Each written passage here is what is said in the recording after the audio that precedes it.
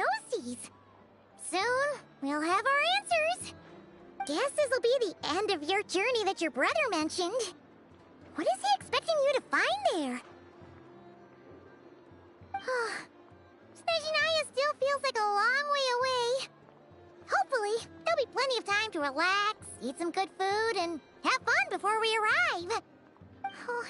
But whenever Paimon gets thinking about how our destination is right around the corner, all these questions come flooding into Paimon's head. It makes her so nervous.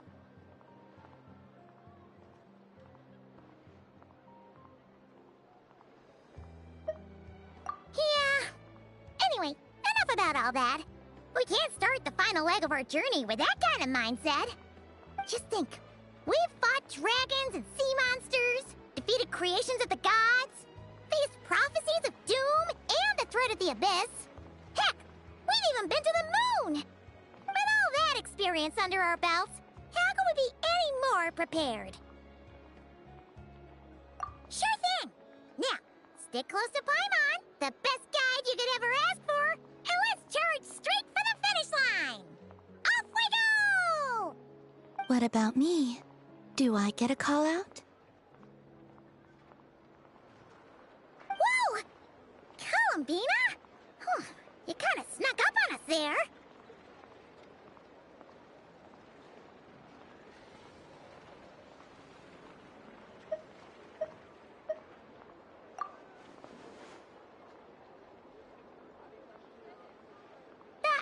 Don't look at Paimon! Paimon didn't sell you out this time. Oh, so it was you! Alright, guess there's no hiding it now. All your friends have gathered at the flagship to see you off. I invited Sandrone too, but she said she had to go back to Snezhnaya. She must be busy. She had some nasty things to say about you before leaving. Would you like to hear them? She hasn't changed a bit. Alright, let's hear it. If they're heading to Snezhnaya, I'll bet it's to cause trouble for Her Majesty the Tsaritsa. Attending a farewell party for people like that would not be a good look for me right now. Also, please tell them not to count on getting help from a Fatui Harbinger in Snezhnaya. This is clearly some sort of exile.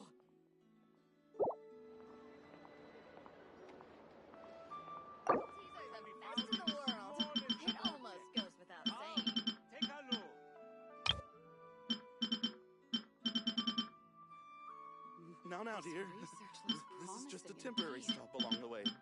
The actual vacation comes right after this. I promise. Our time working together was not terrible. Vacation? You're right. This is clearly some sort of exile. Heartland specialties are the best in the world. It almost goes without saying.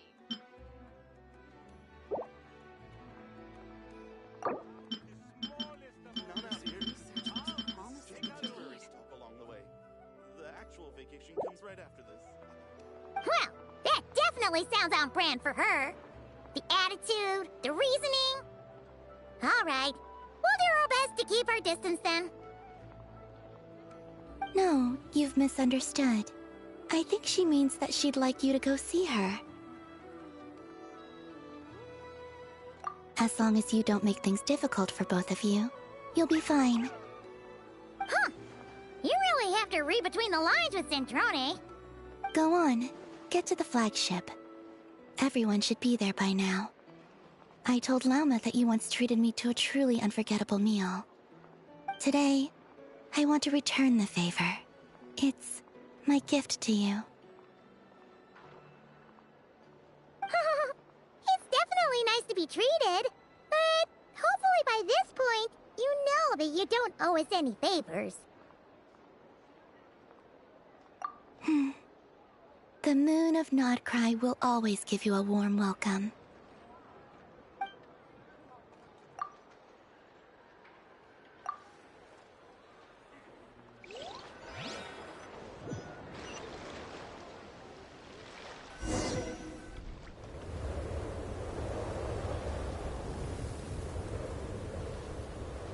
Wow! Pure white as far as the eye can see!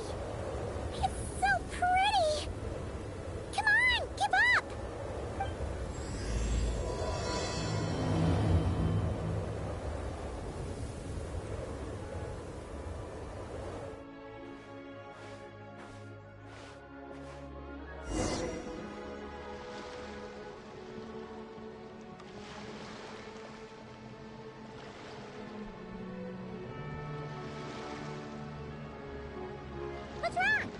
Come on, let's go!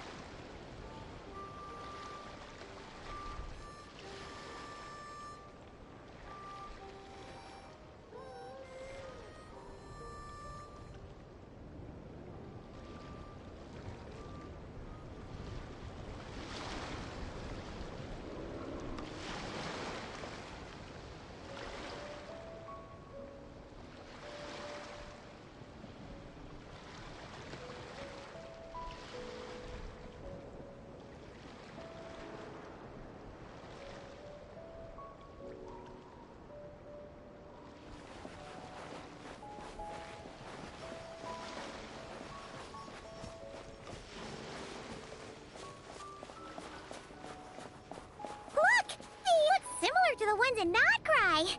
You know, just minus the effects of Kuvaki. That's a sure sign that we're officially in Snezhnaya now.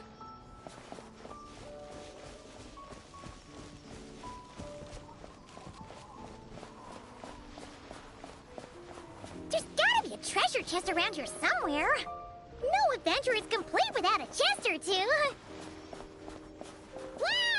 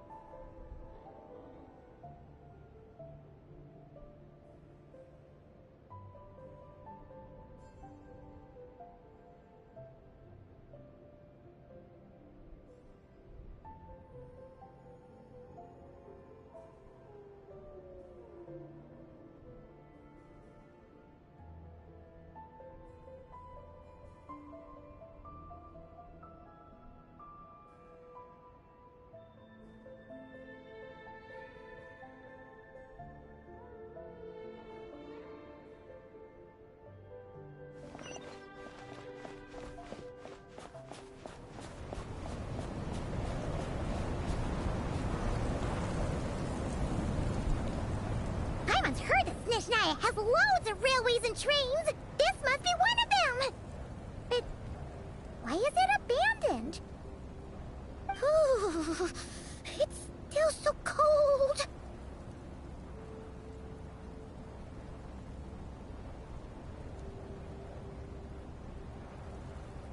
Oh, I don't know. Maybe. Oh. Also, is it just Paimon or is the snow getting heavier?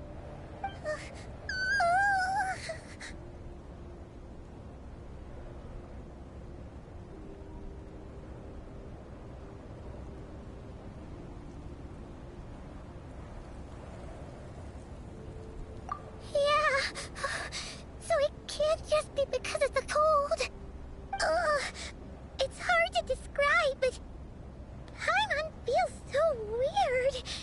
She's never felt like this before. Everything feels heavy. Getting kinda dizzy, too. Oh, no need. Paimon's just feeling a little low on energy. That's all. It's nothing serious. Not worth ruining our travel plans over. Yep, sure thing. Snezhnaya, here we come!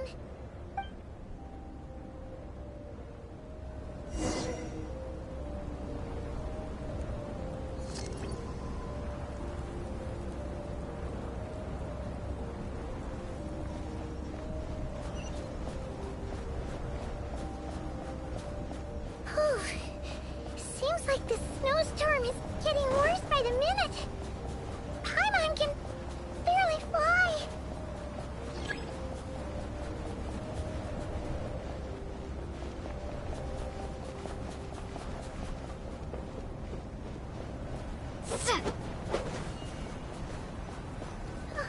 Oh, look! There's a cabin over there. Phew. Let's get out of this storm.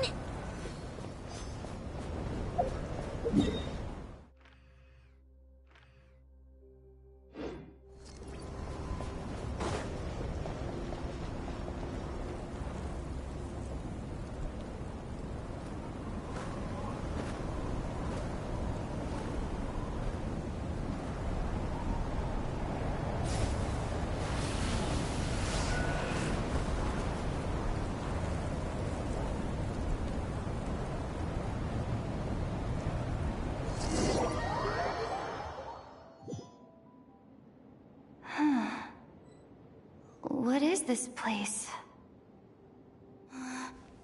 Where's Paimon? I need to find her. Fast! Paimon? Paimon!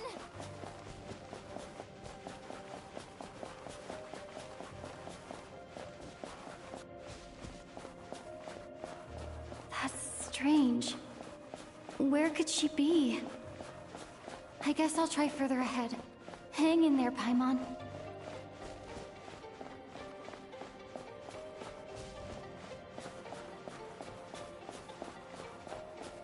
Is that a train carriage?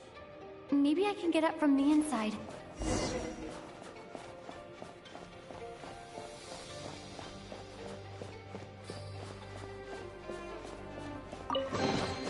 A reward on the road.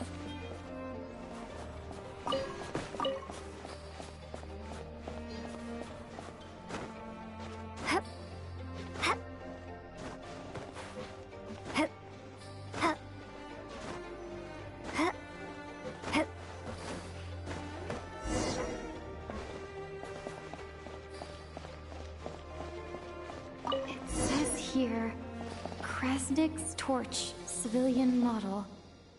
Ah, it's definitely getting a little warmer now it's turned on. I really hope Paimon's okay.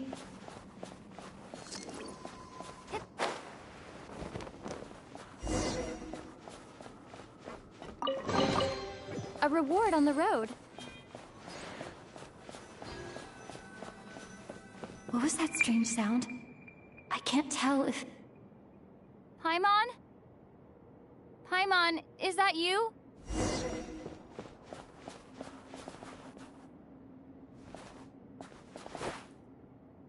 Incoming entity detected. Authorization granted. Initiating original.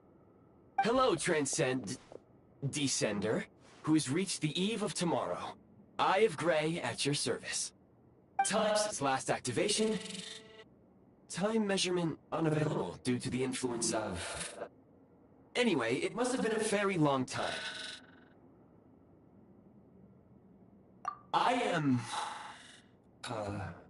I was born to fulfill a mission. To reach tomorrow. To this end, I must... Strange. What was it? Wait, my body? Huh? Why is my body like this?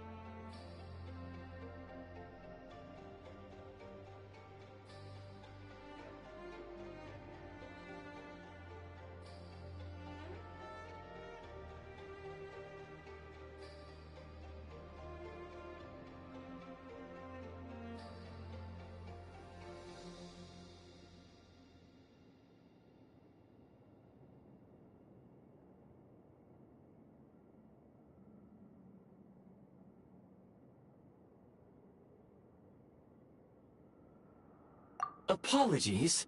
After a long period of inactivity, it appears that a lot of data has been lost. Anyway, I was created so that humanity could reach tomorrow. But I am unable to load further details at this moment.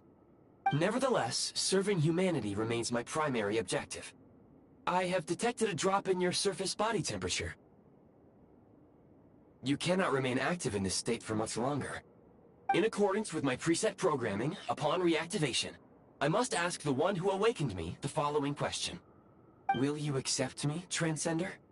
I will assist you, protect you, and fulfill my mission until we reach tomorrow.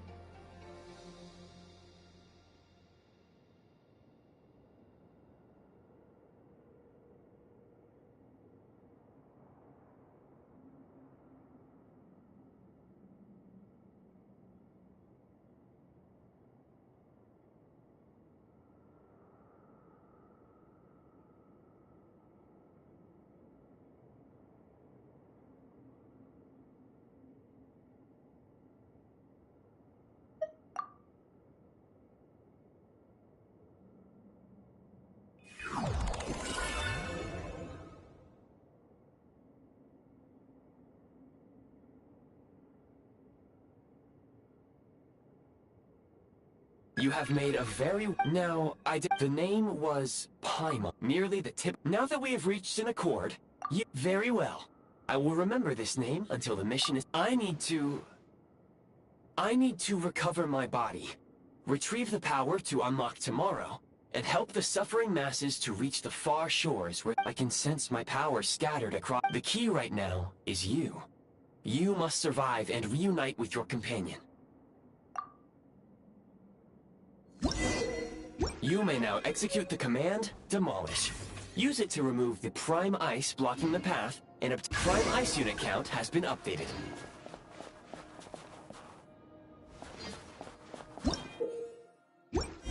You may now execute the command, Build. Use it to create a Prime Ice construct to prop up the door.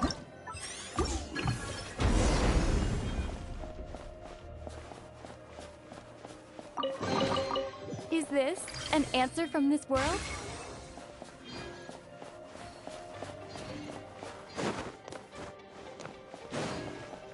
Scanning local environment. Exit has been sealed off with ice. That would not be an efficient approach. One moment. You can use this to clear the solid...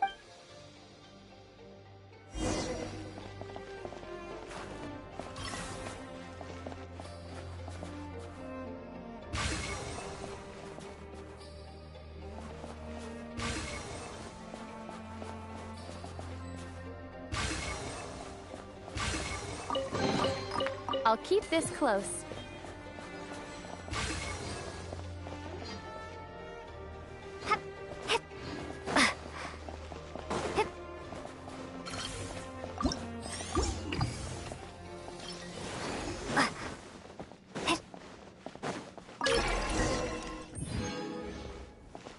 construct blueprint added to records.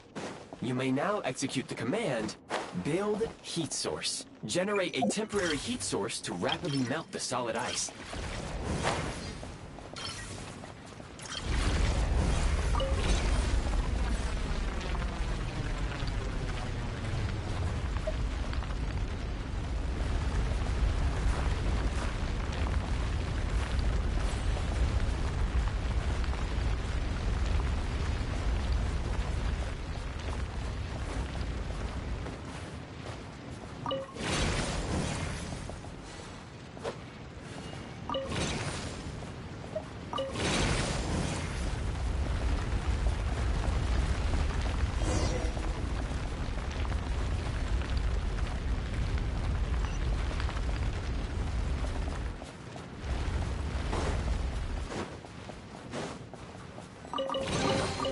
A reward on the road. My scan indicates the path is straight ahead. I recommend we proceed.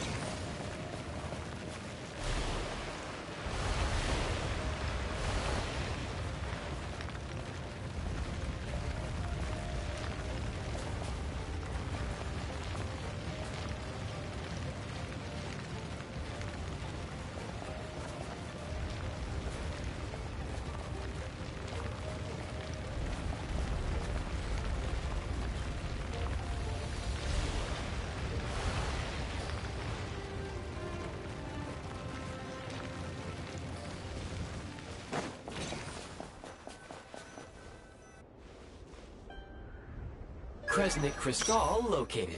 Please collect at your earliest convenience. The recent unfortunately. That said, yes. But for now... Low power. Please use Kresnik Crystal to replenish energy reserves. Signs of physiological activity detected in the distance. It is highly likely to be your travel companion, Paimon. Go. Go now.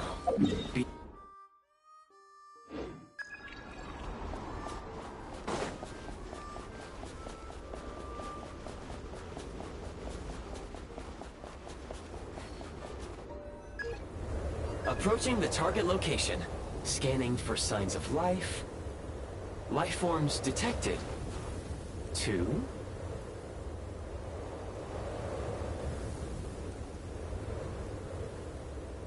Affirmative.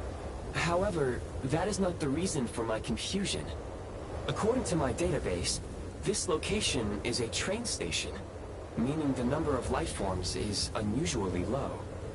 Real-time environmental data suggests that the train station may no longer be in use. But whatever the situation, please exercise caution.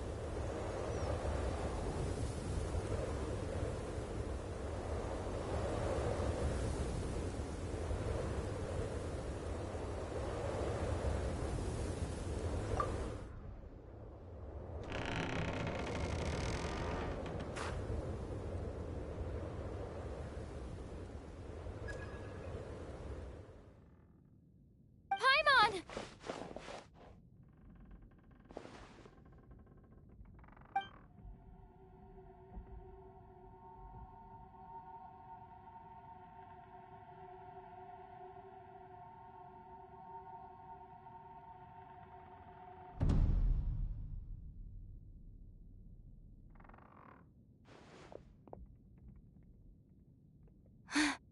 Who are you? Don't worry. She's only sleeping. You must be the Traveler. She called your name repeatedly while attempting to battle her way through the blizzard. Newcomers to Snezhnaya struggle to adapt to the sheer cold at the best of times. Lately, even the locals are suffering, with a powerful monster having summoned a bitter snowstorm.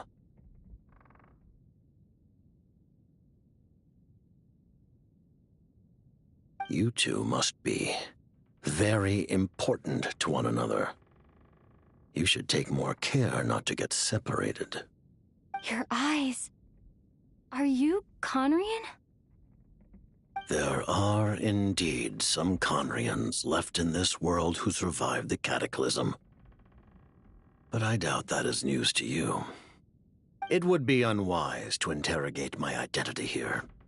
Focus your attention on your travel companion instead. We will meet again very soon.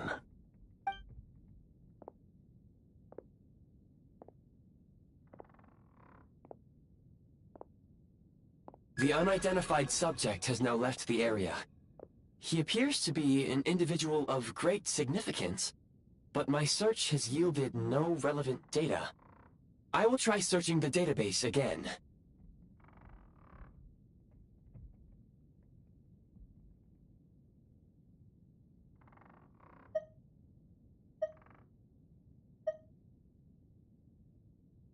Against the odds, your companion is safe and sound. The other person even left a blanket for her.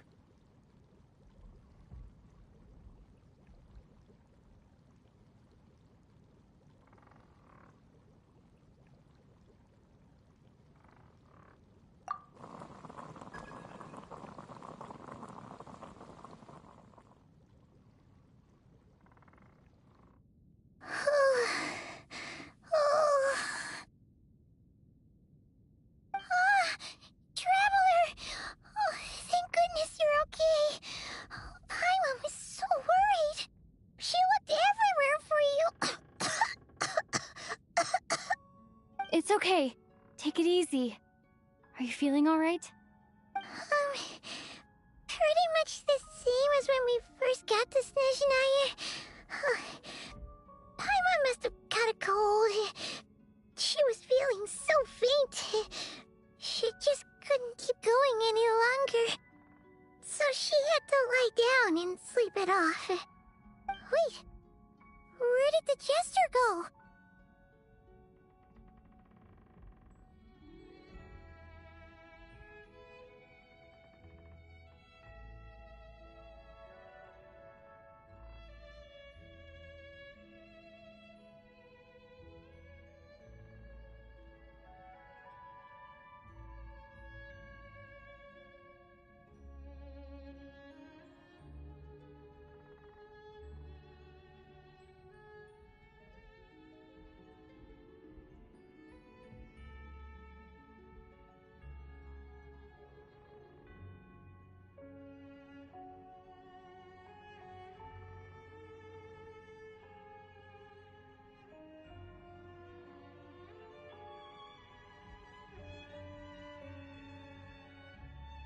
Yep, the director of the Fatui. The Jester Piero. So, you met him?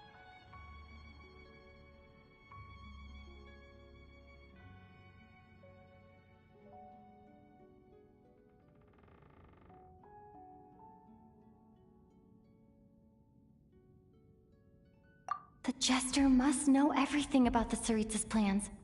But there's no way he'd tell me just like that. We might well have ended up clashing. Well, he was right about one thing. Right now, the most He had no intention of explaining his motives, and he left in something of a hurry. Hey! What the... Who is that? It looks like... half a pair of goggles. How amazing! A self-aware, talking pair of goggles! Snezhnaya was once the land of the Fae. There are many ancient creations here that I'm sure would broaden your mind further. Oh, wow! Goodwill detected. Instead of candy, perhaps I can suggest my Oh, that makes sense. Every pair of goggles needs wiping clean once in a while. Sure thing, mister. Anyway, back to the Jester for a second.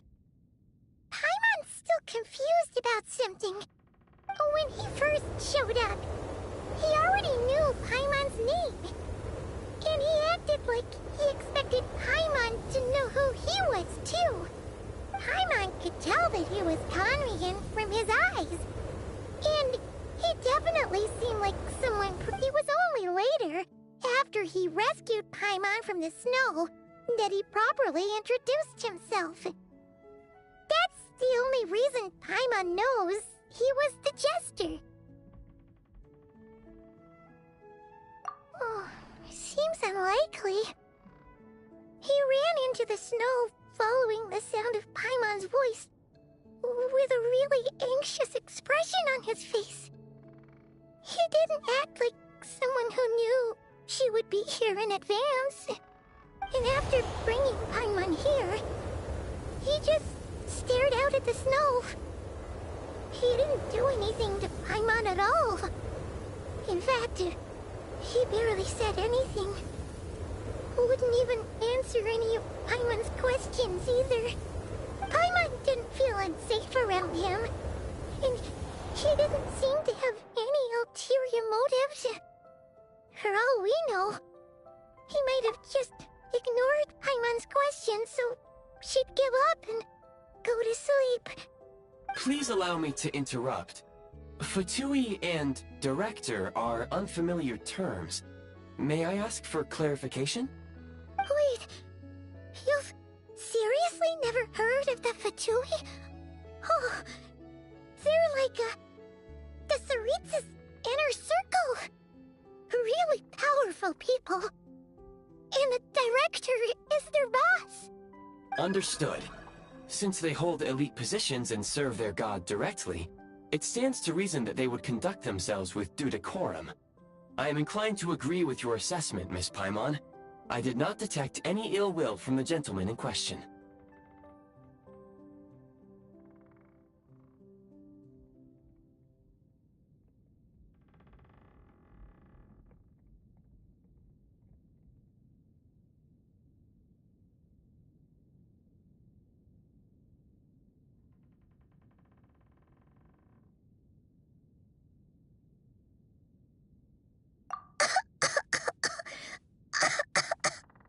Sorry, I shouldn't have encouraged you to talk so much.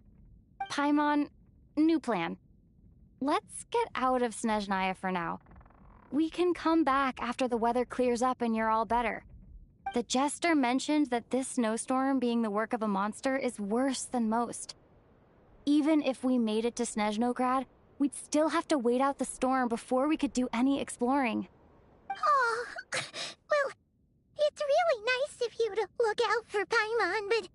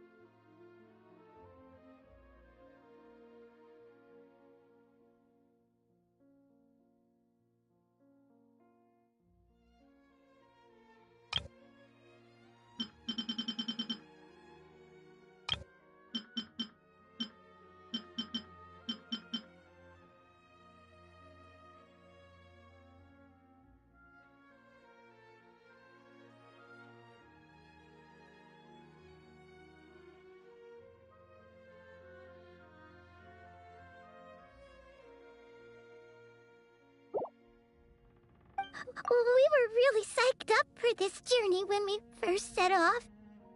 Just think of all the burning questions we have. If we turn back now, who knows how long it'll take before we finally get answers. Further information is required regarding the monster situation, but objectively speaking,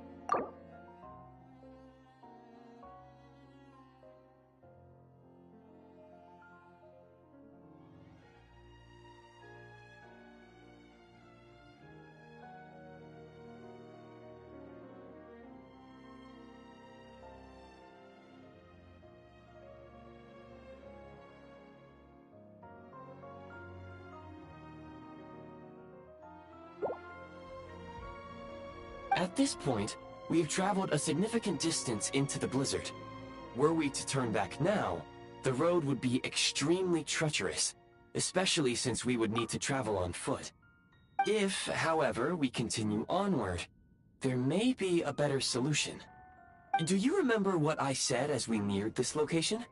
I told you that this is a train station. While it has evidently fallen into disuse, the tracks remain intact. We can break through the blizzard and forge ahead by driving a train. That is the Snezhnayan way. There is a small town up ahead, which would be the perfect place for Miss Paimon to rest and recover. Paimon thinks Goggles here makes a great point. Let's do that!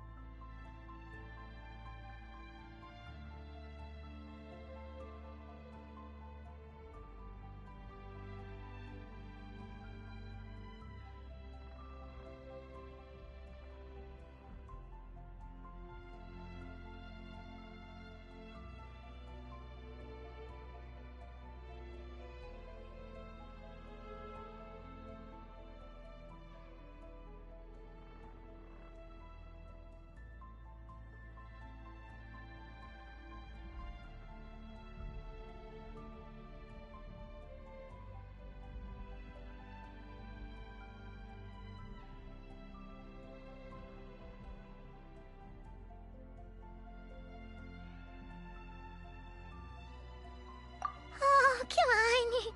Don't worry. Think of all the traveling we've done so far. When has Paimon ever gotten sick before? Practically never. 'Cause she's in great shape. Sure, she's a little tired right now, but it's sure to clear up on its own.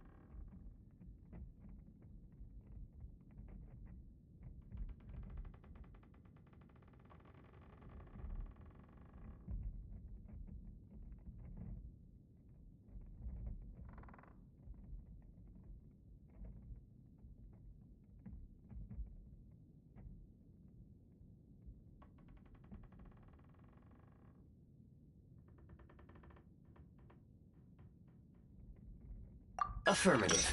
Should you ever need my assistance during your future adventures, please call for the Eye of Grey whenever you wish. Otherwise, I will remain silent to avoid causing any unnecessary distraction. Now, please follow me to the train tracks.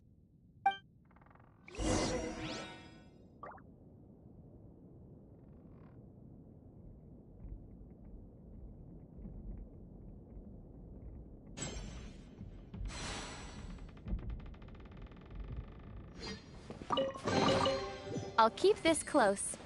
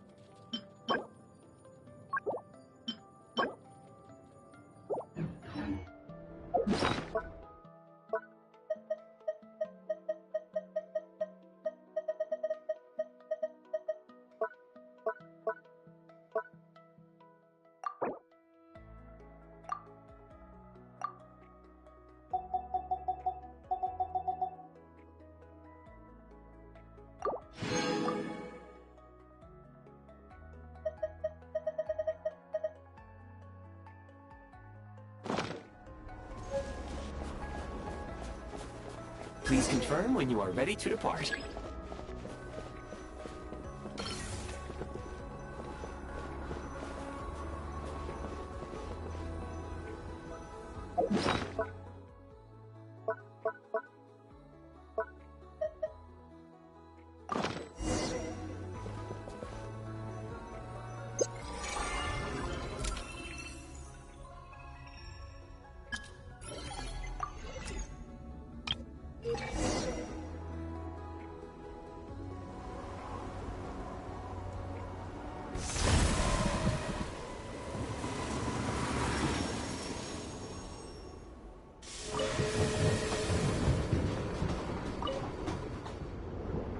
Heading north from here, we will soon arrive at...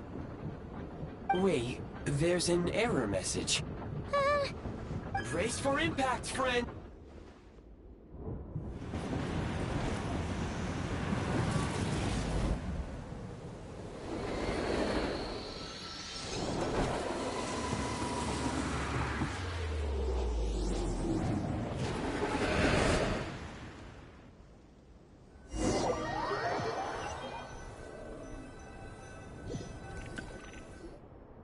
How strange. Yeah. My sincere apologies for putting you in danger. I'm afraid I'm as confused by all... Agreed. Fortunately, our crash landing has at least brought us much closer. Your data have been... I can assure you, it certainly is.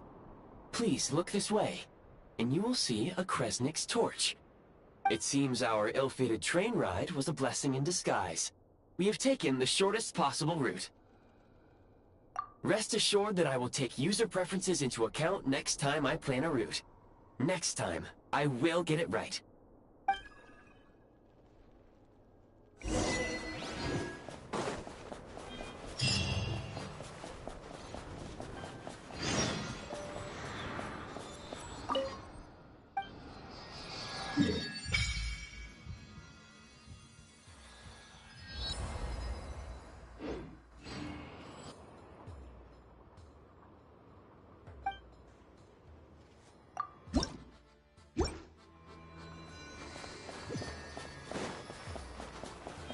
Excuse me? Is there an inn nearby? I'm sorry, but they've all closed.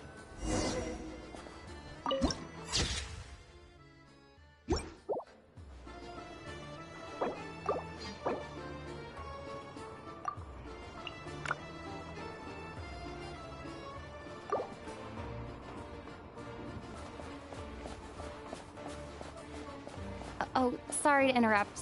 We're looking for a place to stay. I can't even afford to warm my own house, let alone run a business. Excuse us. Is there anywhere we can stay around these parts? I'm afraid not.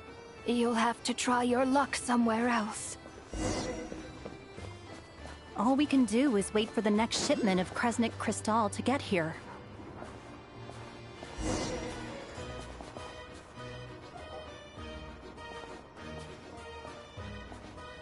Hi there.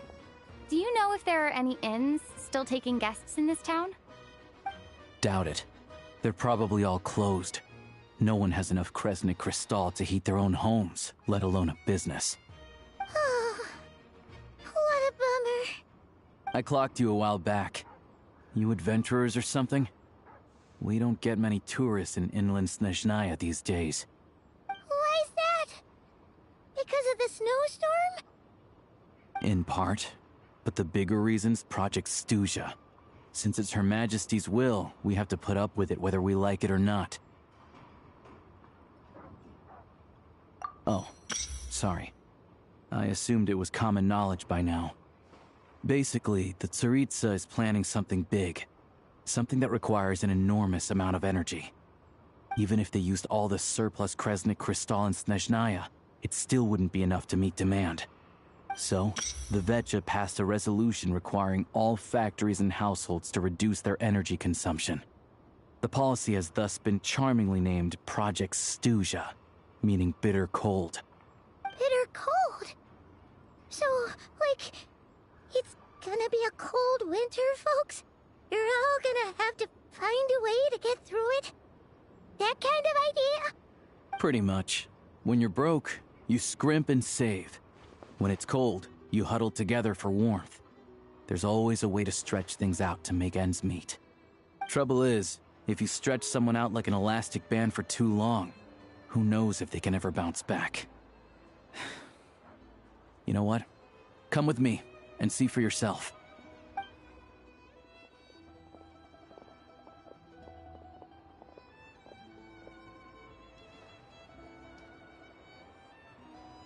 Can you please explain to me why the price of Kresnik Crystal has gone up by 1/3 again? Even as our purchase quota has gone down. You only come here twice a month. This won't even last us a week. The supply and pricing of Kresnik Crystal are based on current production volumes and price data. We Fatui are only responsible for delivery and security. I'm not in a position to explain to you how the figures are calculated, but I assure you, they are as fair and reasonable as possible. Oh, so our lives mean nothing to you? How can you expect anyone to survive a single night in this weather without heating?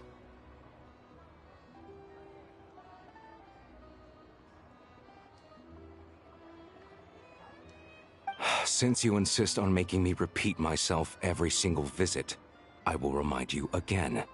There is no monopoly on the trade of Kresnik Crystal. You are free to purchase the shortfall from elsewhere on the market. What market? Nobody else is selling!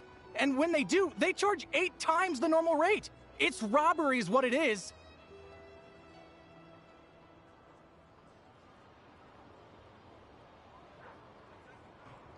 Which is why the Snezhnegrad Veche passed a resolution to support border communities, without which you wouldn't even be able to buy Crystal from us to begin with. So if you're here just to argue, move aside and let the next person in line come forward. Everyone's feeling the cold here. You... All right, everyone, let's calm down for a second. A few words, if I may. We're all subjects of Her Majesty the Tsaritsa, and I'm sure every one of us is dedicated to her great cause. We all know how cold it is. And the more it snows, the harder life gets. Everyone's struggling already. Let's not make things even more difficult for each other. But Liaison Shishkin, there's clearly something wrong with this quota. I have a family in Marepasak who tell me they can buy at least double our crystal allotment. Oh, believe you me, I had the same reaction when I first saw the numbers. Couldn't believe what I was reading. I even wrote a letter to confirm the true figures, but I'm afraid the quota really is as low as you've been advised. Still, you must understand that calculating these energy quotas is a complicated balancing act. They have to factor in population, town size, industrial application. Our top priority must be to keep the largest Kresnik's torch burning continuously. Only then can we sell the remaining crystal for household use, and in doing so, we must make sure that everyone is treated fairly. As our Fatui comrades said, they are only responsible for delivering the goods. They need to keep accurate records, and they do not have any authority to modify the rates or quotas. That's right. Our duty is to do things by the book. Tell you what, listen. I know how anxious and upset everyone is. As a matter of fact, I was just discussing it with the mayor. What we can do is open the lower combustion chamber of the Kresnik's torch to the public. You can come to me directly to register, and I will allocate time slots accordingly. I can't guarantee there'll be ample energy for household use. We can at least make sure you'll be able to boil water and cook food each day. Let's hang in there and make this work together. All right? Fine. I don't see any alternative. So, this is Project Stuja in action, huh? Oh, no wonder nothing's open for business. People are barely getting by.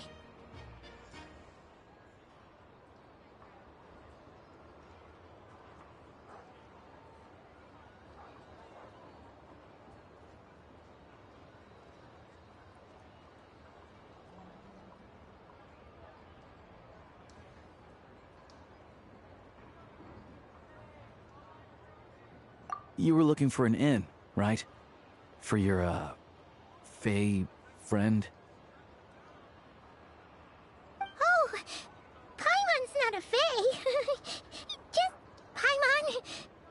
She must have caught a cold or something. We only just got to Snezhnaya, and we're still getting used to the climate. I have a small place in Stratomoros. I don't stay there very often, though, so it's pretty basic. But if you're not picky, you're welcome to rest there for now. It's not much, but I've got blankets and a warm fire. Are you sure?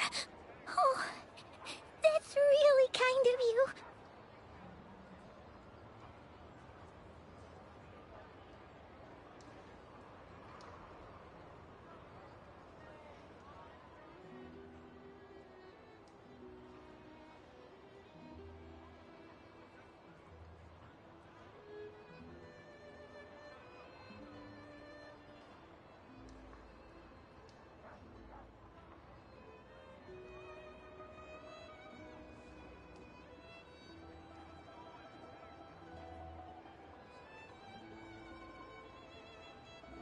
All right, then.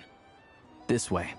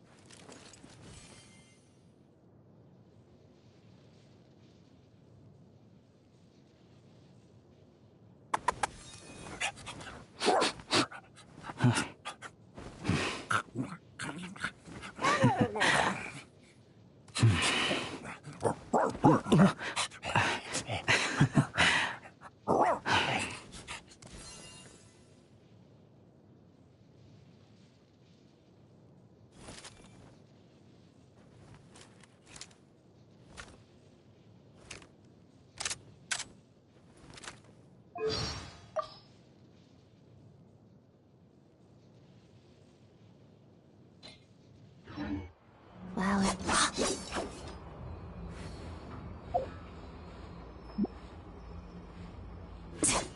Yeah.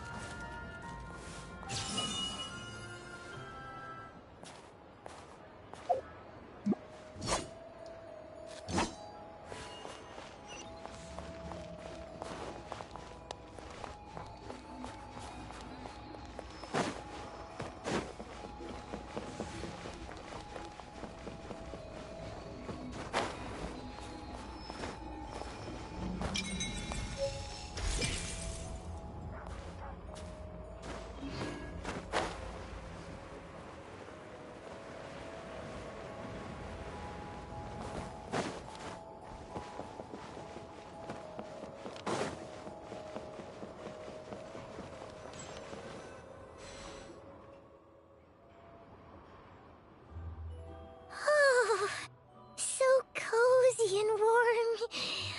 Paimon's getting nice and toasty. Oh, wait. Paimon only introduced herself so far, didn't she?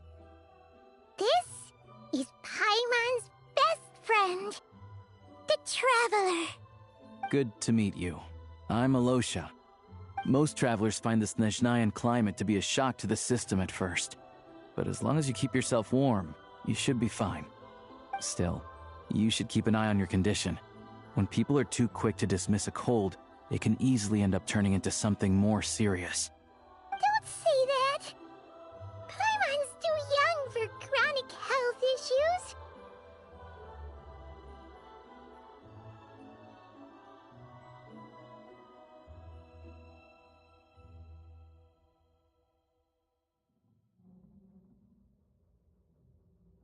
They aren't in town right now, and they won't be back anytime soon.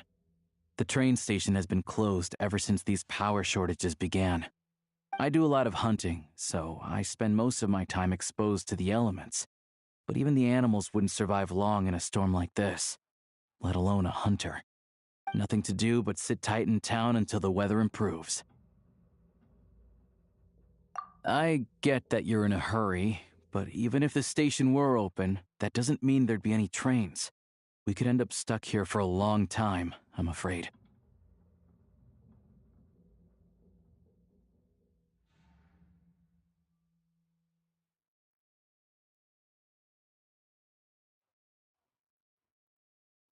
What? Your own train? Wait, hold on. That train? The one that suddenly fell out of the sky and crash-landed on the ice? Oh, we got lucky and found it in a cave. Oh, then our luck ran out and we had a little accident.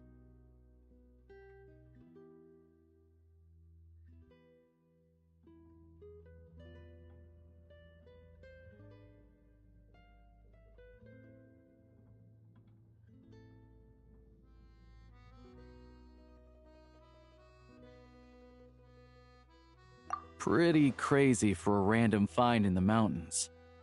Well, as long as your train's good to roll, you might get to Snezhnograd after all. I've been doing some digging recently. Turns out, the real reason for the current energy crisis in Stratomeros is that some of the supply is being seized for a private stockpile. But to expose what's going on, I need to catch them in the act. So, I'm heading off to catch a rabbit. Huh? Wait, a rabbit stole the crystal? It's a figure of speech. Real rabbits couldn't pull this off.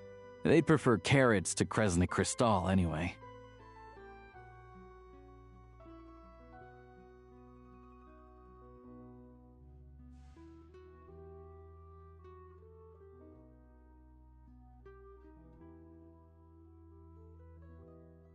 Shishkin, Mr. Positive Attitude, let's all get along now, shall we?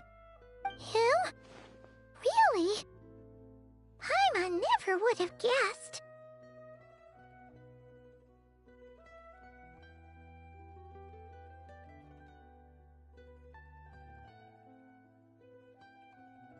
Huh? You're coming with?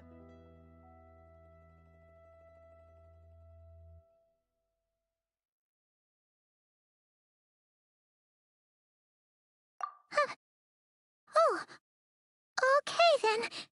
Just give Paimon a second to get ready.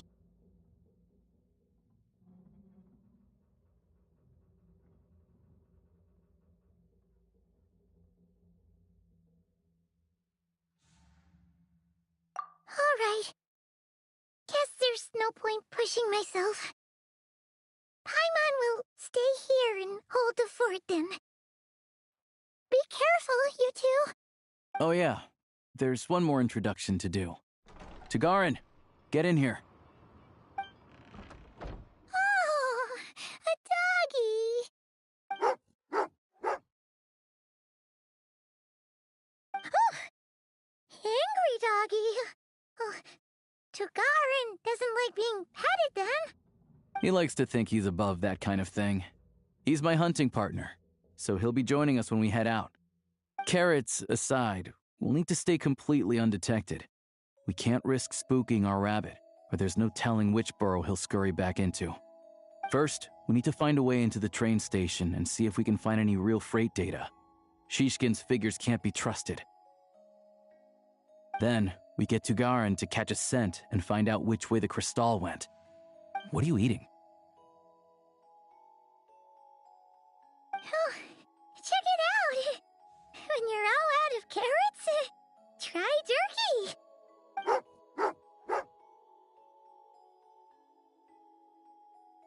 Good doggy. Good doggy. A fellow dog lover, huh? Yep. And rabbit lover. Carrots are great too, you know. Good to know. Eat up, Tagarin. We got a lot of work to do.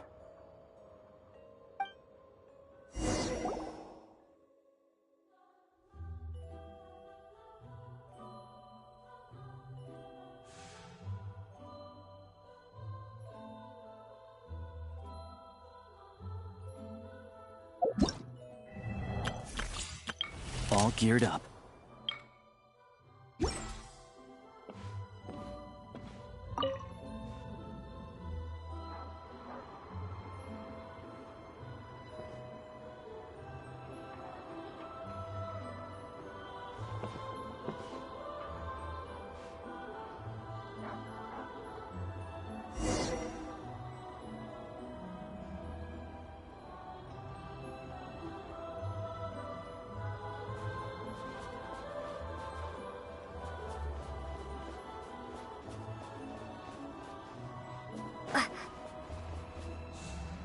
Wait.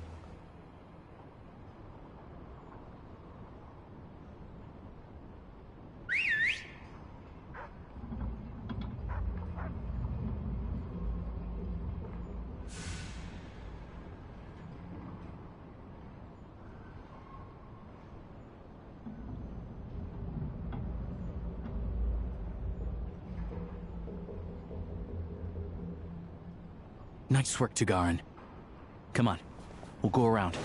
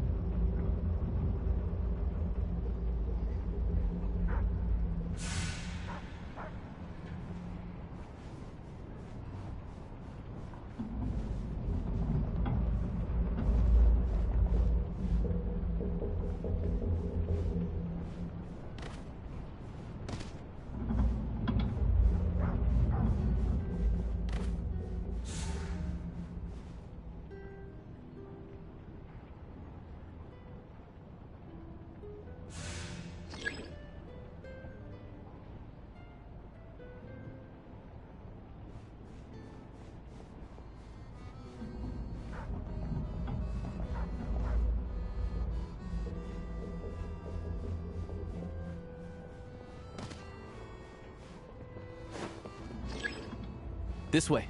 We'll enter from the upper floor.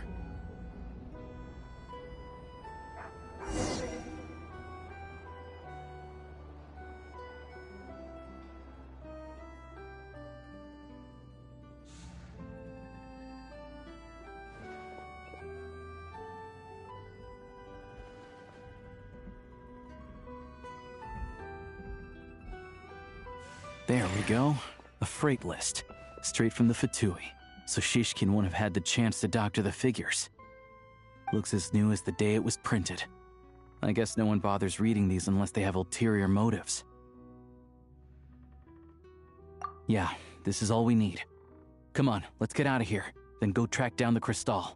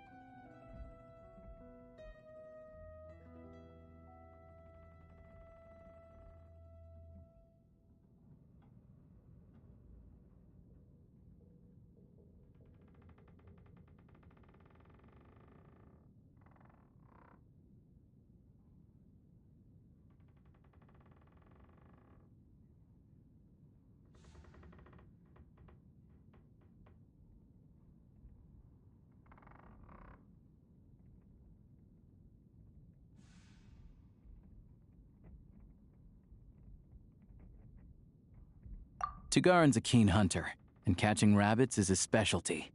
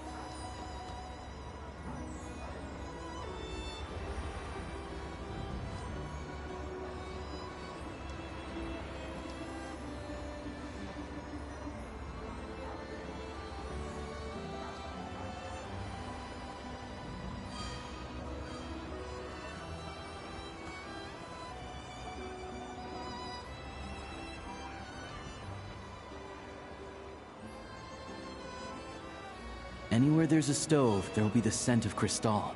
That's normal.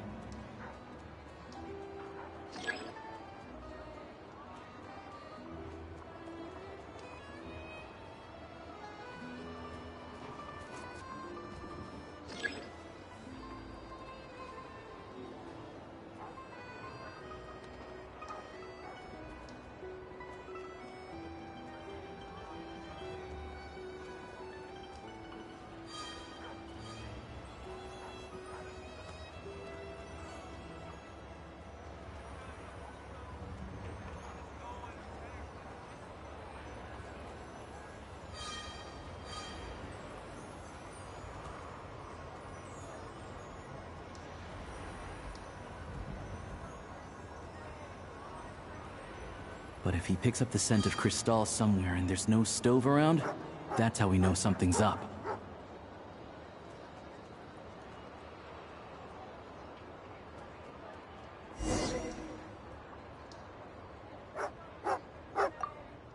This must be the rabbit's sure enough.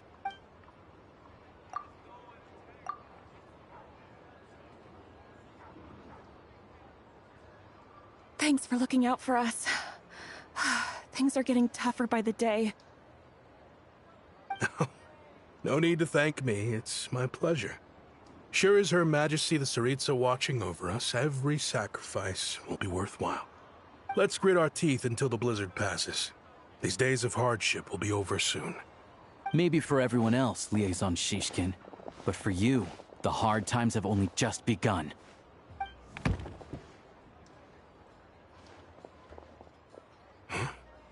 Who are you? What's the matter?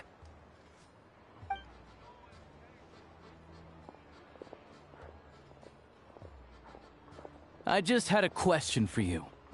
Why, when times are as tough as this, would someone hoard more Kresnik Kristall than they could ever use? All the crates here are from the most recent shipment, but they weren't brought here for sale. Instead, they were secretly stashed away. Would you be able to shed any light on the situation, Mr. Shishkin? Me? Why, I have no idea. But look at how much there is. It's quite a godsend. Now there will be plenty to go around. This godsend was found in a cellar adjacent to your residence following a tip from Mr. Alosha. And this is only a fraction of what we found down there. We're still taking a full inventory. The official figures will be finalized shortly. I've always been grateful for your efforts to mediate between us and the townspeople of Sretomaros.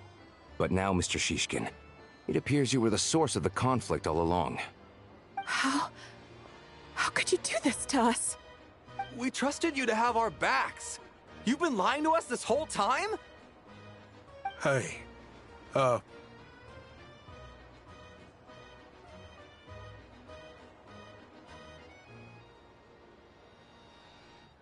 I owe you all an apology. I'm sorry.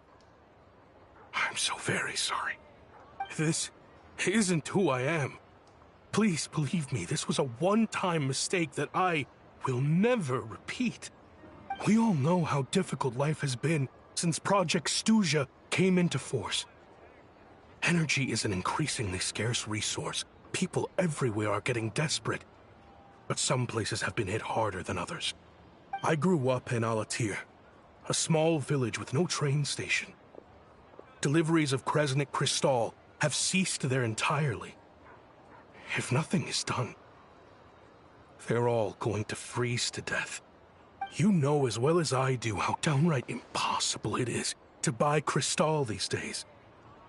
The thought of my poor mother and father, with no one to help them, I felt so afraid. I watched as energy grew scarcer by the week, all the while knowing that their lives were at risk. Then one day, I looked at the Kristall shipment in front of me, and a terrible, selfish thought entered my mind. Looks like I'm just not cut out to be a criminal. I'm so sorry. Once the Fatui have finished their count, you'll see that the numbers match their waybill.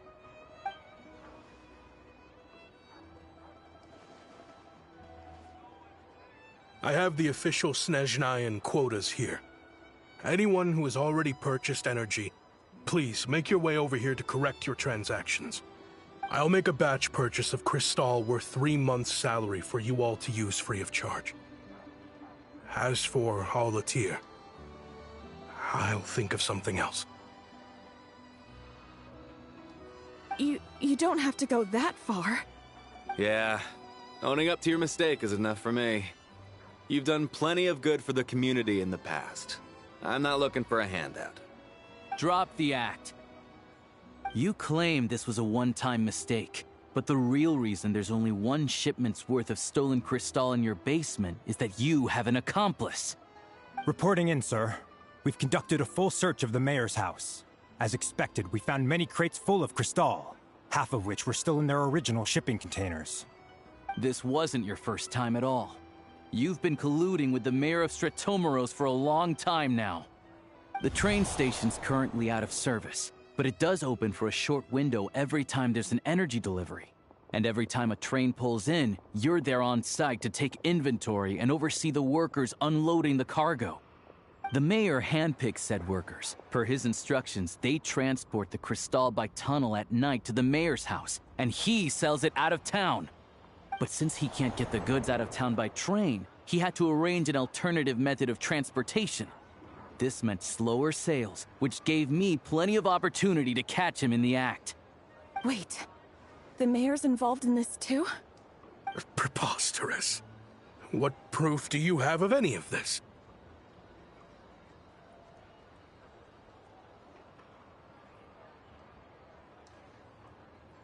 Basic math. I've spent a lot of time lately counting carriages as the snowstorm rages.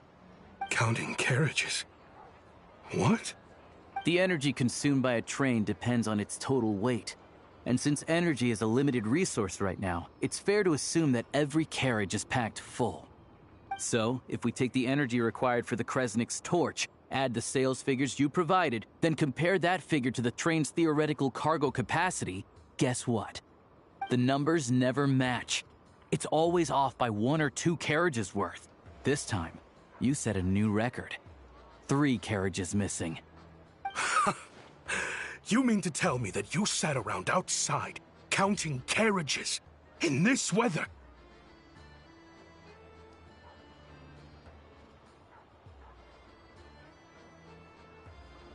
I'm a hunter. I have 2 options. Hunt or starve. Well, I've heard enough. The evidence speaks for itself. Take Shishkin and the mayor into custody and escort them back to Snezhnograd.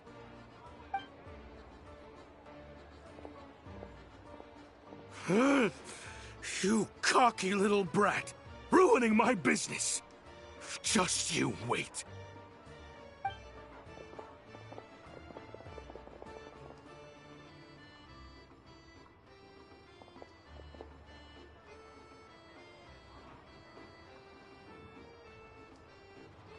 Yeah, something felt off. So I just followed my gut. Math isn't my strong suit, though. I'm lucky my dad made me learn enough to get by, but all this number crunching was a million times harder than the aim and fire work I'm used to. Thank you for your assistance. You're a brave lad. Shishkin was quite the cunning criminal, as I'm sure you can tell. He did all of this right under our noses, and we never suspected a thing. A wolf in sheep's clothing. He had everyone fooled. Even with that sob story he fed us. He was probably trying to keep the mayor out of it, not just mask his own motives. Without the compelling case you put together, even I might have fallen for it. Alosha, was it? Tell me, are you really a hunter? We can go find some wild animals if you want. I'll fire off a couple of shots, and you'll see whether I'm the real deal. I didn't mean to cast suspicion on your identity. It's just... well, I'm sure you've heard of the Rokot. Recently, they've been recruiting people with your kind of talent. They hide in plain sight under false identities, working against Project Stuja, sometimes directly opposing the Tsaritsa herself. They aren't a violent organization, and their goal is to improve the lives of the common folk. But still, as a member of the Fatui, I wouldn't be doing my job if I didn't keep tabs on them. First I've heard of this. I don't really keep up with what goes on in the city. All I know is, people who don't mind their own business in the city end up paranoid about everything. As for me, I just couldn't stand Shishkin. I'm from Alatir myself, and I can tell you, nobody's lived there in years. Why would an abandoned village need Crystal? Of course, no one really cares about the fate of that place. I'm guessing today is the first you've heard of it. I see. It does sound quite tragic. Really. Well, thanks again for your assistance, and your friend here too. I will report this incident to Snezhnograd. The Fatui will take over energy distribution until new officials are appointed. We'll also ensure that the train station resumes normal service as soon as possible. Looks like it's my turn to brush up on math now. I never liked it as a kid either.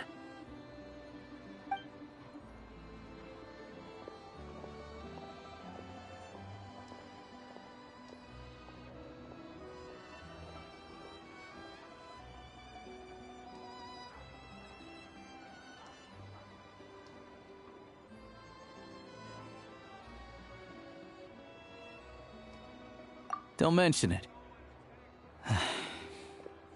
Isn't the soldier overseeing the delivery supposed to verify the quantity of the goods? Was he just careless? Or was he being paid off too? Who knows? Excuse me. I'll take a share of Kresnik Crystal too. Thanks. I need to take a detour before we head back. There's someone I have to deliver this crystal to.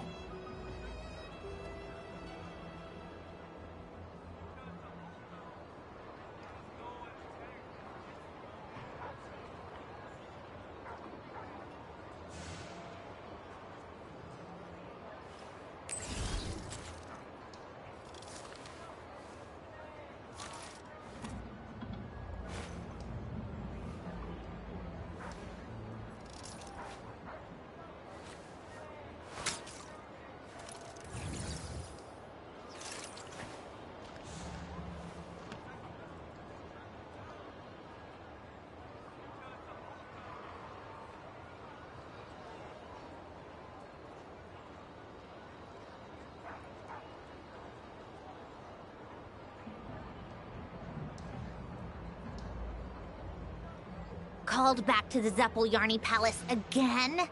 Ugh, seriously. What's the point in all these endless meetings?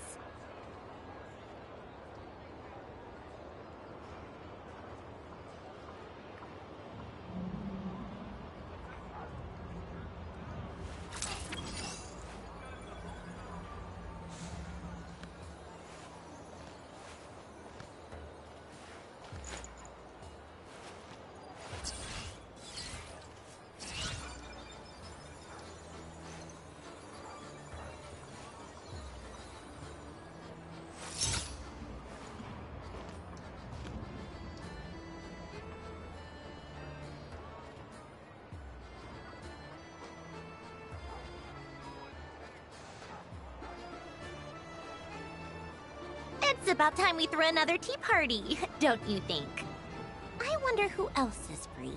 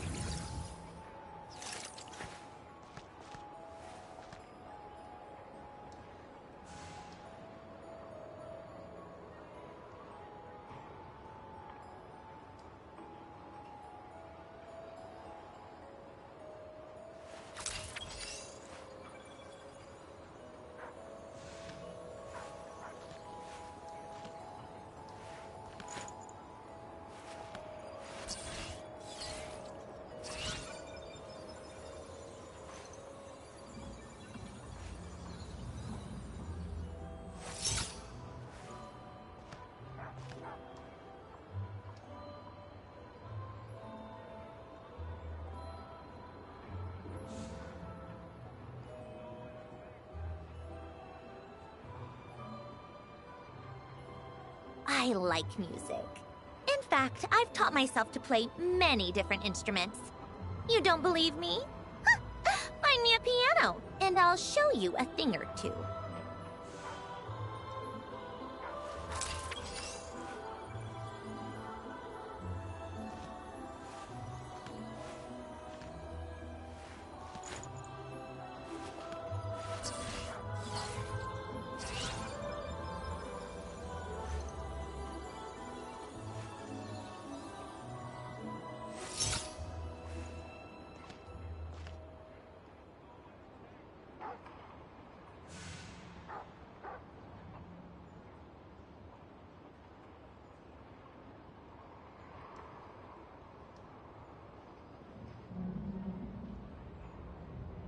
Called back to the Zeppeljärny Palace again? Ugh, seriously. What's the point in all these endless meetings?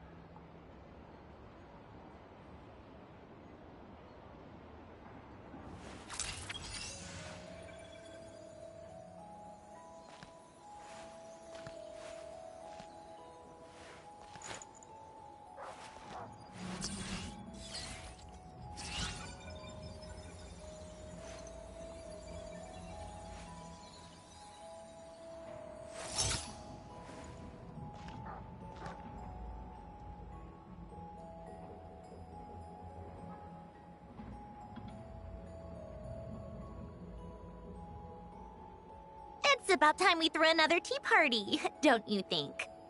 I wonder who else is free.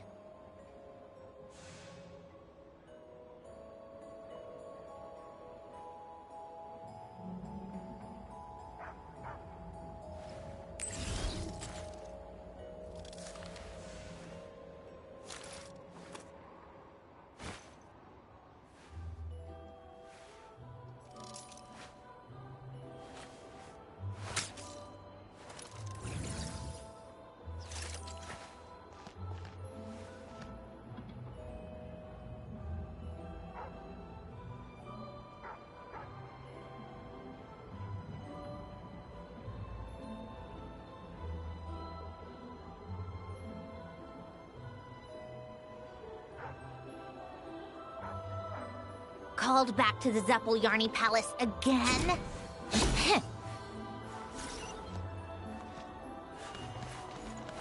Take a break?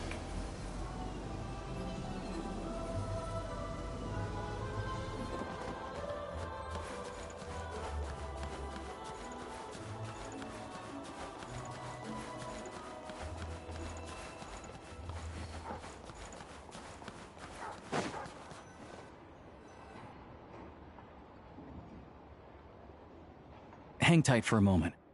This old lady, she doesn't really know who's who anymore.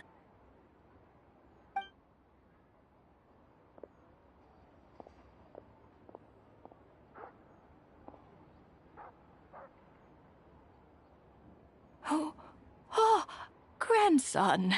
It's so cold today. You must be freezing. Ma'am, it's me, Alosha. Alosha?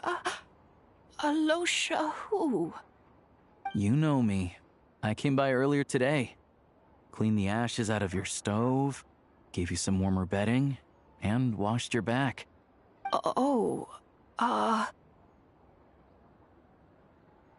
I'm sorry, I don't remember. Now, how often do I get to see my grandson, hmm? Come on, take a seat and relax while I fix you something to eat. It's okay. You just rest. I'm fine. Oh, you. It's nice to come and visit your old granny once in a while, isn't it? Sretomaros, a good town. All sorts of things to do and people to meet. And the local officials are good to us. Sit down, come on, take a seat. I still have some fruit left. Let me get it for you. Please, don't get up on my account. You need to rest. Where's the fruit? Right under the basket by the door. Or maybe it was on the bedside cabinet.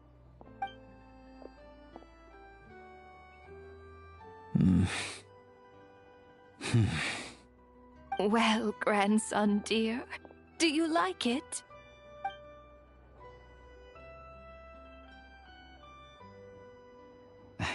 Very much, ma'am. It's delicious. Good, good. Wonderful. You don't need to save any more for me next time, all right? Fresh fruit is hard to come by at the moment. You should eat it as soon as you get it. Oh, I don't need it. I'm fine. But if you like it, come back for some more soon.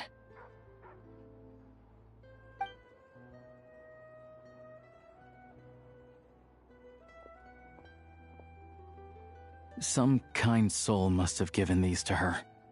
But she always saves the nicer things for special occasions.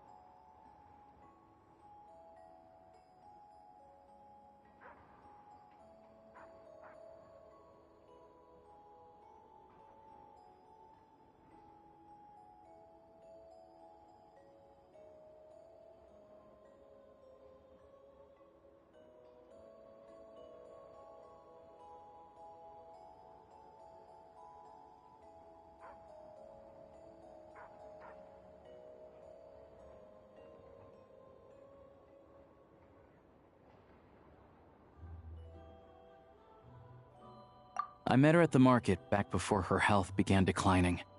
She was a lovely old lady. We're from the same hometown.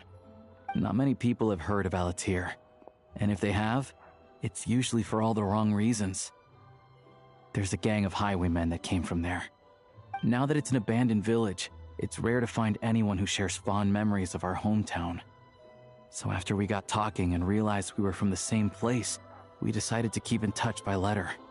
I first learned of Stratomoros's energy supply problems from a passing comment in one of her letters. Then, after her health went downhill, I started visiting more often to check in on her. The town's been in decline for a while now, but because of her memory problems, she thinks of it as the bustling, prosperous Stratomoros still in its heyday. That said, I kinda appreciate her optimism. There's not much of it going around in this world of ice and snow. It's fine. Everyone grows old. In Snezhnaya, some people believe that in your final moments, you'll sense a familiar presence by your side. You turn to look at them, but their face is blurry. So you focus hard, trying to make out who it is. And when you finally see their face, the Grim Reaper reaches out and takes your life. She still calls me grandson, though. So at least I'm not a blurry face in her world just yet. Come on, let's get back and see how Paimon's doing.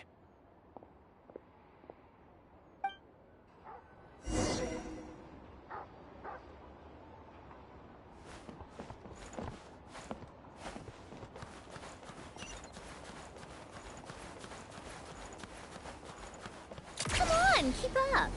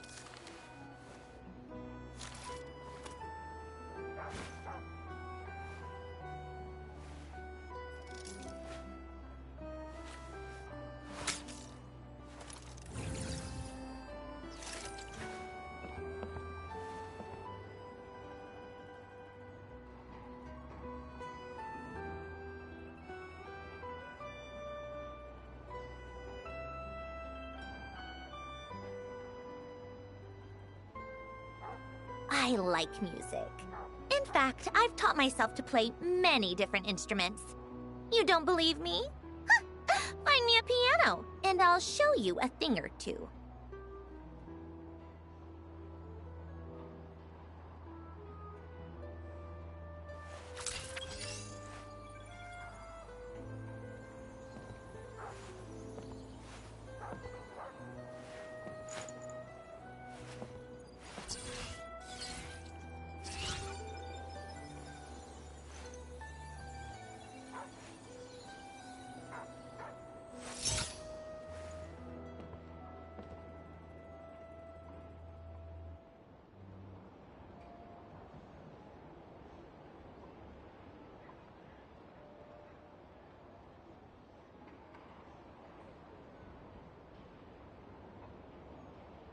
It's about time we threw another tea party, don't you think?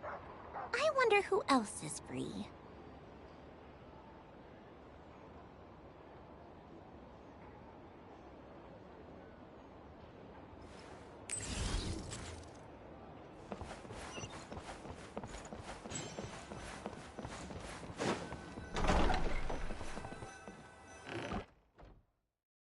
Paimon, we're back.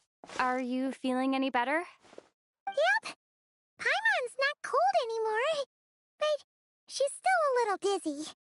Flying probably isn't a good idea right now. Paimon might lose her balance. But Paimon's sure she'll be fine. It's probably just from getting hit on the head by that pile of snow when we first arrived in Snezhnaya. Her complexion's looking much better. Let's keep an eye on her.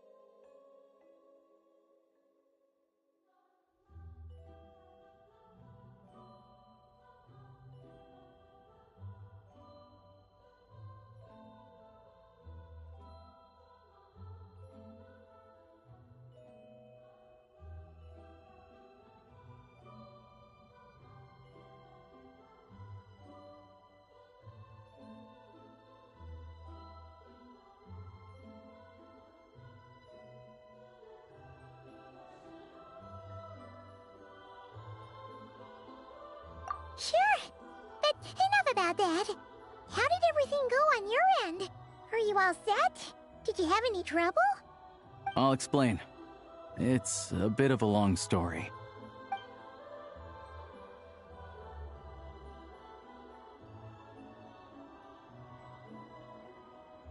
Jeez, you guys got pretty busy. Sounds like the liaison officer and the mayor were running quite an operation. Good riddance to both of them. It's a good thing you managed to catch them. So, you said the train station will open again soon, right? And everyone has enough crystal now? Yeah. Well, enough to survive at least. Project Stuja isn't don't know.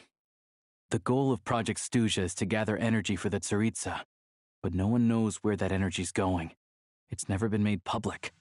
The thing is, we were told that the project would only last for 6 months, but time and time again, they keep extending it.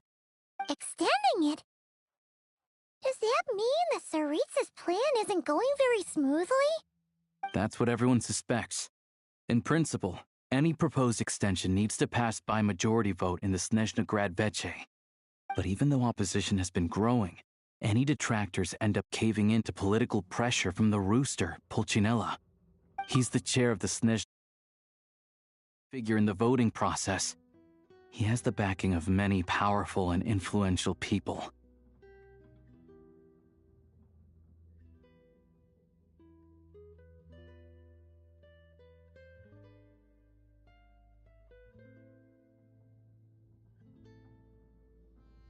How come the Fatui are picking on ordinary people even here in Snezhnaya?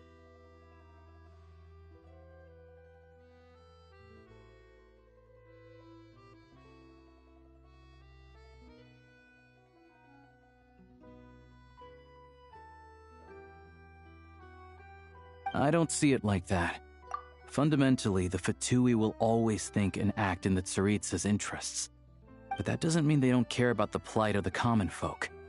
The only reason Sir Tomoro still receives Crystal shipments is because of a relief proposal put forward by the Rooster himself. Then there's the Fatui soldiers providing support in every corner of the nation. Even the Northland Bank provided some mora for disaster relief, and they're as conservative and indifferent as they come. It's just that the rich and powerful in their fancy palaces live in a completely different world from us. There's always going to be some conflict when those worlds collide.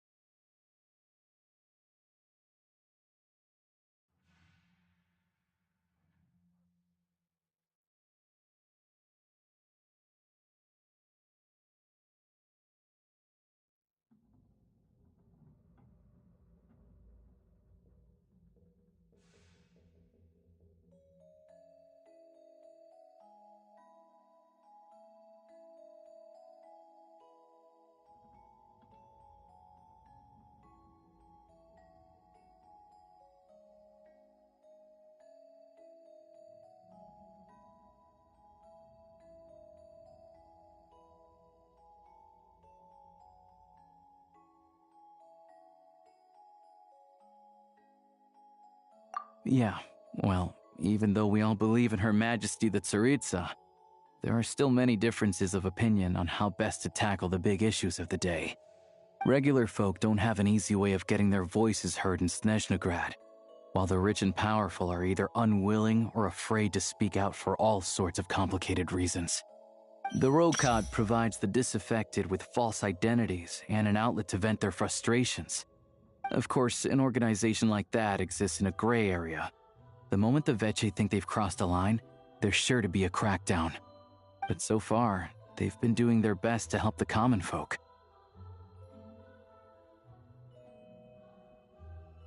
Like us, don't you mean? You didn't hesitate to join in. You're not new to this, I can tell. That's because we're adventurers. It's our job to help people out with commissions and get to the bottom of things. Sounds like we're going to get along. So, what's your business in Snezhnegrad? Aside from taking your friend to see a doctor, of course. I want to meet the Tsaritsa. It's complicated. I've had run-ins with many of the Harbingers along the way, and I really need to know what the Tsaritsa is up to. Her ultimate goal, what the Gnosis mean in all of this. Since I've made it this far in my journey, I have to find the truth, whatever it takes. Wait, so... no way.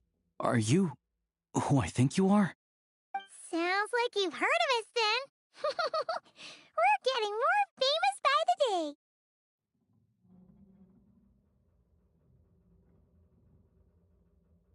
I didn't realize I was in the company of giants. Honestly, we're all as curious as you are about what the Tsaritsa's planning, and why it has to involve us freezing to death in the snow. But getting in the same room as her won't be easy. The common folk aren't permitted to meet her at the best of times, and right now, she's probably not even in Snezhnegrad. Word is, she's heading east on a campaign to slay a monster.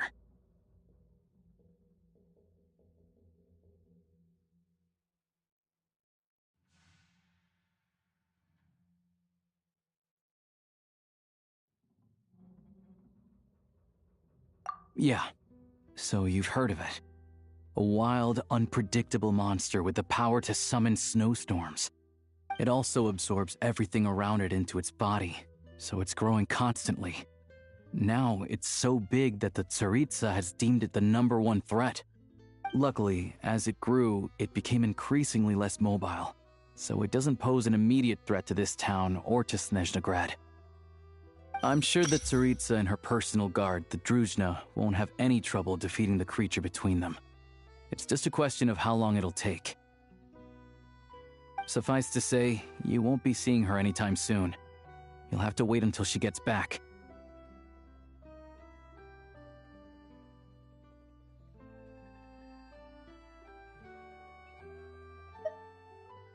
Fair. Well, the Fatui will be taking over management of the train station for the time being. Things should be up and running by tomorrow.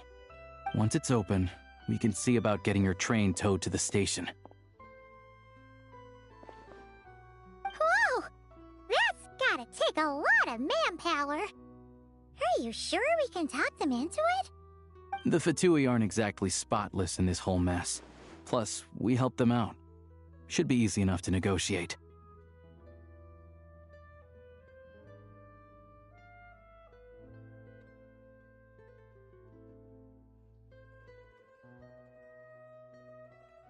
As far as I know, all the paperwork is dealt with upon manufacture. I've never seen anyone check it, so I wouldn't worry. Having a train makes everything much easier. We'll reach Snezhnegrad in no time. I need to head there myself anyway. Got some game to trade for Mora. I know a good doctor in the city. I'll introduce you when we get there. Oh, thanks so much. Let's get a good night's sleep ahead of our big trip tomorrow.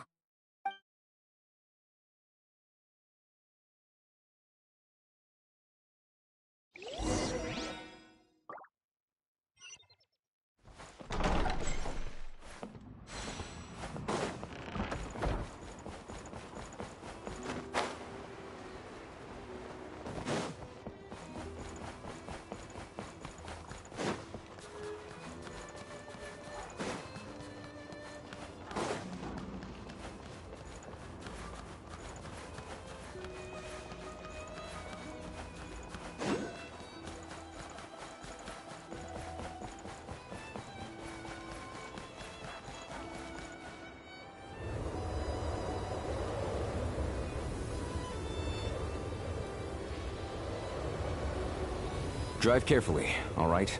You don't want to end up in this situation again. Also, I don't think I've seen a train like this before. Is it a new model or something?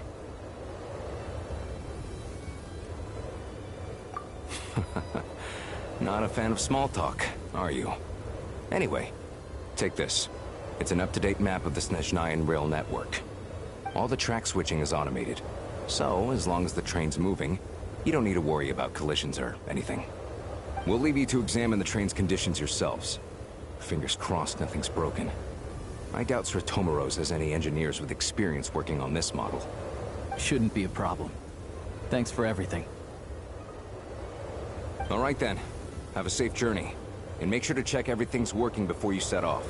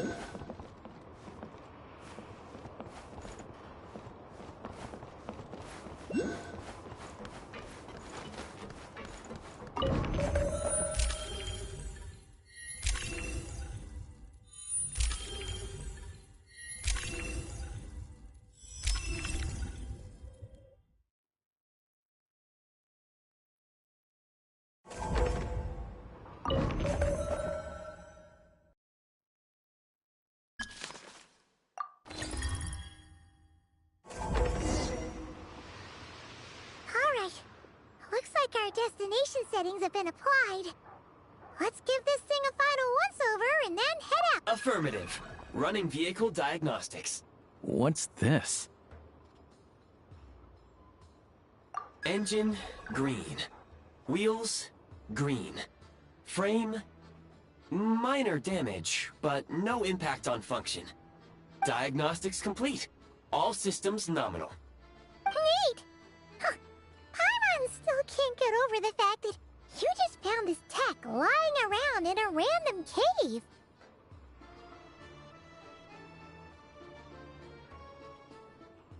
I've lived in Snezhnaya my whole life, and I've never heard of an interactive, talking train autopilot. Strictly speaking, I wasn't designed purely to drive trains, though I doubt you have any interest in navigating the practically unreadable operator's manual yourself. All configurations are complete. Should you require any further assistance, please call for the Eye of Grey. Away we go! Nope. Paimon's gonna find a warmer seat.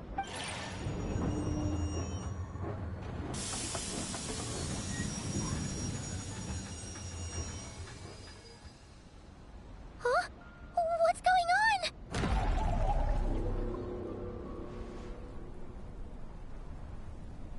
Oh no.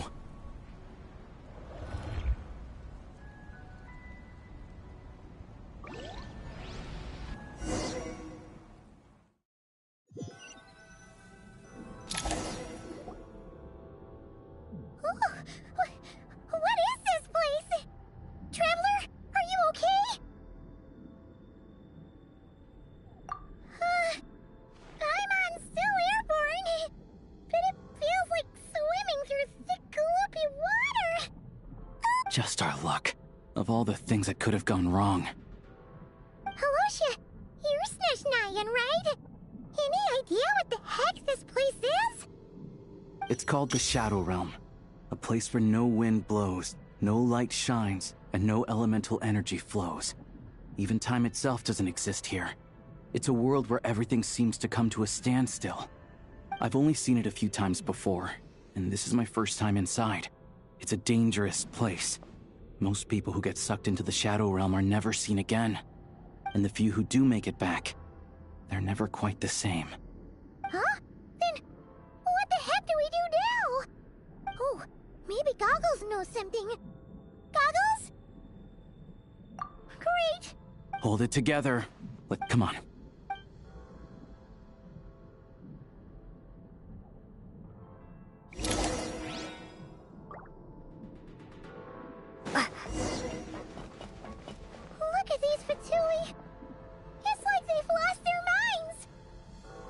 Their shadows have been devoured.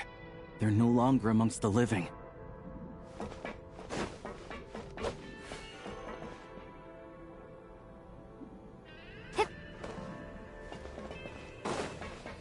Ready to drop. I can't channel elemental energy here, but I have a few gadgets that still work.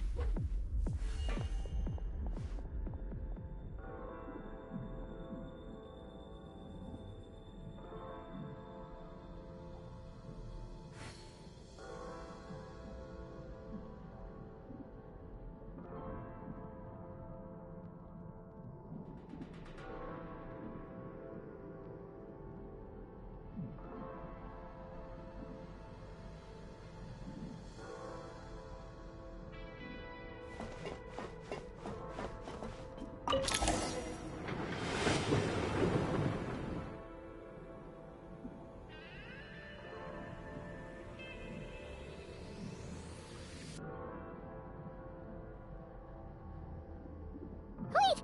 What's that blue thing? Is that... goggles? Guess we'd better find a way over.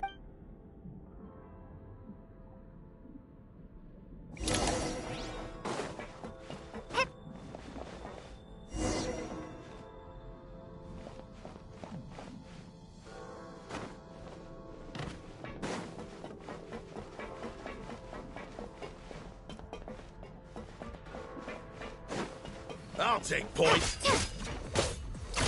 This is the last one. What do we do next? Play it by ear.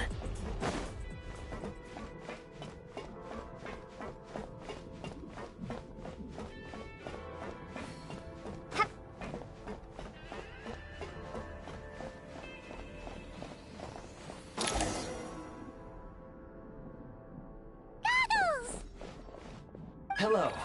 I am glad to see the three of you safe and sound. For now, at least. But things aren't looking too good.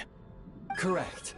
We are now inside what is known as the Shadow Realm, the darkest space in the shell, where even the Most High is loath to cast its gaze. Time and space hold no meaning here. It intersects with the world of the Light Realm only rarely, like an air bubble that rises to the water's surface. We must leave this place before it sinks back down into the depths once more. Sounds like you have a plan. Yes. In fact, the very purpose of my creation was likely to... from the Shadow Realm. It appears that key data is currently inaccessible, but now is not the time to resolve that problem. I have marked the exit to the Shadow Realm for your convenience. In addition, I have prepared some equipment to aid you as you traverse the Shadow Realm, Traveler.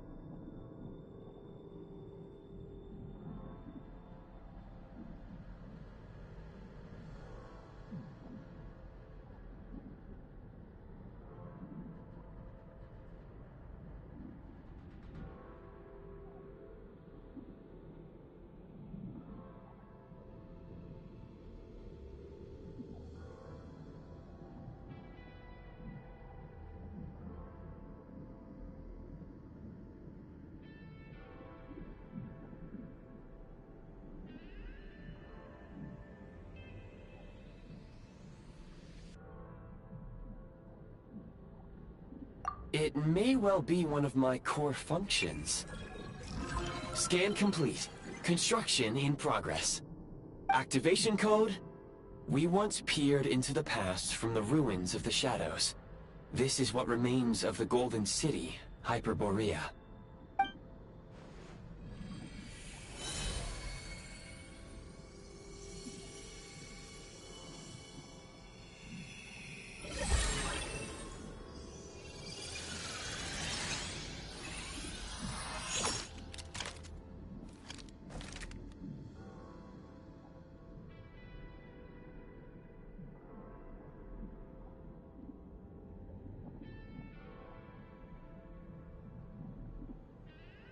Whoa! Now go. Arm yourselves with weapons of the spirit. Bring down the walls of the stronghold, and extinguish the flaming arrows of the wicked. Is this a gun? In the Shadow Realm, where humans cannot channel the elements, there once was one who, after much research and many attempts, found this to be the most effective means of attack. Let's go. We don't have much time.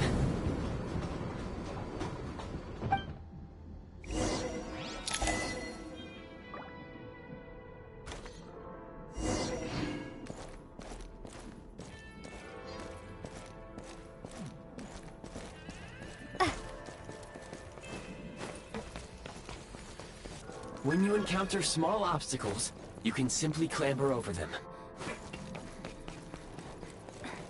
You can slide to navigate through low, narrow tunnels.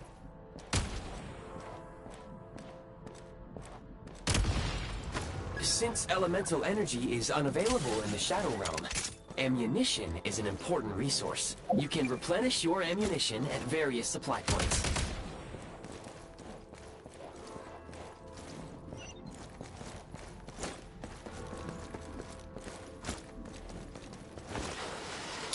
Obstruction ahead. You may be able to use the explosives nearby. Shoot the explosives to detonate them and clear the path. For long-range targets, try using the scope. Many hostile units approaching. I suggest a new strategy.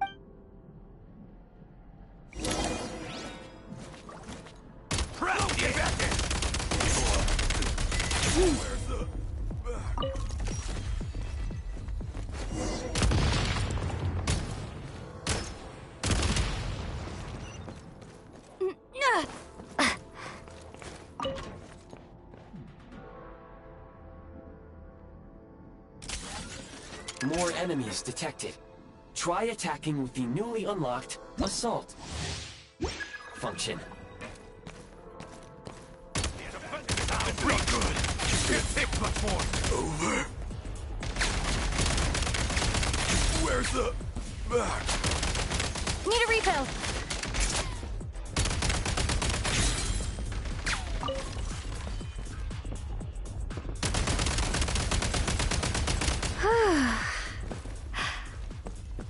Nice.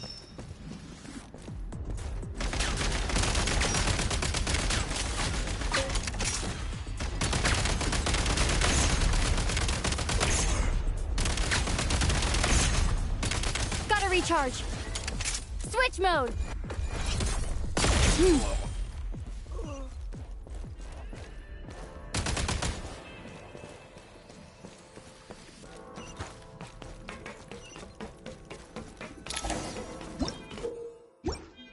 Aim at the freeze mark and pull the trigger to move using the rope.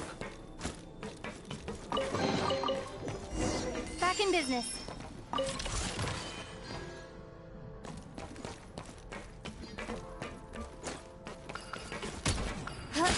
Defenses has been reached. Time! Not good. It's over. Gotta recharge. Taking cover.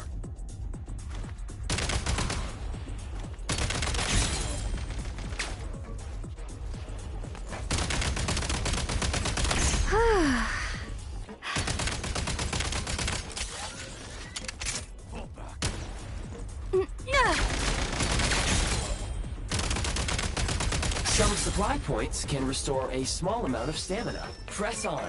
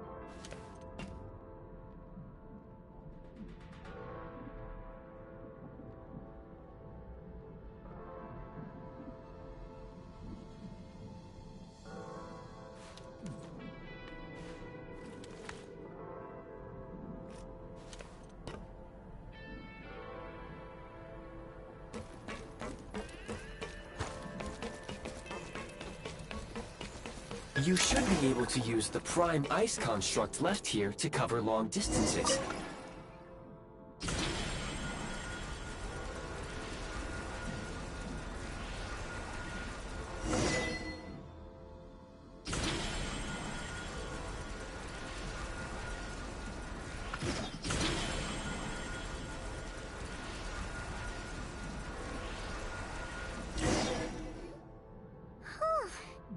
I recommend using this if you detach the...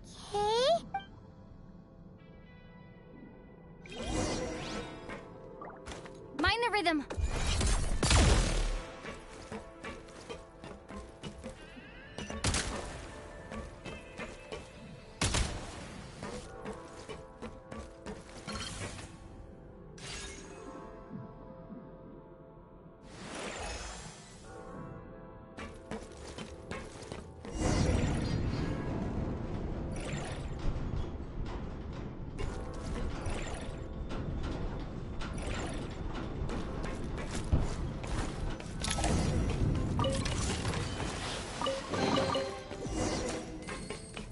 Nice.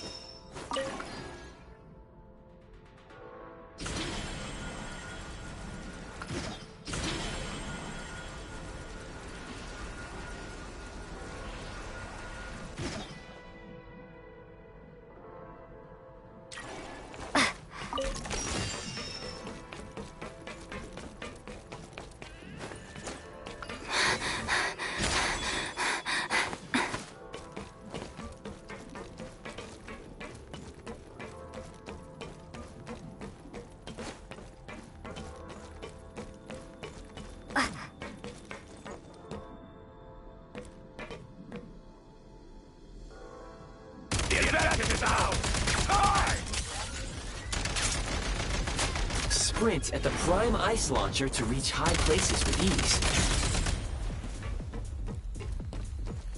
Switch mode. Light him up.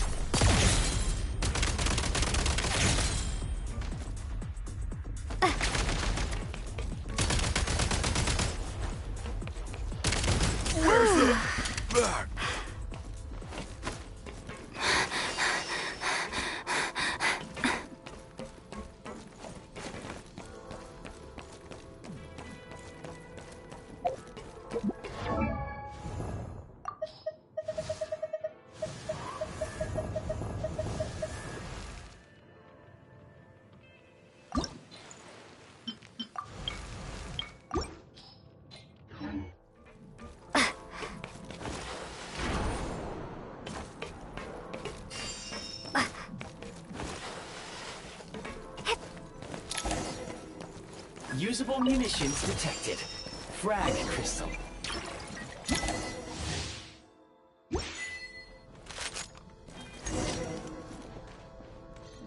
Time to catch my breath. Frag out! Taking advantage! Taking cover! Frag out! Where's the... Over.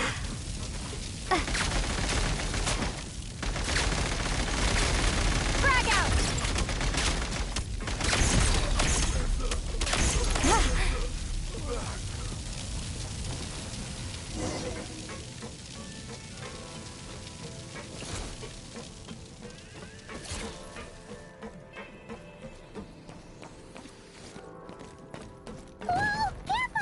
Shift your center of gravity and slide down.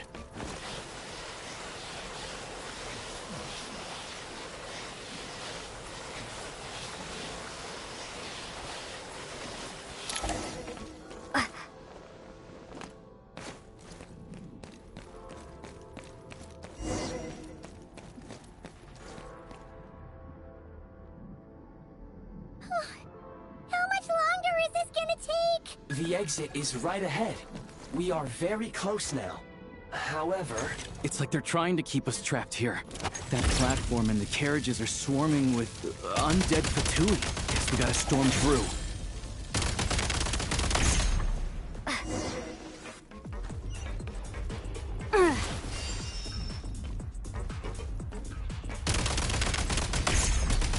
Reload!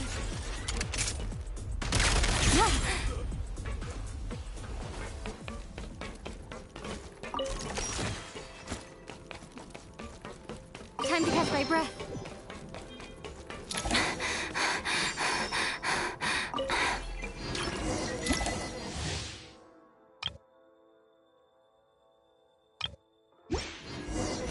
You may find switching to assault mode makes your attacks more effective.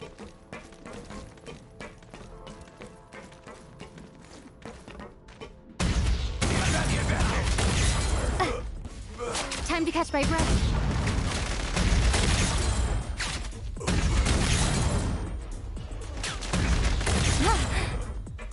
Reload!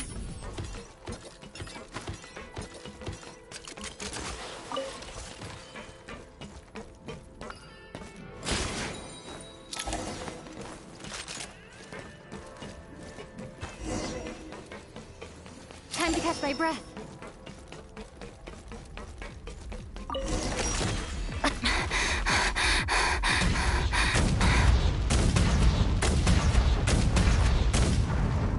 Try this!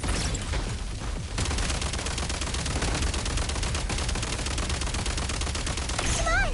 We're almost there!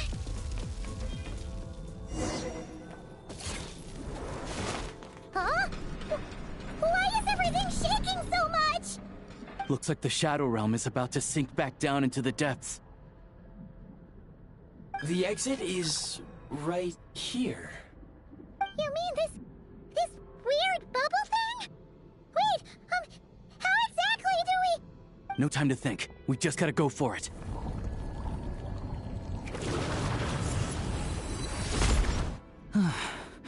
Looks like I was right.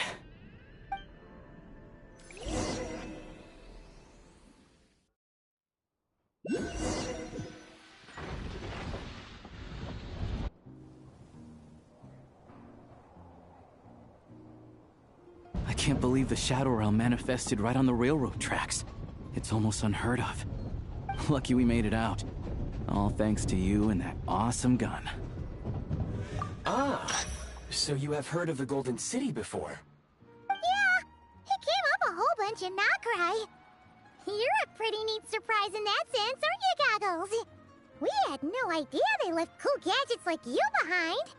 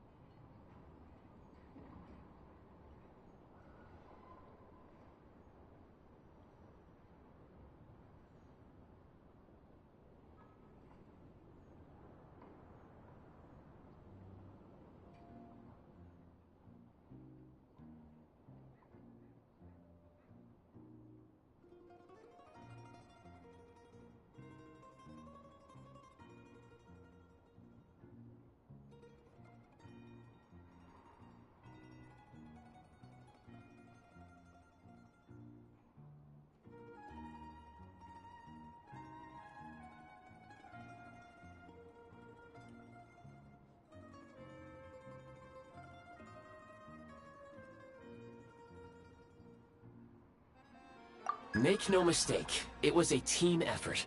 For a first-time firearm user, your performance was quite outstanding, far beyond my expectations. As Alosha said, it is highly unusual for the Shadow Realm to manifest in a place like this, but we should still watch out for similar dangers ahead. Let's hope not.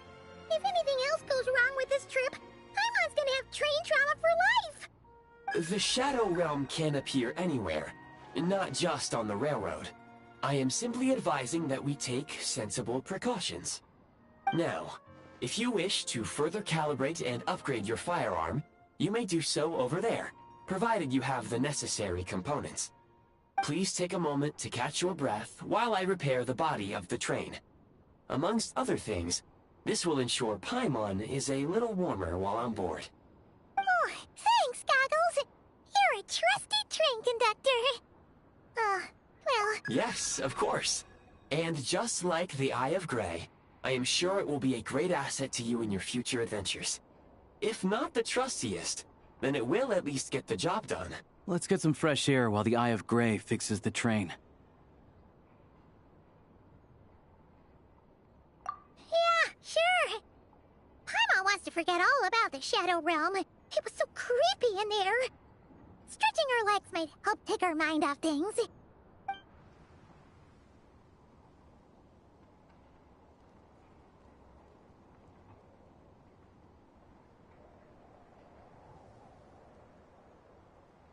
It's so quiet here for a train station. Not a person in sight. Just abandoned houses.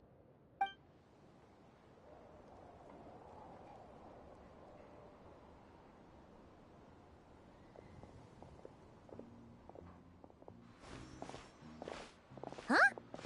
So much for repair? You've swapped our train out for a whole new model! My plan was to restore the train to its original appearance per my records as quickly as possible. Now that the repairs are complete, the train offers optimized performance and a significantly improved trendiness level. Huh. Didn't know trendiness was a parameter. According to my calculations, parameterization is the most effective way for the Eye of Grey to understand trendiness. Hyperborea, huh? I'm sure I've heard of that in a story somewhere. What an incredible little gadget you are.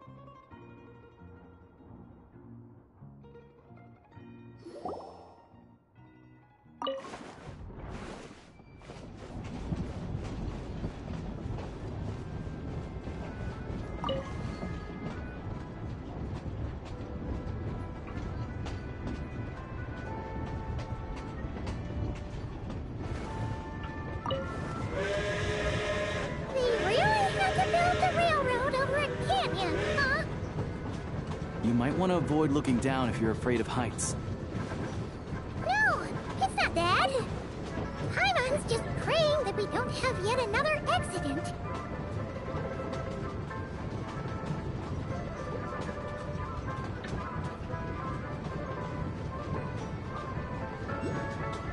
That mountain is breathtaking. Reminds Paimon of Dragonspine. They say this mountain's the domain of a Snegovic lord. A lot of the Snegovic retreated there to live in seclusion, so it's a pretty mysterious place. You hear all kinds of stories. Even the residents of the nearby town of Svietla Lidovka steer clear of the summit, and they make a living off of harvesting prime ice.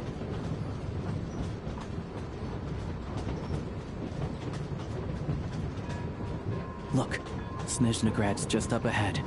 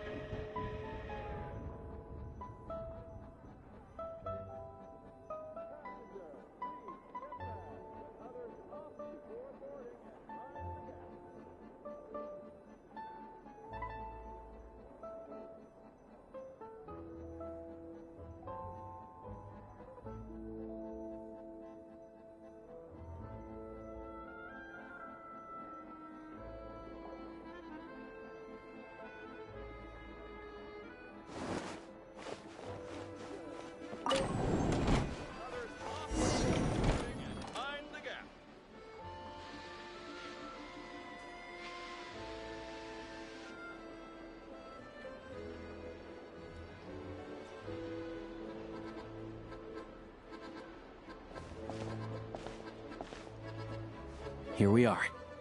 Welcome to Snezhnograd train station, the biggest transport hub in the nation. Wow!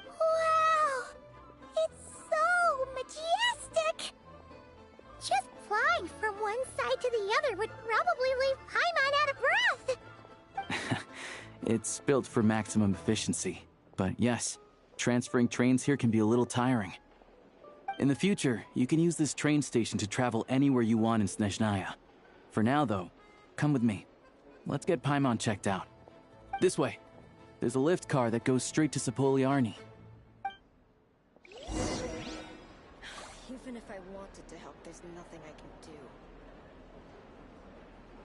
The latest, most explosive news. Get yourself a copy!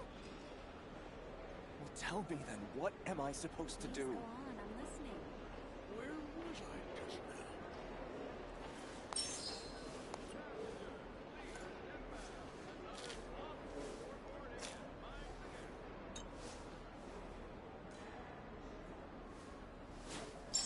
Please, mind the gap between the platform and the train. Even if I wanted to help, there's nothing I can do. Please go on, I'm listening. The latest, most explosive news. Get yourself a copy! Well, tell me then, what am I supposed to do?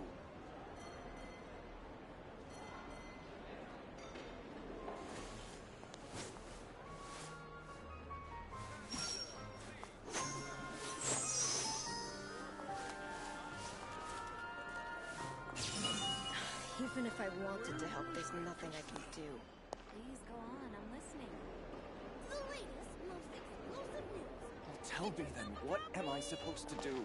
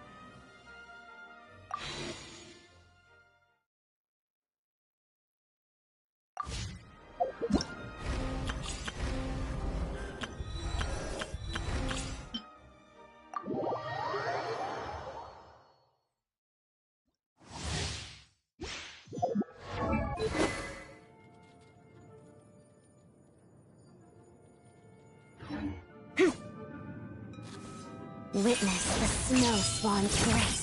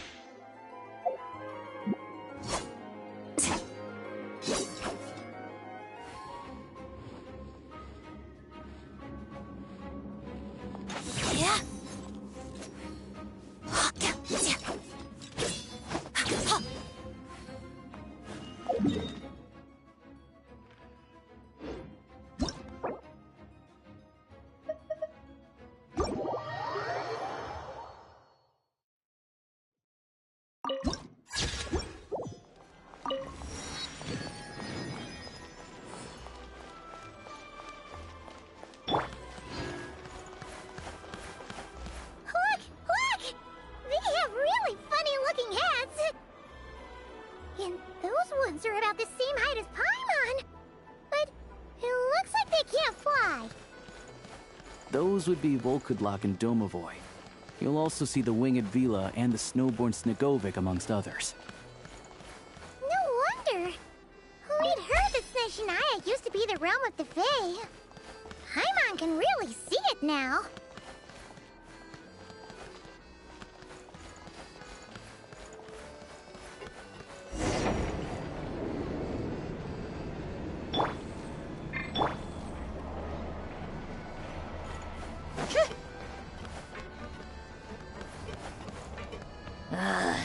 To the left is the Market of Zolny.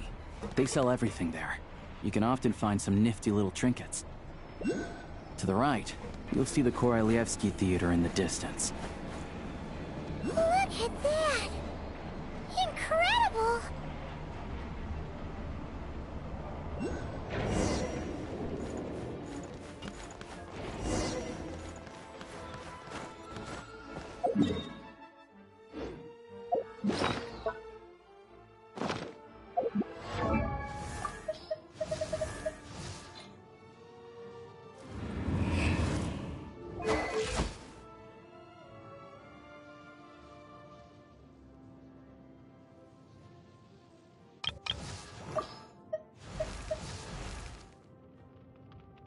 Dodoko?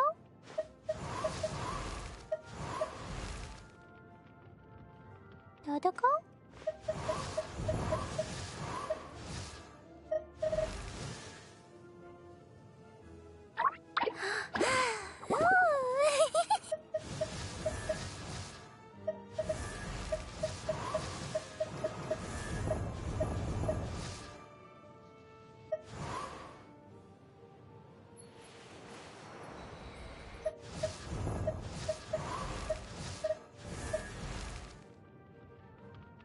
Dodoko? Dodoko, where are you?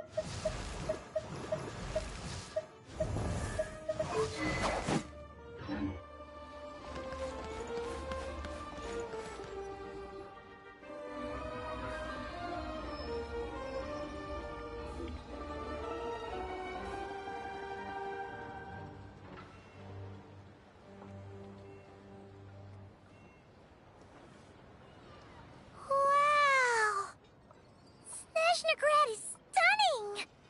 Seeing it with our own eyes makes all the trouble we went through to get here worth it! I found it pretty stunning when I first came here too. But I soon found out that stunningly beautiful means stunningly expensive.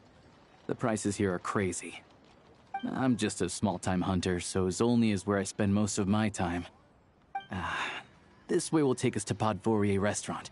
They offer food and lodging there, so you can get settled in while I fetch the doctor. Is that gonna be stunningly expensive too?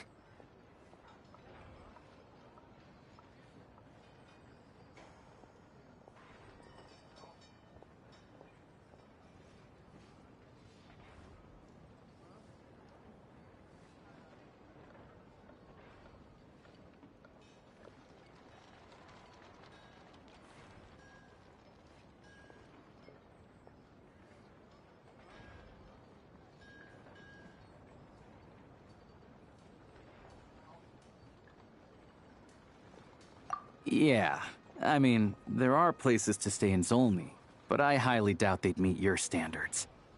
Most of the stoves are out of crystal, the windows are drafty, and at night, four-legged roommates come out to play, sharpening their claws on the roof beams and floorboards. Yep, no way. Not a chance Paimon's staying anywhere like that. Maybe we can split the cost of the room between us? Paimon still has some savings left.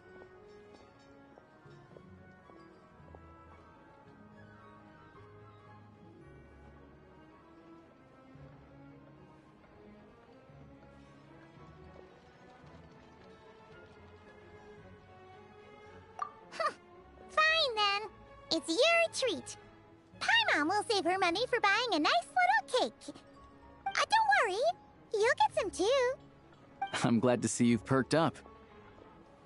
If you find yourselves in the mood for some sightseeing later, there's a few places around here worth seeing. This way leads to Zapoliarny Palace, which serves as the Tsaritsa's audience chamber and also her personal quarters. The adjacent block is kind of a city in its own right. That's Glupov, the headquarters of the Fatui. Inside, there's a munitions factory known as the Armory Palace, producing a constant supply of all kinds of equipment for the Fatui. A lot of important research happens there too. And over there is the Snezhnegrad Vecha, where all the big shots meet regularly to make policy decisions. These places are best admired from a distance. I'm sure I don't need to explain why. Yeah, they probably have super strict security. We're not looking for trouble right now. The downtown area is near the center of Zapoliarny. That's where you'll find the restaurants, bookstores, and gift shops. Another place of interest is the Northland Bank, which is over this way. Oh, and I'm sure you'll want to make contact with the Adventurers Guild at some point, right? That's right here. Ooh, speaking of adventuring, we use alchemy quite a lot. Do you know where we can find a crafting bench? No one practices alchemy at Snezhnegrad, I'm afraid. Apparently there's some historical reason for it. Oh. We'll just have to use the one on the train then. Yeah, I don't know. Not my area of expertise. Still, I wouldn't say the absence of alchemy makes life here any less convenient. Anyway... Finally, there's Zolny in that direction. It's mostly residential buildings and factories, but there's a few shops too. Worth a look around if you're interested. That's about it.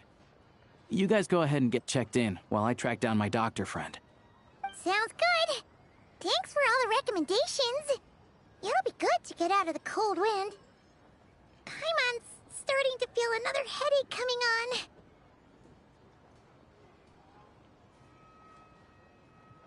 Podvorye restaurant is right this way.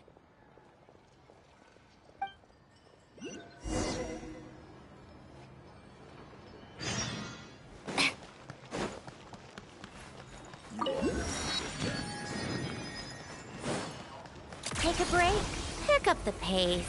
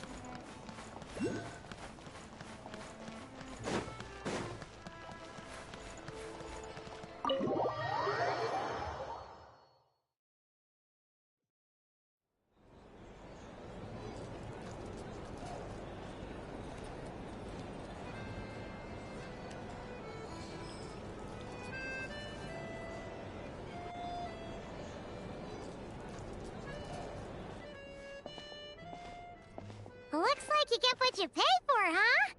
Paimon likes this room a lot. Yeah, much better now that we're out of the cold. Oh, thanks for taking such good care of Paimon.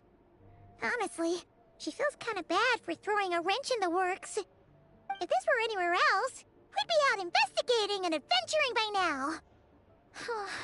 But instead, we're stuck here waiting for a doctor.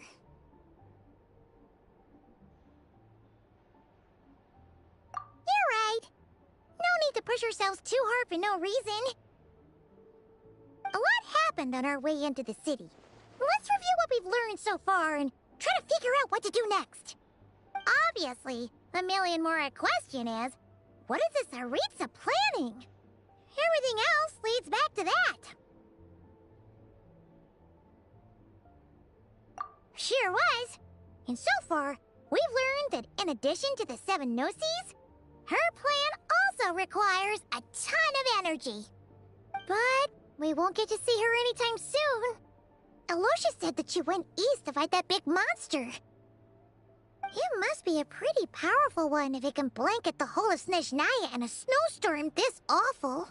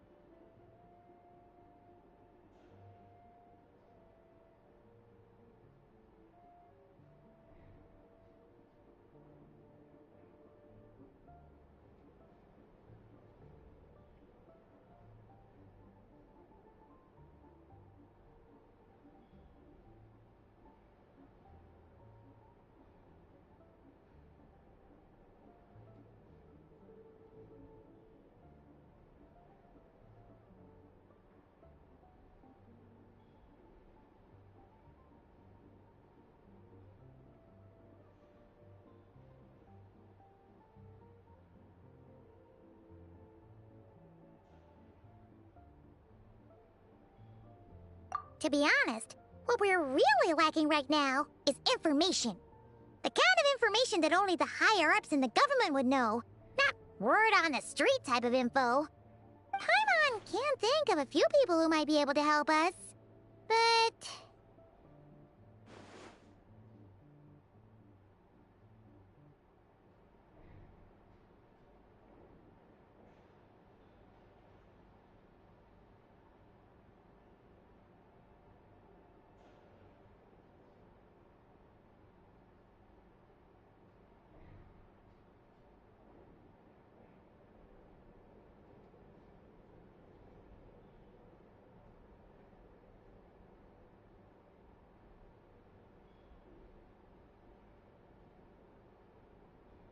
right!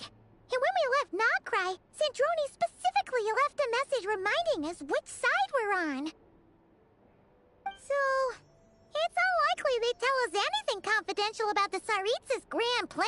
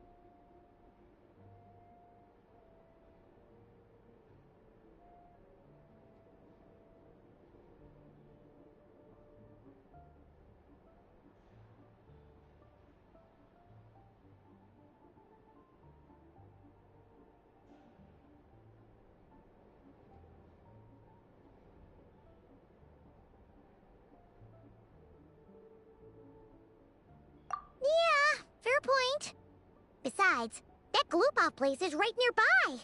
We've got nothing to lose, so it'd be a waste not to go. There's gotta be someone there willing to talk to us, right? Maybe Arlecchino or Sandrone? Or possibly Tartaglia. But it's unlikely we could sweet-talk Arlecchino, let alone Sandrone. She basically told us to stay in her lane already.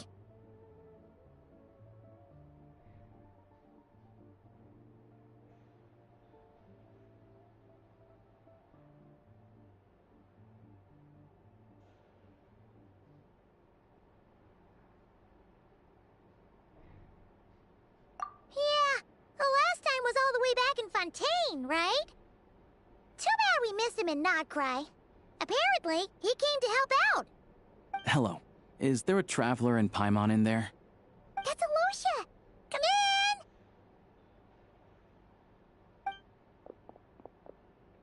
Hello, I'm Dr. Luneva. Alosha mentioned that one of you is feeling a little under the weather.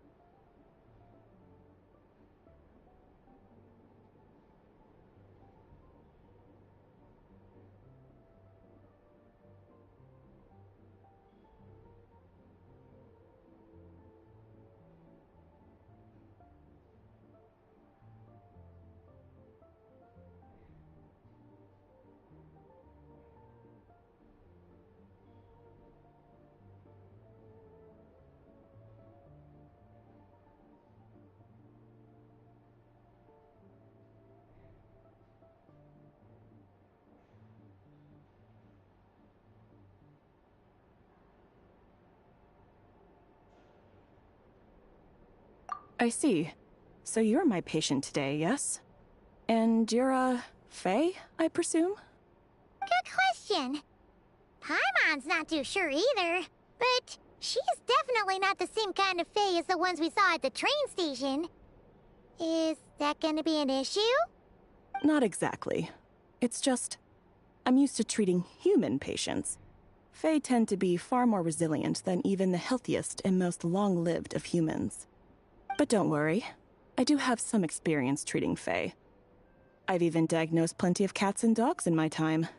Safe to say, I have a fairly eclectic range of expertise. It'll be fine. Paimon's basically the same as a human, right? We're no different when it comes down to it, are we?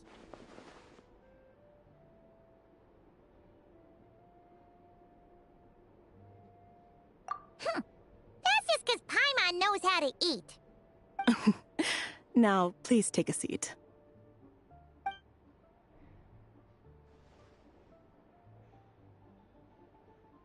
Okay, vital signs are good. Test results are all within normal ranges. I don't think it's anything serious. More than likely, you've just caught a cold. I can give you some medicine to tide you over, but as long as you rest properly for the next couple of days, you should feel better. Make sure to keep an eye on your temperature, though. If you find yourself with a persistent low-grade fever, or if your symptoms don't improve, just contact me again. Sounds like there's no cause for alarm.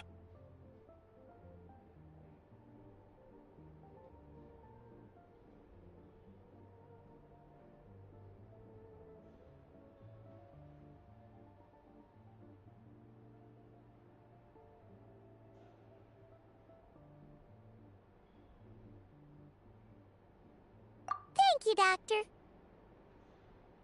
You're very welcome. Just doing my job.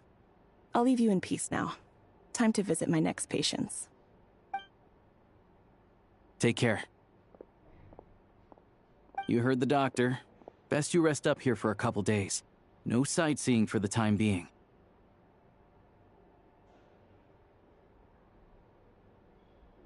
All right then. Guess we've got no choice. Let's just treat it as a short vacation. I have to get back to it. If you need anything else from the doctor or me, go to the Hunter Trade Station in Zolny. The boss there knows how to reach me.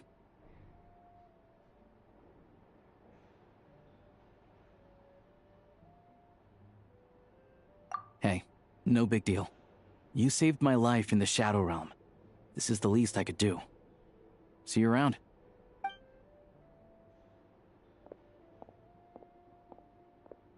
All right. Time to find Childe and see what he can tell me.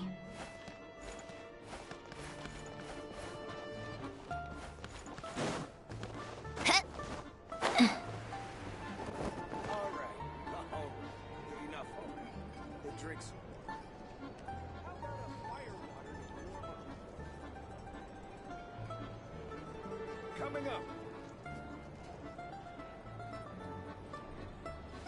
If there's anything you need, please let me know.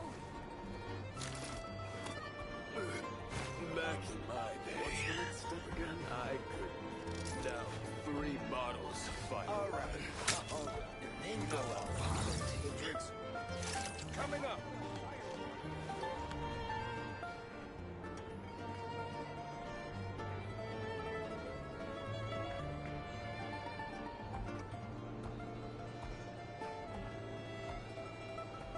I like music. In fact, I've taught myself to play many different instruments. You don't believe me? Find me a piano, and I'll show you a thing or two. Back in my day.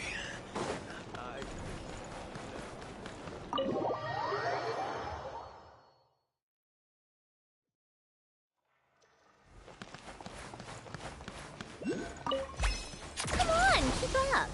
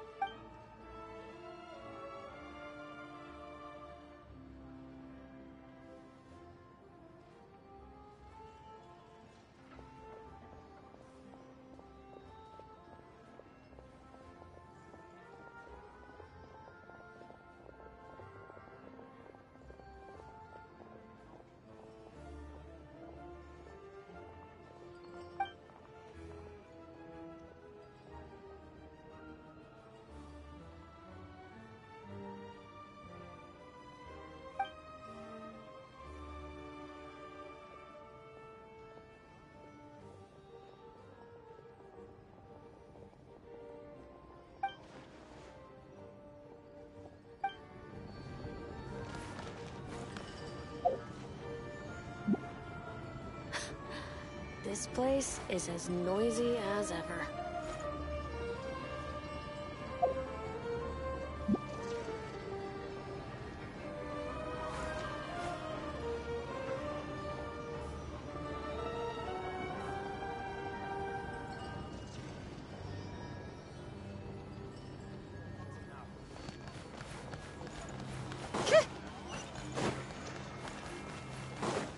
Take a break.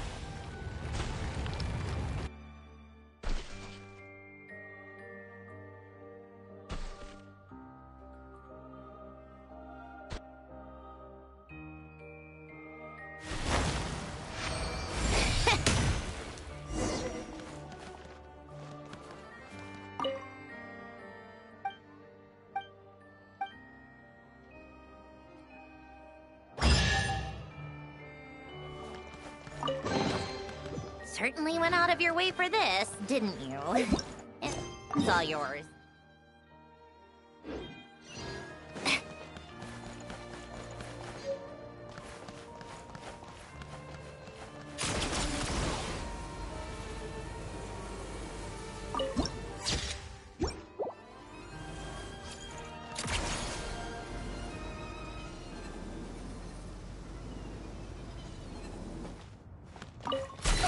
Keep up.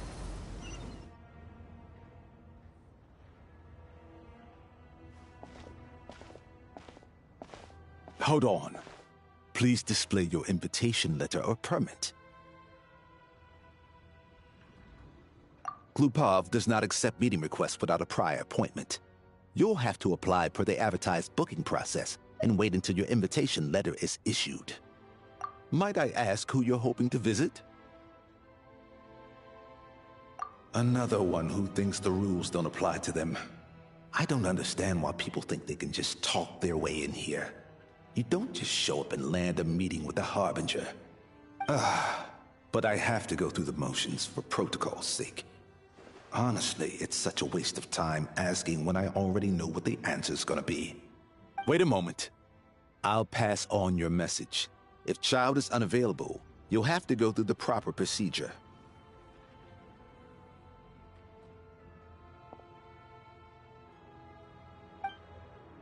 Lord Child is a busy man. He's probably not in Glupov at the present. If I were you, I'd cut your losses. No point waiting any longer. Even if you two are old friends as you claim, please understand that the Fatui Harbingers are often busy with their official duties. They tend not to stay in Glupov for extended periods. Next time, stick to the rules. You'll make life easier for both of us, Greetings, Lady Marionette. I'll take care of our guest here. It's her first time in Snezhnaya, so it's no surprise that she doesn't know the rules yet. I trust no choice words have been exchanged. No misunderstandings I should be aware of. No, Lady Marionette. No incidents to report. Whew, that was a close call. Good thing I played it cool. Is that right? Good to know. Wait, where's Paimon?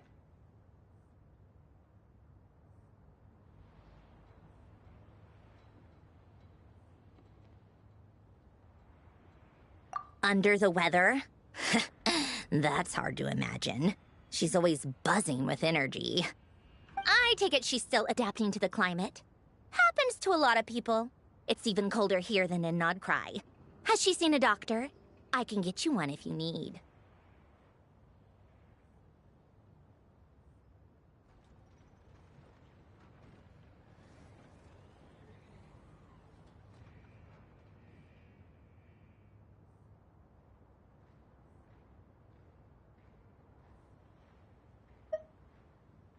All right, then.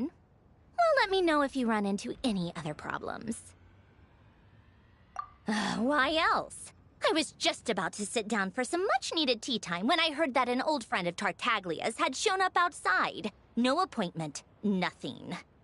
And, as obnoxious as it may be to show up uninvited at Glupov, I couldn't help but take pity on the poor soul who was waiting outside in vain. So I had no choice but to abandon my freshly brewed piping hot tea and come to see this mystery guest for myself.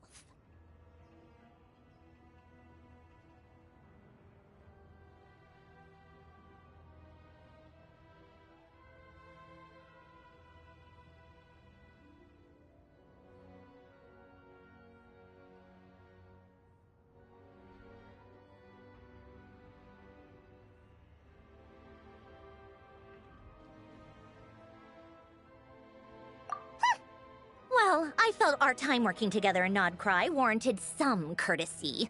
I couldn't exactly let you freeze to death out here in the wind. Unfortunately, I can't invite you inside either. The rules of Glupov wouldn't allow it, and as a harbinger, I have to lead by example. On the plus side, Snezhnograd actually has some class, unlike Nausea Town. Torchlight Books has a very nice selection of teas and cakes, so we can catch up there. Your treat, of course. Because I already wasted one perfectly good cup of tea today. That's why.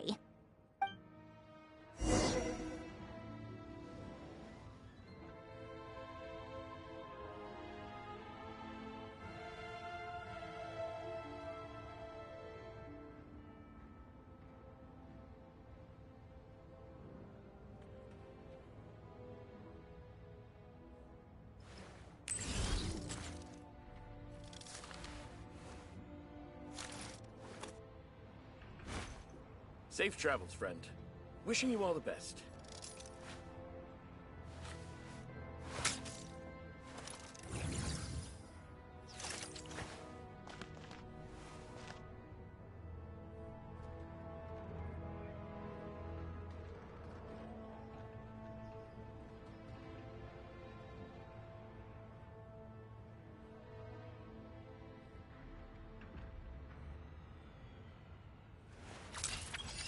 Safe travels, friend.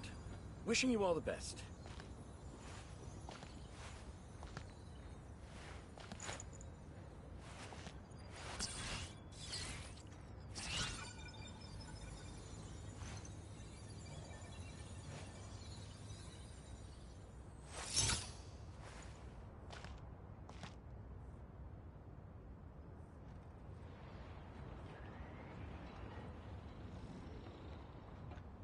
Safe travels, friend. Wishing you all the best.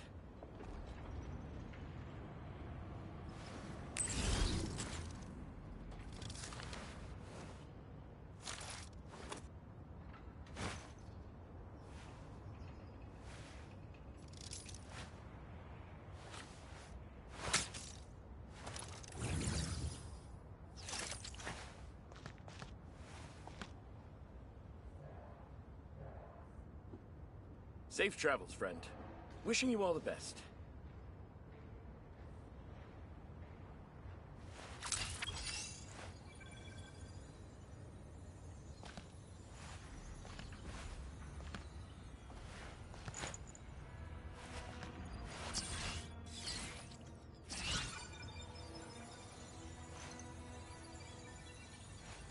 Safe travels, friend. Wishing you all the best.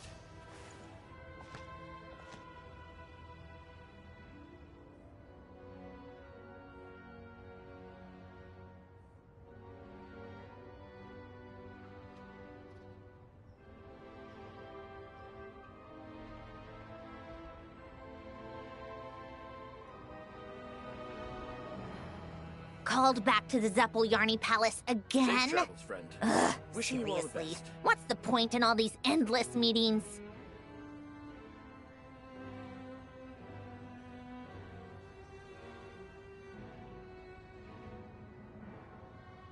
Ugh, time for more snow, damselettes.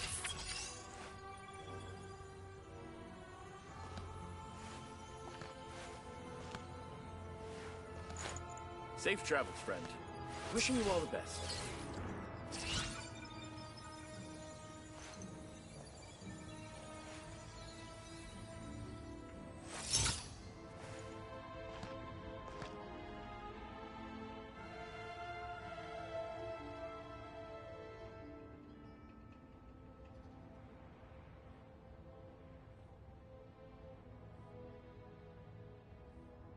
I like music. In fact, I've taught myself to play many different instruments. Safe travels, friend. You don't believe me? Wishing you all the best. Find me a piano, and I'll show you a thing or two.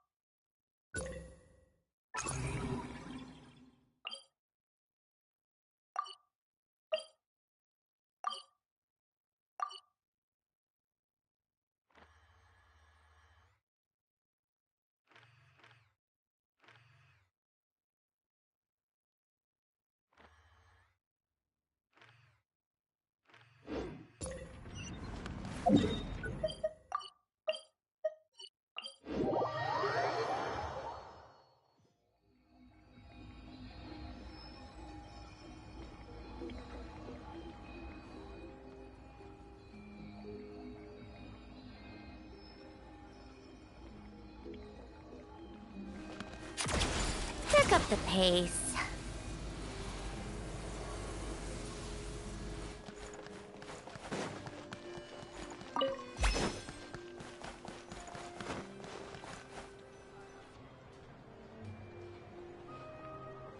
I've ordered for the both of us. No objections, I assume. I'm sure you trust my taste.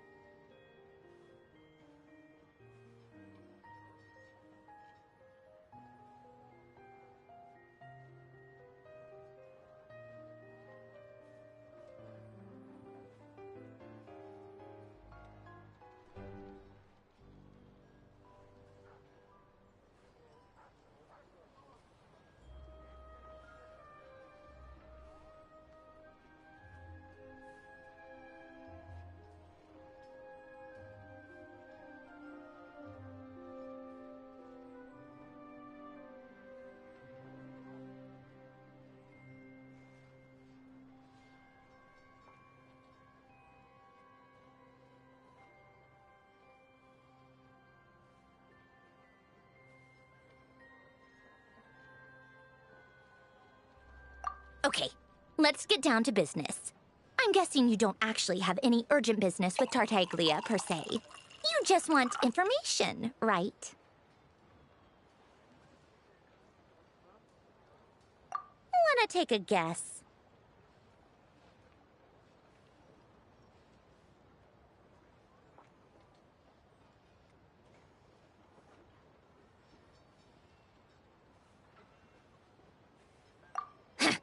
Of course you'd say that. You shouldn't underestimate Counselor Tartaglia, you know.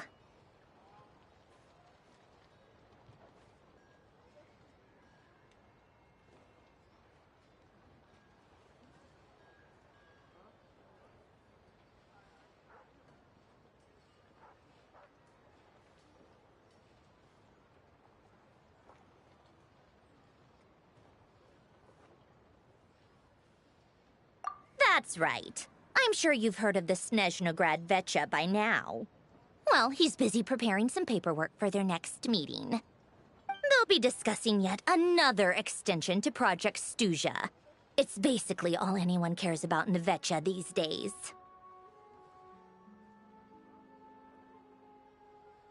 Yeah, he's more of the shoot first, ask questions later sort, isn't he?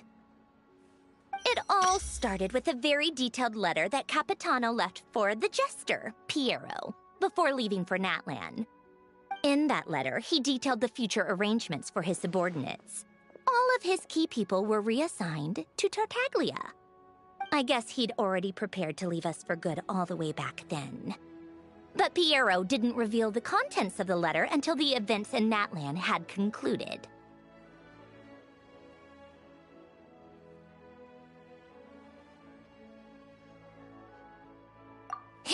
That was his reaction, too. Why me? With a bewildered look on his face. He'd always assumed Capitano looked down on him. He was a man who kept his thoughts to himself and barely spoke to him the whole time they'd known each other. But he occasionally brought Tartaglia along to my tea parties back in the day. So to the rest of us, it was clear that Capitano had quite a lot of respect for his young comrade.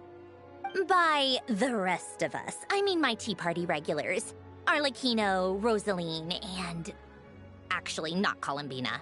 She was probably oblivious to it. Anyway, then the Liyue situation happened.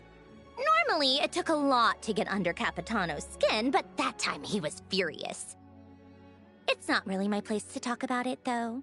You can ask Tartaglia about it sometime. Basically, Tartaglia probably had the wrong idea about Capitano all along. Right up until Piero revealed the letter he'd left behind. Capitano believed that despite Tartaglia's immaturity, he showed great potential. Plus, he possessed a kind of purity rarely seen among members of the Fatui.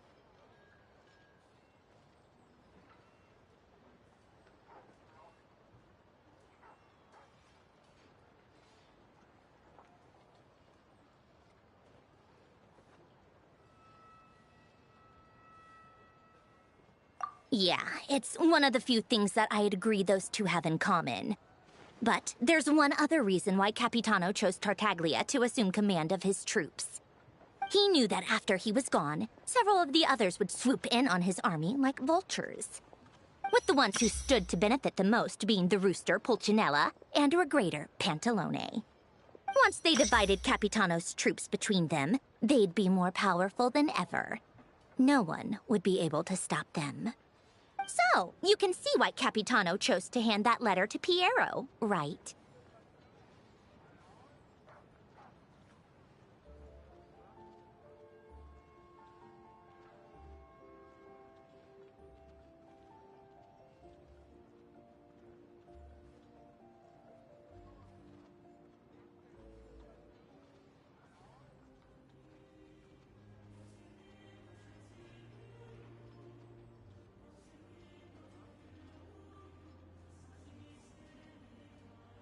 Exactly.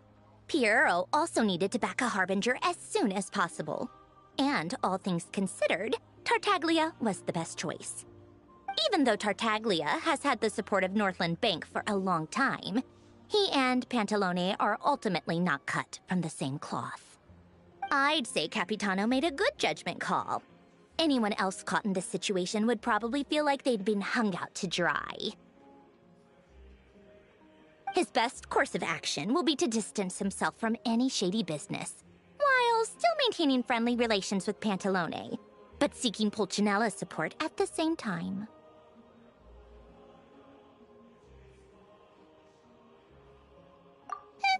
What's the point in having a tea party if you don't spill a little tea? Besides, none of this is confidential anyway. Ask any journalist out there. They'll give you all the lurid details. You'll see it firsthand if you ever sit in on a session of the Snezhnograd Vecha. All the factional strife, whether open or unspoken, it plays out for all to see in that one little room. Having a voice in the Vecha is the only way to steer policies in your favor. So, every person in that room represents a particular interest group. Pantalone, for instance, represents the financial sector, and Tartaglia represents the Fatui soldiers. Personally, I have no interest in political jousting, but since I have a number of engineers and researchers under my command, I have to make their voices heard. Then there's Pulcinella, the linchpin of the Vecchia. He represents politics itself. Everything involves him, so nothing can bypass him. Any issue that comes up, he knows how to mediate.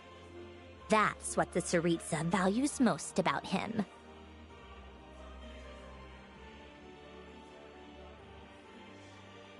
I'm starting to see why everyone is so frustrated with the way things are, but also powerless to change it. A complex web of interests connects all parties involved, and the Tsaritsa sitting at the top adds another layer of complexity. It must be nearly impossible to come up with a perfect solution. All right, I'm done carrying this conversation. Time for you to answer a question of mine. You must have known that you can get the info you needed from me. So why was Tartaglia the first person you asked to see and not me?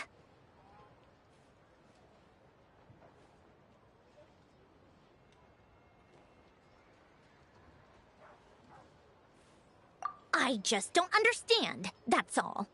Anyway, do I really need a reason? Wait. Oh, I think I know what it is. Columbina passed on my message to you before you left Notcry, right? I only meant you should be mindful of which side you're on. Is that actually why you didn't ask for me? Because you took that to heart?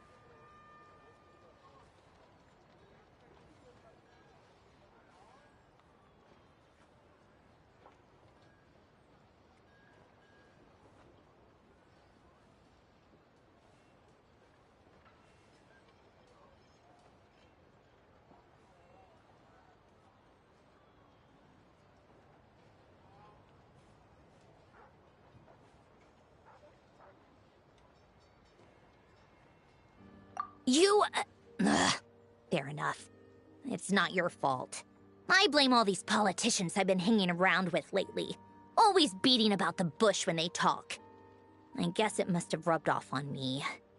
Anyway, just ask for my help next time, okay? Little things like this are no problem. Lady Marionette. What now? Can't you see I'm on my break? Whatever it is, just leave it on my desk. I'll look at it later. Sorry to disturb you during your break, ma'am, but I'm afraid it's an emergency. Isn't it always? I've told you before, fixing the tracks and transporting ice blocks does not constitute an emergency. The equipment in Svietlo-Lidovka is in urgent need of maintenance. With how the weather's been recently, we suspect that the cause is a buildup of snow, exceeding the maximum weight limit. The supports on one of the machines broke and fell, awakening a dormant beast and leaving many of the ice miners trapped in a nearby ice cave. Luckily, Odette's team was nearby and launched a rescue operation, but we're still facing a severe manpower shortage for both the rescue and engineering teams. I guess that's it then. Our tea party will have to end here. I'm the only engineer you'll need. Do you actually want to come with, or are you just saying that? Nice of you to return the favor. I'll have a couple of people look after Paimon. They can let her know that you had to step out for a while. Given how urgent this is, I'm sure she'll understand. And honestly, I'd rather have your help than anyone else's. Between your skills and experience, you'd be reliable help. Then let's go. You, take 2 people to Podvorier restaurant. Find her room and watch it like a hawk until we get back. If anything happens to Paimon, you'll be answering to me. Yes, Lady Marionette.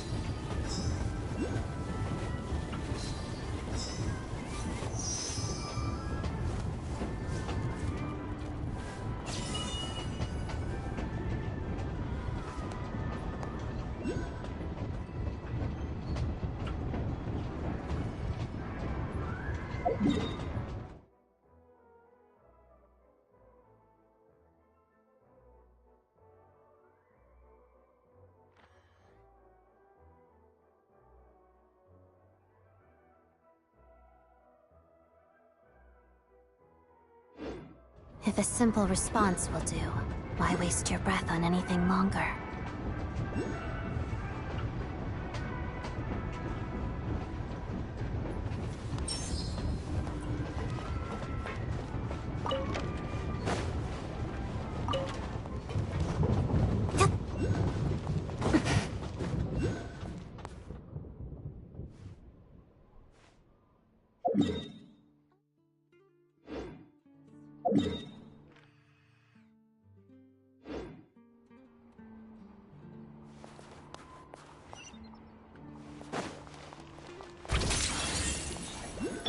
Take a break?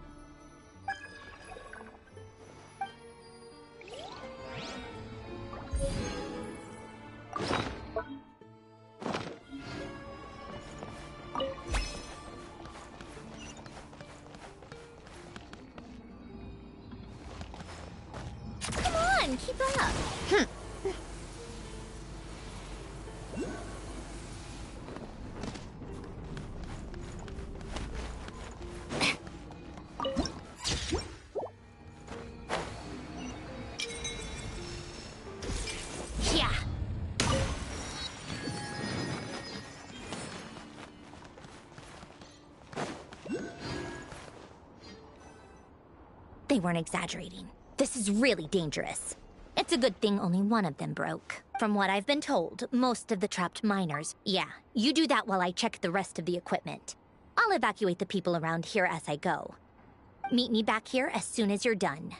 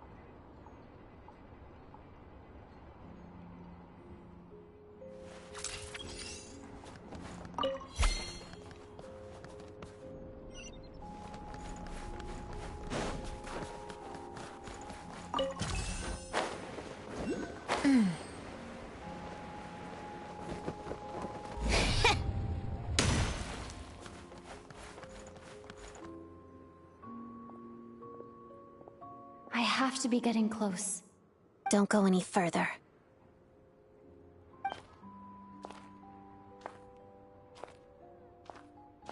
It's too dangerous here. There's a highly aggressive monster on the prowl. You need to leave, now. Ah, I see. You're the backup from Snezhnegrad. Well, I'm Odette. Good to meet you. Ah, so this is Odette. She was the first member of the Fatui on the scene. There are 5 people trapped in the cave. Monster type is unknown, and so is its location. Let's go. Every second counts.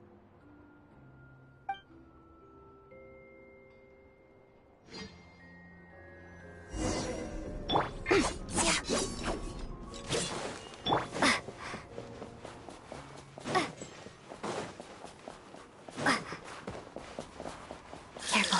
Something's moving.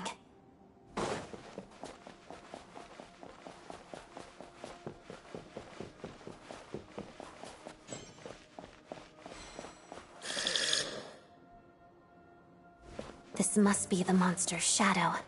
Looks like a tough opponent. Harada!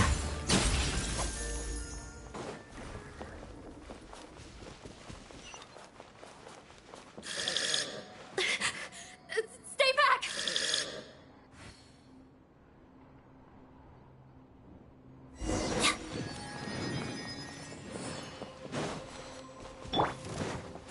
Take this!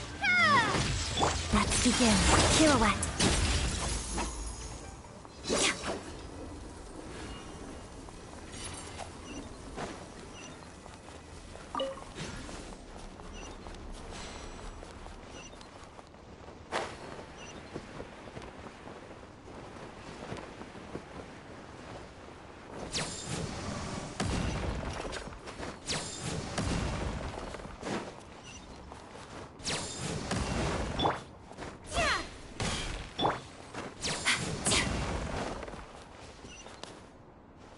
I see them. They're right behind the monster. The monster seems very agitated. It could attack at any moment. Let's make the first move. Together. Crystalline Adagio.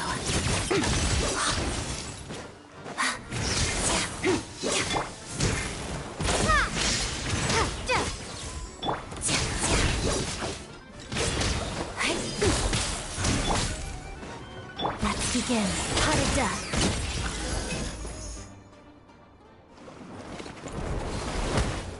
Oh, thank you for saving us. We'd have been monster fodder otherwise. Thank you. Thank you. You're welcome. You should be safe now. Follow this route out. She and I will stay behind to watch the rear. Thank you. Come on, let's go. This way!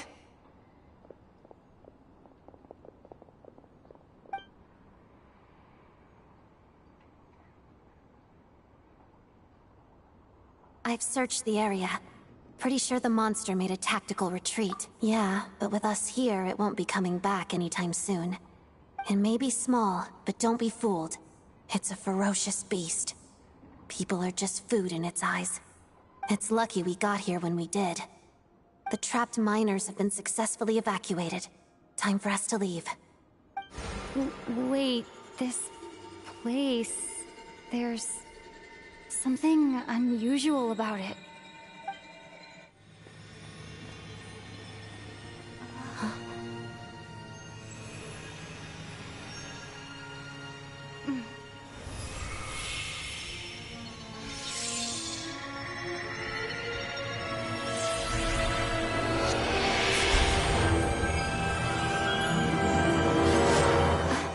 What is that? I don't know. It's back? Guess it has family.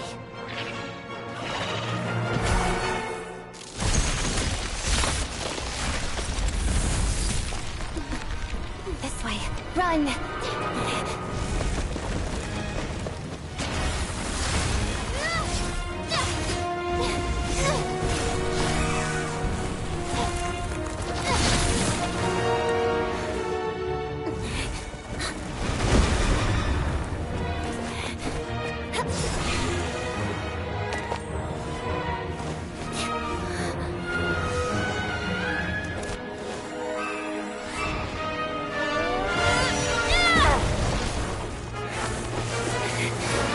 Thanks. Let's get out of here.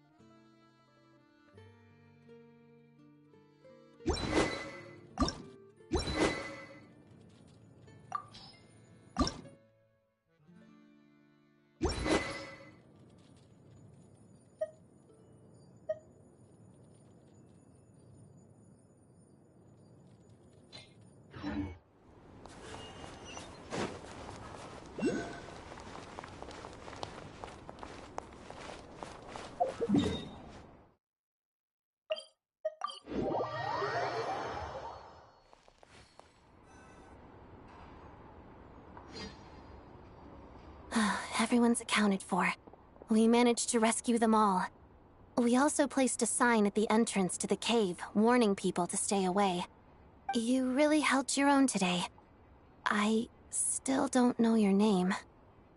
Don't think I've seen you before. I'll remember the name. All right then. See you around. Hello, Lady Marionette. I hear the rescue operation was a great success. I knew I could count on you. What brings you here, Odette? Here for a performance? No, a Fatui mission. I happened to be nearby and heard the crash. She hasn't introduced herself then. Of Snezhnograd. She's quite the celebrity.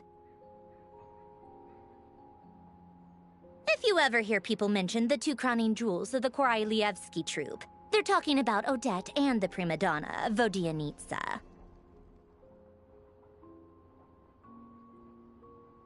On top of that, Odette's also a rising Fatui star. It's looking likely she'll inherit the title of the Fair Lady.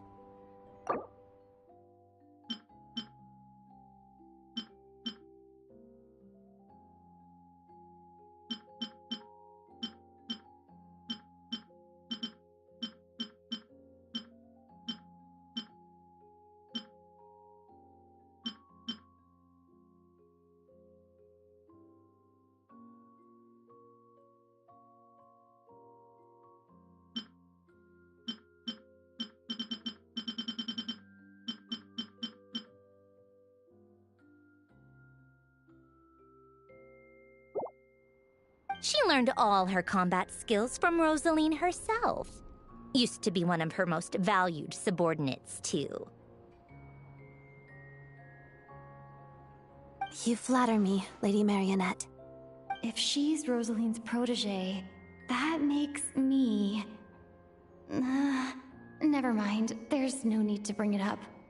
No point making things awkward. How's progress on your end, Lady Marionette? Equally successful. I finished reinforcing all the equipment. Took me a little longer without Polonia's help. But the outcome is the same, of course. Even if the heavy snowfall summoned by that monster lasts for another 3 months straight, this equipment won't give way.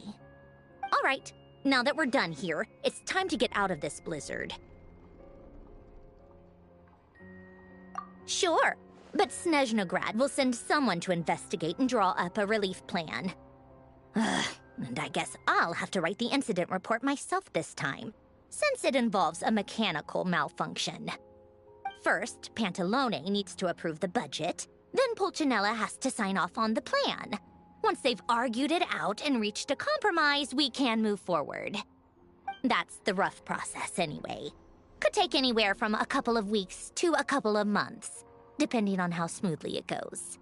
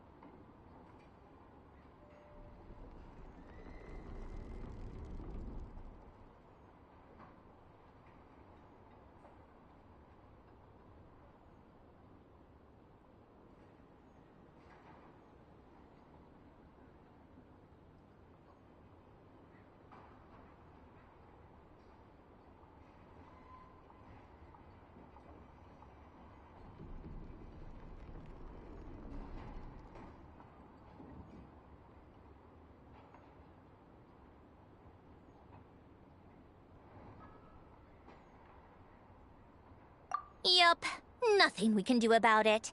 There's a whole stack of incident reports like this back at the office. The snow has eased a little for now, but there's no telling when that will change with that monster still at large. Fuel for heating is in short supply, and relief is weeks away. There's no immediate threat to life, but still, it just feels like there should be a better way. Hey, quit daydreaming. Let's get back to Snezhnograd. When did you get a new sword? I found it in a cave. It handles pretty nicely. You have a strange affinity for second-hand swords.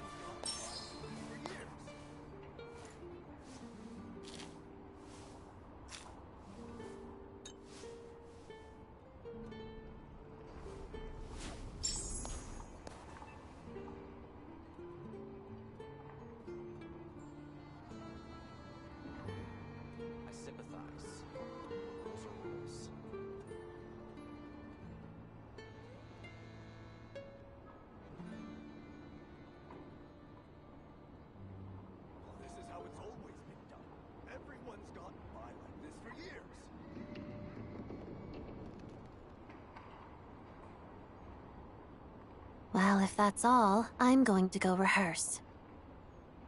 I sympathize. Rules are rules.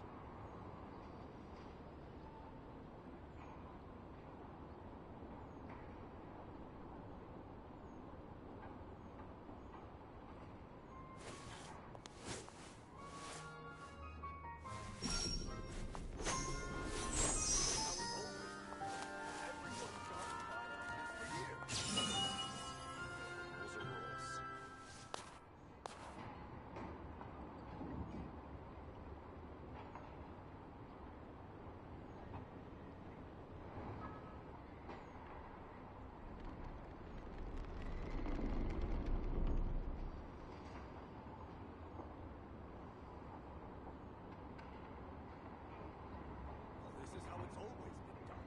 Everyone's gotten by like this for years. I sympathize. Rules are rules.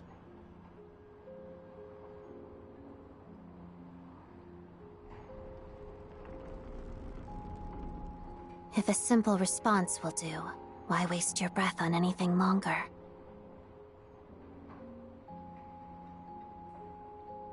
This is how it's always been done. Everyone's gotten by like this for years.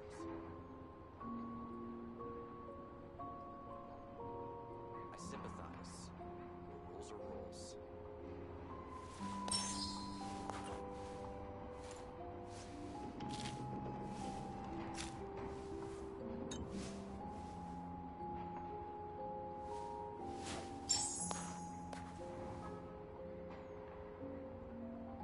This is how it's always been done.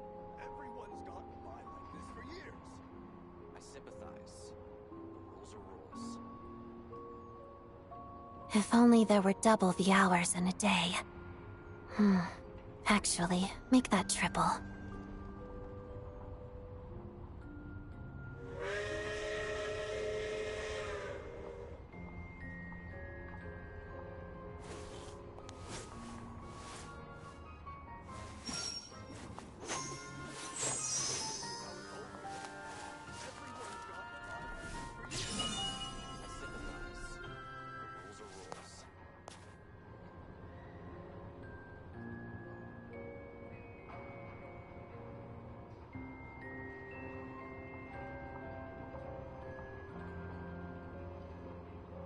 If a simple response will do, why waste your breath on anything longer? This is how it's always been done. Everyone's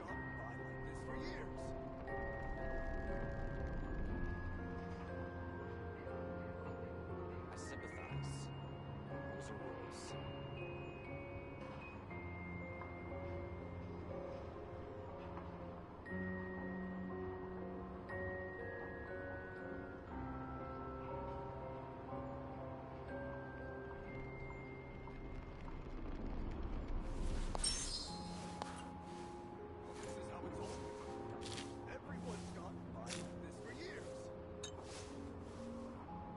I sympathize. Rules are rules.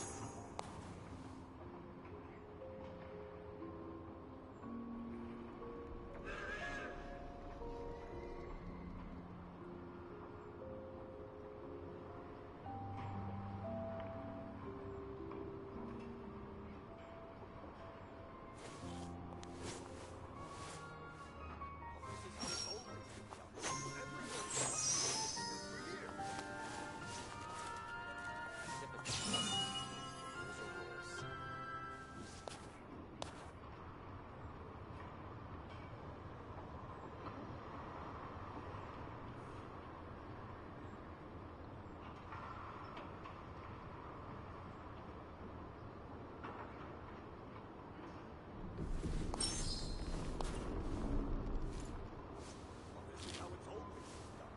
Everyone's gotten by like this for years. I sympathize. Rules are rules.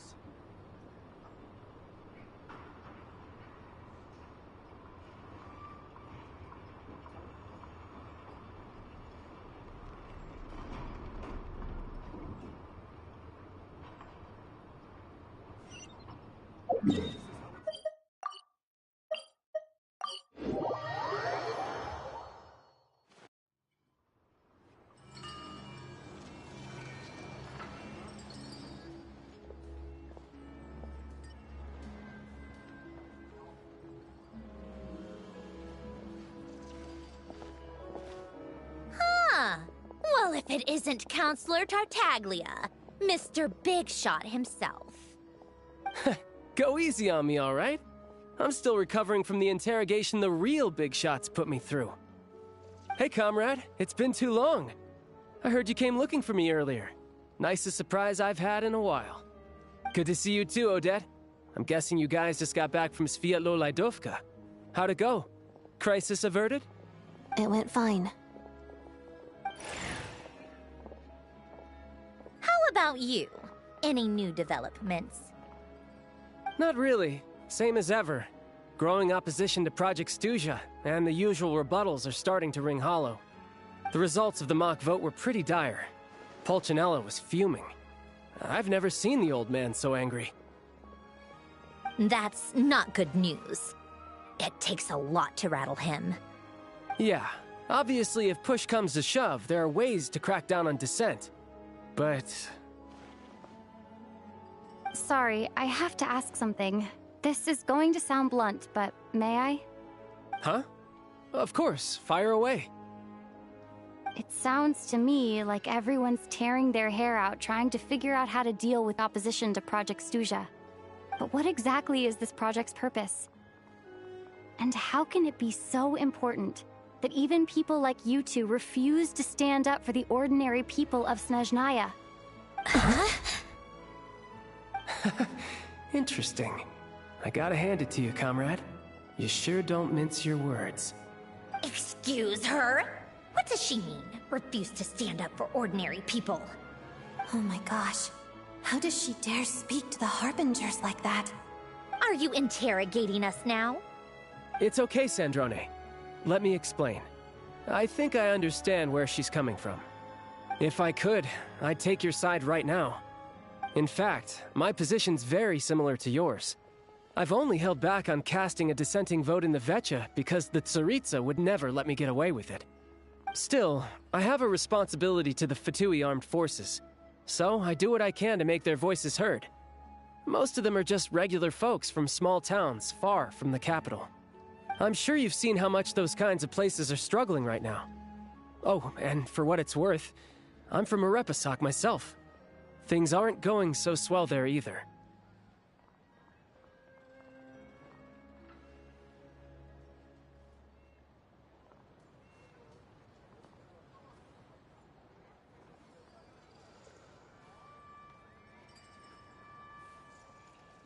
The Tsaritsa wants to create a better, safer future for the people of Snezhnaya, but she's thinking long-term.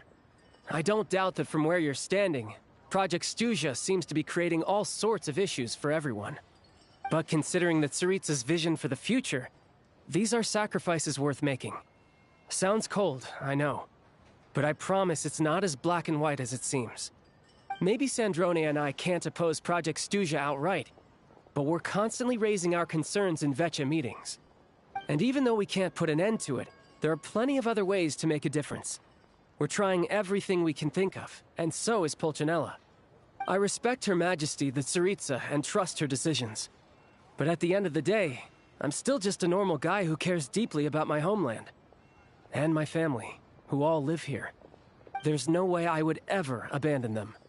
As contentious as things can get within the Vecha, there's no selfishness or malice behind it. Everyone wants to get through this period as smoothly as possible. The issue is that there's no way of pleasing everyone under the present circumstances. Most of the time, we're trying to decide on the lesser of two evils, which obviously isn't a great look. But that is not the same thing as being blindly loyal to the Tsaritsa. No one's got their head in the sand here. We're all well aware of the way things are. We're just doing our best to make it work. In fairness to Sandrone, she rushed to Sviatlo Laidovka's aid the moment she heard that people were in danger.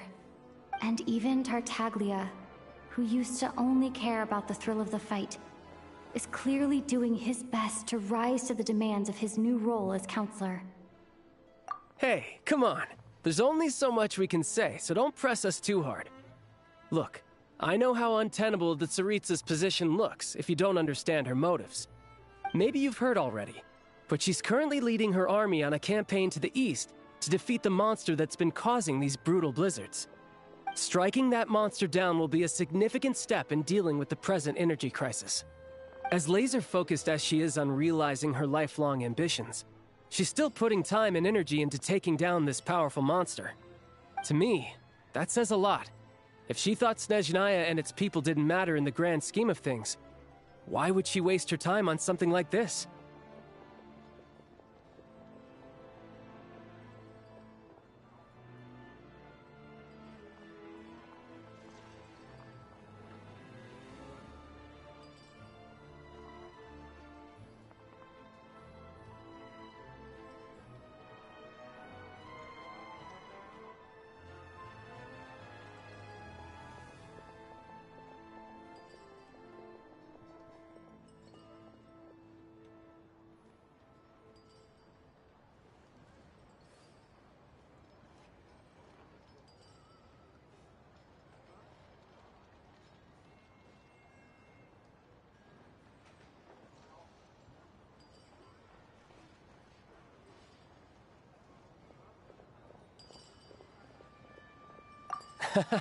Thanks. I meant every word I said, though. I wasn't just trying to placate you. I've already done more than enough diplomacy for one day. I still think this adventurer raises a very important point. Our two harbingers have made their positions very clear. But there are many others in the Vetcha who must feel trapped and forced to vote against their conscience. I think it's a very valuable quality to be willing to speak one's mind, despite the risk of offending powerful figures.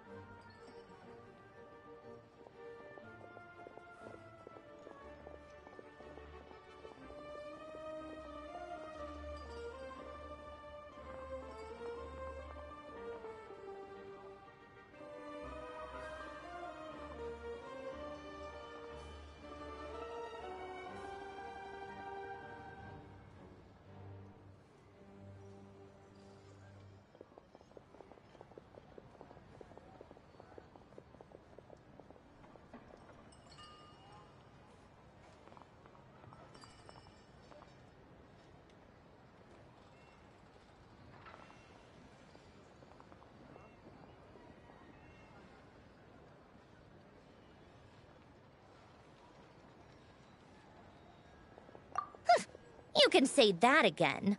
I highly doubt we'd feel the need to explain ourselves so much if we didn't know you so well. Forgive me, adventurer, but might I be so bold as to ask about your background? How is it that you can converse so openly with two harbingers? Oh, haven't you been properly introduced? Easier said than done. I like to think I'm not the kind of person who goes around busting open people's old wounds. I've only learned her name so far, and no details of her experiences. Is something wrong? Uh-oh. Is there no avoiding the subject of Rosaline? No, it's just... all right. I guess there's no getting around it. This is the world-renowned traveler who helped resolve the storm terror threat in Mondstadt, cleaned up after the mess I made in Liyue, and then went to Inazuma, where there was a duel before the throne in which the traveler defeated Rosaline. Oh. I'm sorry. I didn't think you two would be seeing much of each other, so I figured it wasn't worth bringing up. It's fine. It was a long time ago. It's fine. Sorry. I just remembered that we have a rehearsal coming up. Please excuse me. I should get going.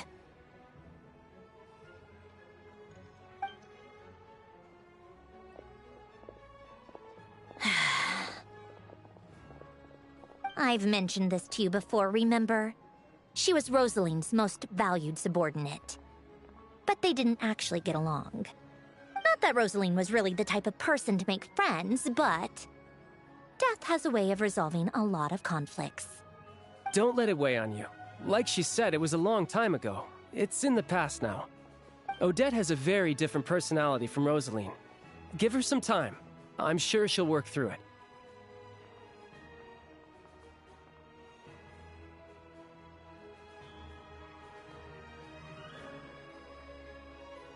Oh, by the way, where's Paimon?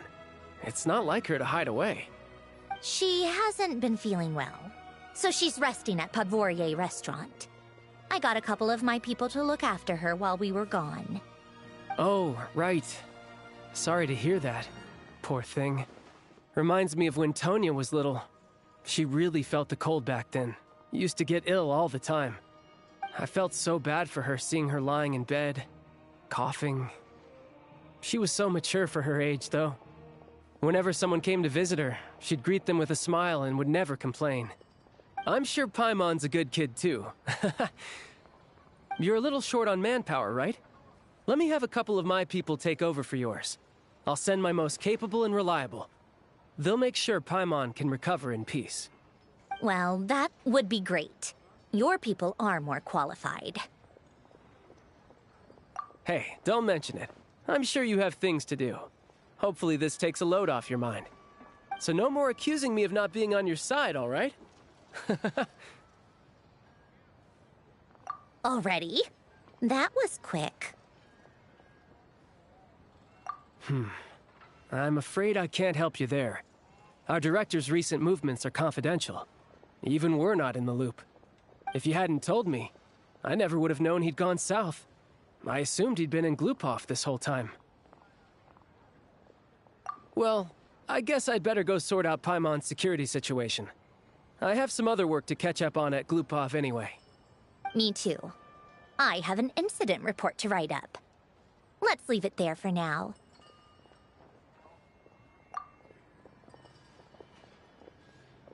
I guess everyone's in a difficult position. But Tartaglia's right. I have things to do. Things I want to do, and things I ought to do. To start with, I should go ask Alosha if he knows of any way to help Sviatla Ledovka.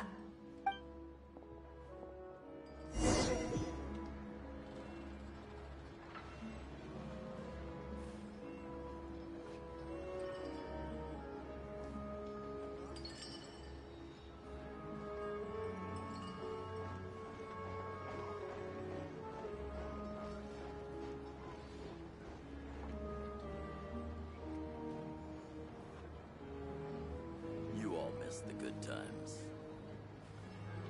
Oh, no. Missed it again.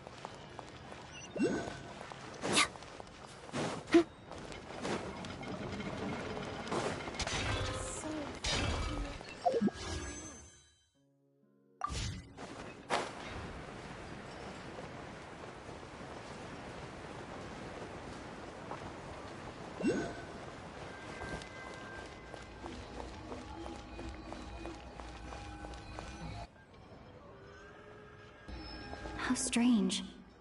This sword seems to be vibrating of its own accord. It's a very faint vibration, but it's getting stronger as I get closer to the Statue of the Seven. Does this sword have some connection to the statue? But all it does is vibrate, even when I touch it. That place I got this sword from was definitely out of the ordinary. Maybe I should try channeling the power of cryo?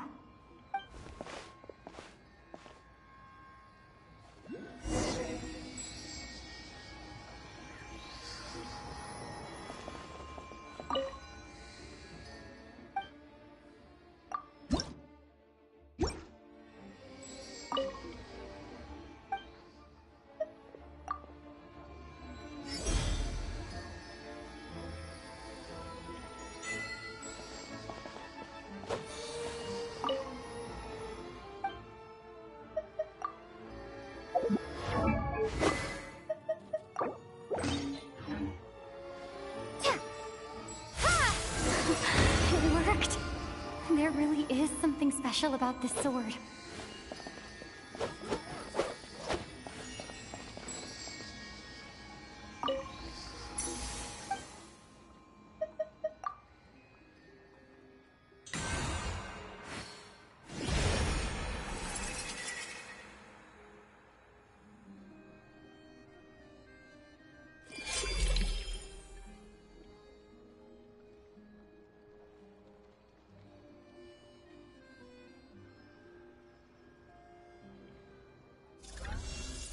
I don't really understand what just happened. I'll have to try the same thing again when I come across another statue of the sun.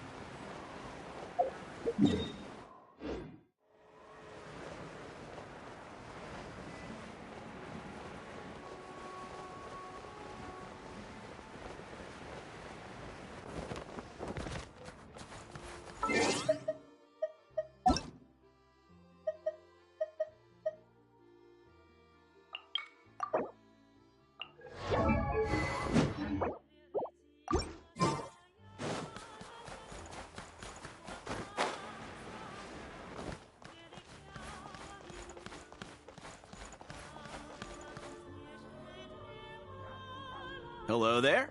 How can I help?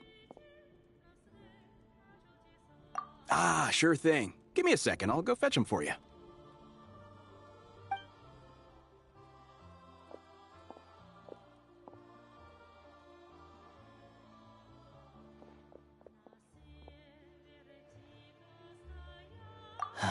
It's a familiar story. I've had similar experiences. Although Snezhnegrad doesn't deliberately delay or withhold relief, those first few days of waiting for help are always the hardest. It's a fundamental contradiction. If emergency relief can't be delivered in time, what's the point in even calling it emergency relief? Not necessarily. I think there's a good chance that Kresny Krystal from Stratomoros will start flowing into the market. When we resolve Stratomoros' energy issue, it's like we open the floodgates. A huge backlog of Krystal is now available to the townspeople. There's no way they can use it up at once. A lot of them will probably stockpile it and slowly work their way through. Probably a good idea, since energy prices are only going to keep rising. But there will always be people who urgently need Mora. Exactly. At the current prices, selling Krystal is an easy way for an ordinary person to make a fortune. Hey boss, how much do I have left in my account? 1 second, let me check. So, you're planning on buying the Krystal out of your own pocket? Yeah. I don't know if I have enough, so I'll chip in a little extra and buy as much as I can afford. No, it's fine. You're new to Snezhnaya, and you have your own living expenses to worry about. Besides, you're already providing the train. Here's your Mora. See what you can find at the market. But I doubt there'll be much Cristal left. Yeah, well, can't hurt to take a look. Let's see. Huh?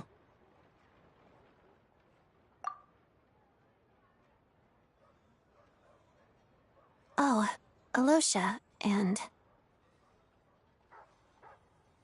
Hello? I didn't realize you two knew each other.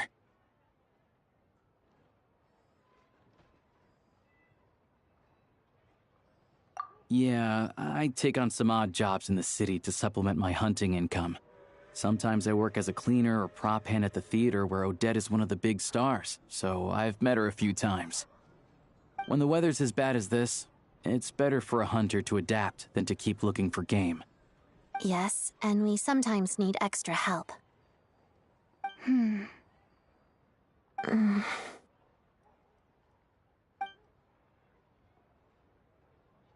Wait, why is the atmosphere so awkward? I thought things went pretty smoothly in Svietla Lydovka. So, what brings you here, Miss Odette? Looking for some new props? No. After I got back to the theater, I couldn't stop thinking about the situation in Svietla Lydovka. It bothered me so much I couldn't focus on my dancing. So I decided I'd come here and see if there's anything I can do. You too, I presume. I suppose that's why you're here. I didn't feel comfortable expressing my true opinions in front of the Harbingers. Not least because ordinary Fatui like me don't even know what Project Stuja is all about. Without knowing the full picture, I can't make sense of it. And at some point, if things aren't making sense to me, I can't just keep going along with it. So many people feel the same way. They wish they could do something, but all kinds of reservations hold them back. Explains why groups like the Rokot are springing up to fill the gap. Yes. Well, that's one option. But there are risks to consider with organizations like that. The Fatui does not encourage their activities. Right, because things can get out of hand, and it's hard to hold the right people accountable when they do. I've heard about a few cases like that. Sandrone said Odette was on track to inherit the title of the Fair Lady. If so, she'll be able to find out what Project Stuja is really about. Still, it's probably a little soon to ask her about that. There may be more to the story.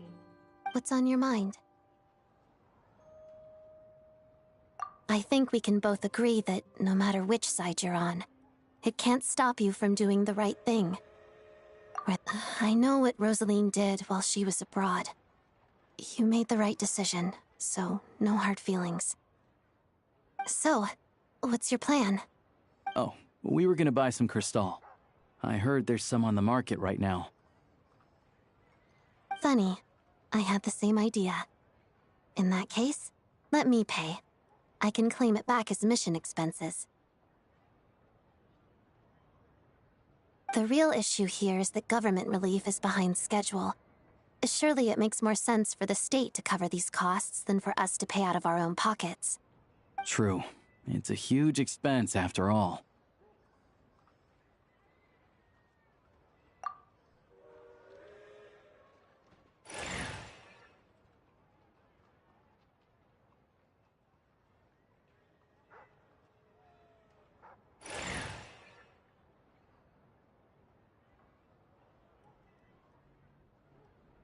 Let me see.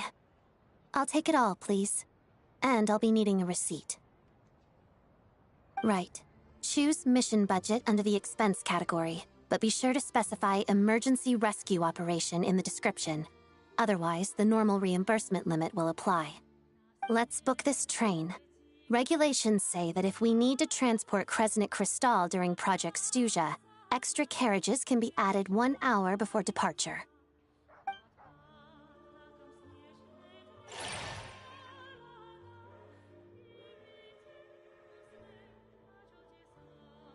That should do it.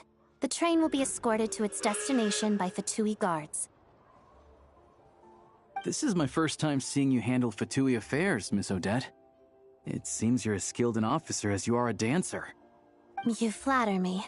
It's only because I've been doing both my whole life.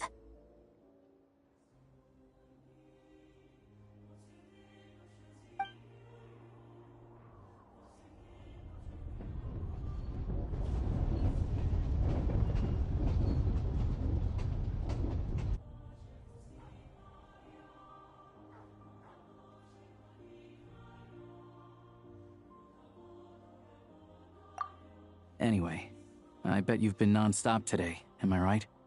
Any idea how Paimon's doing?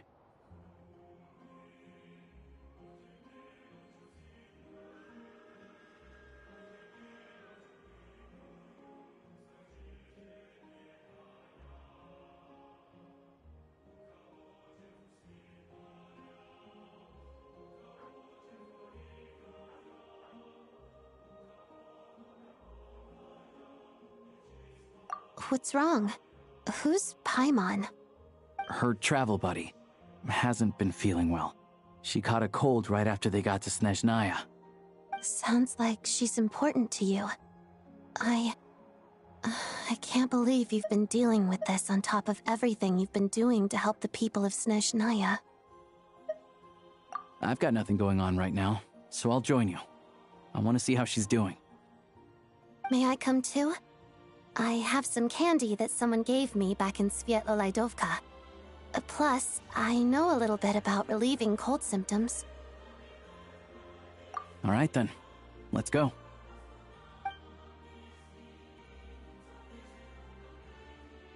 I still don't know what the deal is between these two, but at least the tension seems to have vanished.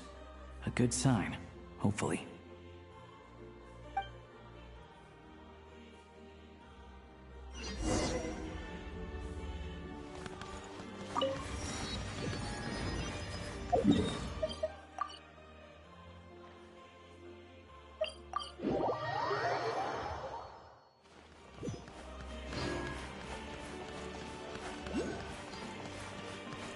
Take a break.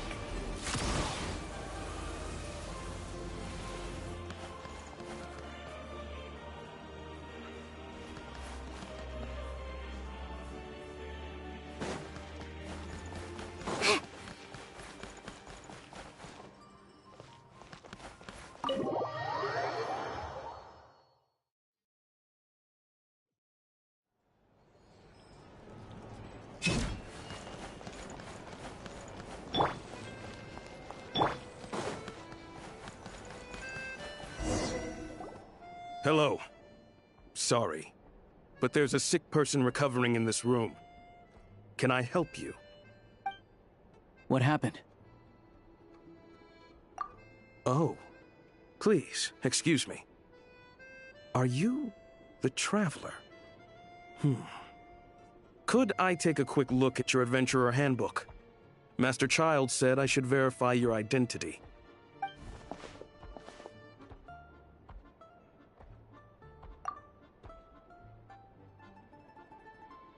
Ah, it's really you. Sorry for the inconvenience. We're under strict orders from Master Child to keep this room well guarded.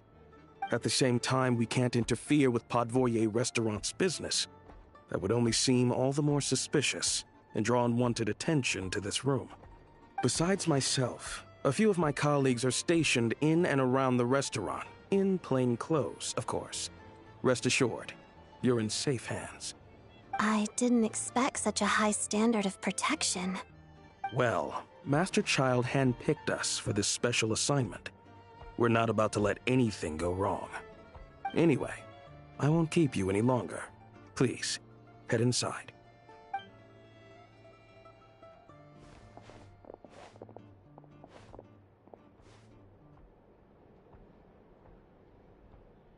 Traveler! Alosha, you're back! Oh, hey! Who's our new friend? Hi, I'm Odette. The Traveler and I crossed paths a few times. Another friend from the Fatui, huh? You're practically a member yourself by this point. Dragon's definitely on the mend. We should be back to our usual travels in a few days' time. Seems like that doctor was right. It's just... Paimon's limbs are still feeling a little chilly. I have just the thing. Whoa! What's this? Is that a flame inside an ice cube? Wait, is this real ice? How's it not melting? And how does the fire keep on burning? All keen observations. You're right. This is called Cor Ignis. Whenever I've caught a cold in the past, I found I recover much more quickly if I place this by my bed. You're welcome to borrow it. Awesome! Wow! It's so nice and warm! Oh, it's like magic. Your name was Odette, right?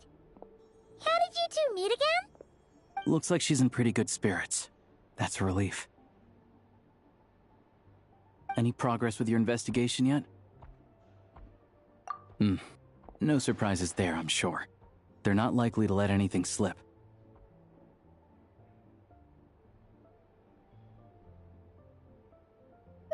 The Rokot, huh? Let me think. Members of the Rokot keep their true identities hidden, but I think there might be someone I can introduce you to. Leave it with me. Meet me at the Korolyevsky Troop tomorrow, and I'll tell you how it goes. Would anyone like a drink? I'm gonna head to the bar. Paimon will have... maybe some hot milk? Yeah. Paimon's in the mood for something warm. Enough with the secret chat, you two. Let's catch up properly in a minute. Paimon wants to know everything that's happened today. It'll be kinda like Tabletop Troop. No reason why listening to a story can't be an adventure.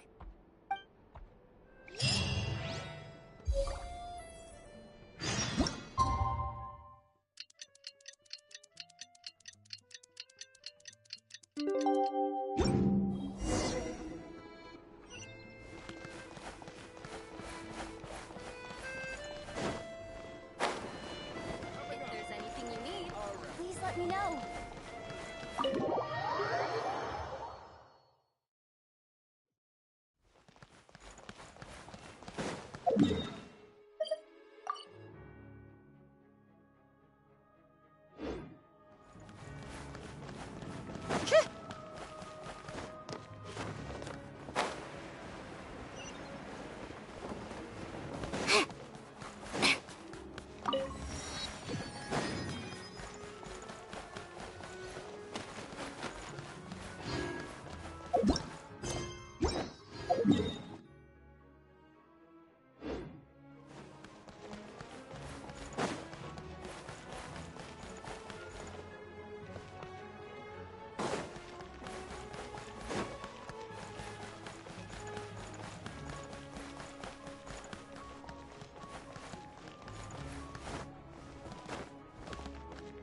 Come on, keep up.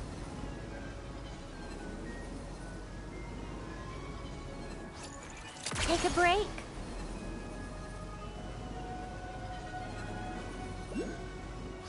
How tiresome.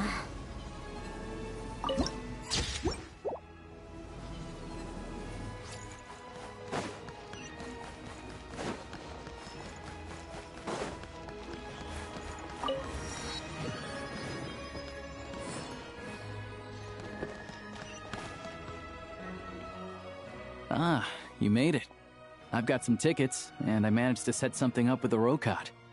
It'll have to wait until after the show, though. Happy to stay and watch? I doubt you've seen the Korolyevsky Troop on stage before. Pleasure.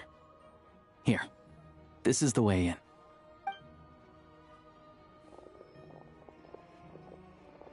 Please present yourself for a routine inspection in accordance with theater regulations. Thank you.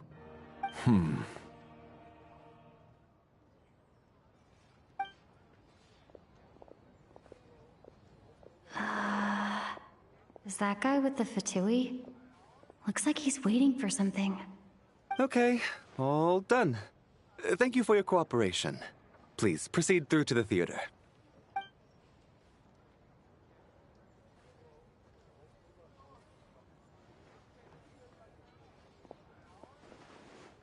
What's up?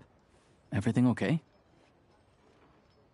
Snezhnaya's business and political leaders are always passing through here, so it makes sense that security's tight.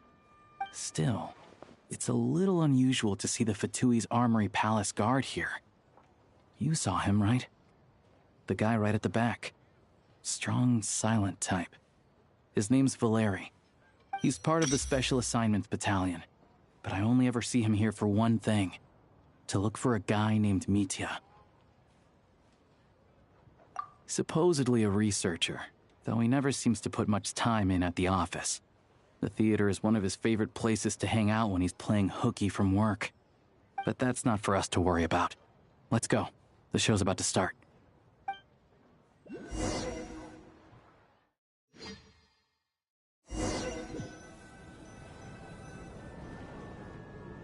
What do you think?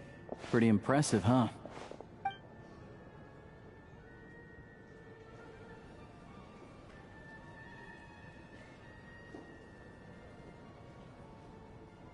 Oh, the one in Fontaine? I hear it's iconic. Never seen it for myself, though. Here we are, just in time. Sorry, coming through.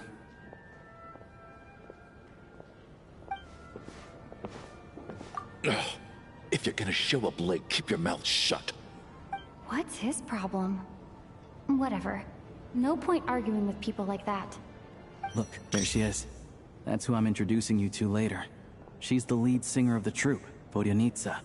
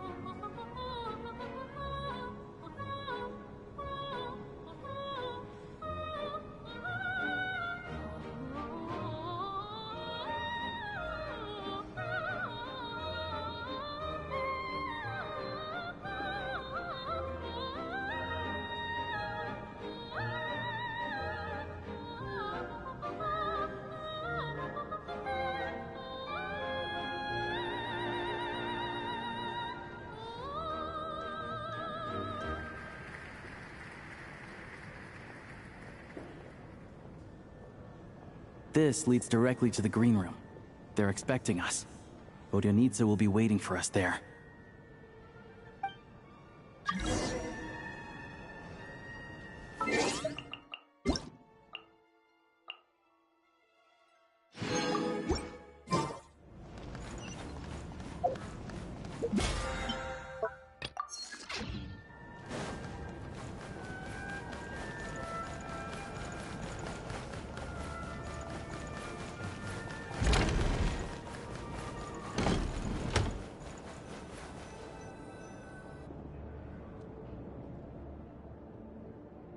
Hey there. Excuse me. Ugh! Can you believe it? I am so mad right now. Come in. Oh, it's you two. Huh? You know each other? Oh, wait. Is this who you were telling me about? The one you met yesterday and couldn't stop thinking about? I never said that. Yes, you did. Why are you denying it? It was right before I went on that rant about the moody factory owner. Oh, I remember it so clearly. Might I ask what brings you two here? Oh, I just brought her here to see the show. And when it finished, she was full of praise for Vodyanitsa's performance. So I thought I'd try my luck, see if we could get the chance to chat for a bit. Maybe get an autograph? You work here. You of all people ought to know that's against the rules. It's not what the green room is there for. Oh, what's the big deal? Come on, don't be shy. I can give you an autograph. You can take a picture too if you want. Do as you please. I finished all my shows for the day. I'll leave you to chat.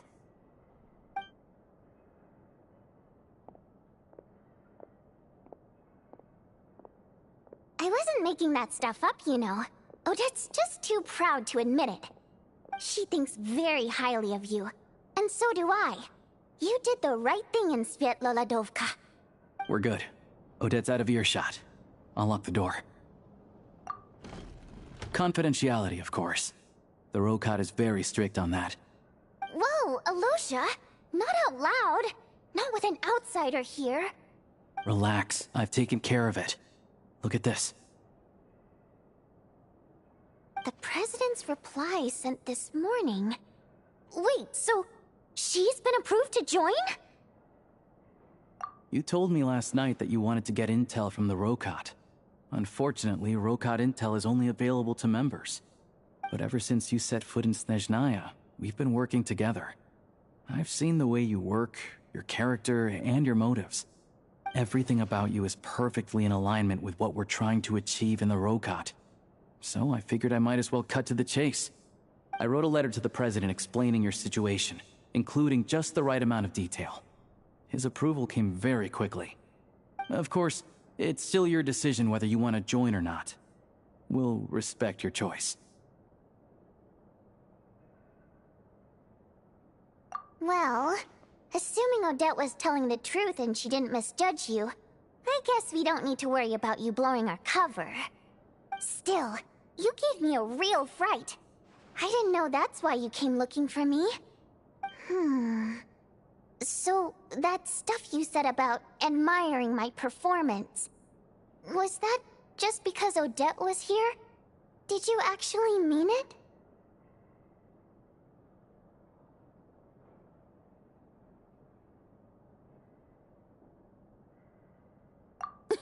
Now you're talking. That's what I like to hear. Anyway, let me give you a quick rundown of how things work. Like I said, the Rokot is a covert organization, and we hide our identities. Members typically don't meet in person or even know each other's identities. This helps us maintain a high level of independence and secrecy. Because of this, members are basically free to decide their methods without constraints, so long as the outcome of any activity doesn't violate the organization's principles. After all, we don't have any ostensible contact with each other. This way, if anything goes wrong, no one else will be implicated. Beyond the freedom to choose how you operate, it's also your choice whether to act at all. We have plenty of members who have yet to take any action. In short, joining the Rokot in and of itself won't place any restrictions on your activity in Snezhnaya. There's a code of conduct you can read if it interests you. But basically, as long as you don't plan on using your anonymity to go around doing evil, you'll be fine. I tried reading it 5 or 6 times. Never made it all the way through. Even the most lackluster script makes for more interesting reading. Great.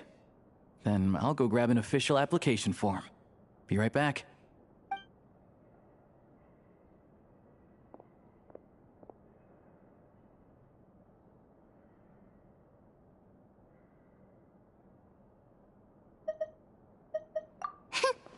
Well, Alosha has this pet dog, you see. His name's Tagarin, and this one time, Alosha brought him backstage. Tagarin took quite a liking to me, so I played with him for a little bit and fed him some treats. Then, the Rokot was out on a mission one day, and even though we were all in disguise, Tagarin recognized me right away. Just a coincidence, really. We didn't report it to the higher-ups, though, to avoid dealing with the fallout. Like my job at the theater, for instance. I really needed to make ends meet. By the way, what were you complaining about just before we came in? Did everything go okay with Chuganov? Everything did not go okay. That's why I was so mad. I tried to make some small talk with him before I went on stage to fish for intel about the Iskra manufacturing plant. But he wouldn't take the bait.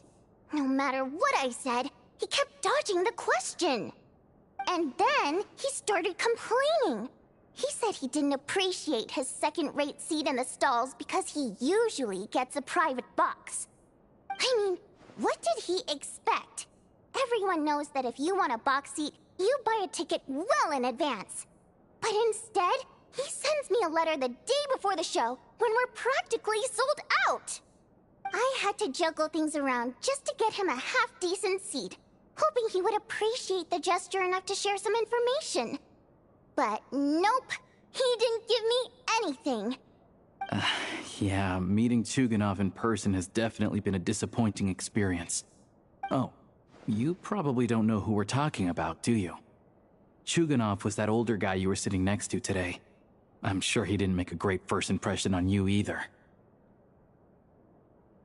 To the citizenry, he's a family man and a kind boss. But our interactions with him tell a very different story. It's one thing to ask for a favor, but he acts like it's his right. He always expects special treatment. Take the ticket situation, for instance. I've actually gotten him a private box in the past. But not only was he not even grateful, now he's acting like I've sold him short this time. Not to mention that he's never paid for a single one of his tickets. And another thing, if he's such a big family man, why doesn't he bring his wife and daughter to see the show once in a while? I've never seen them here, not even once. Calm down, Vodyanitsa. If you won't do it the easy way, we'll have to try the hard way. But first things first, here's your application form. Go ahead and fill it out.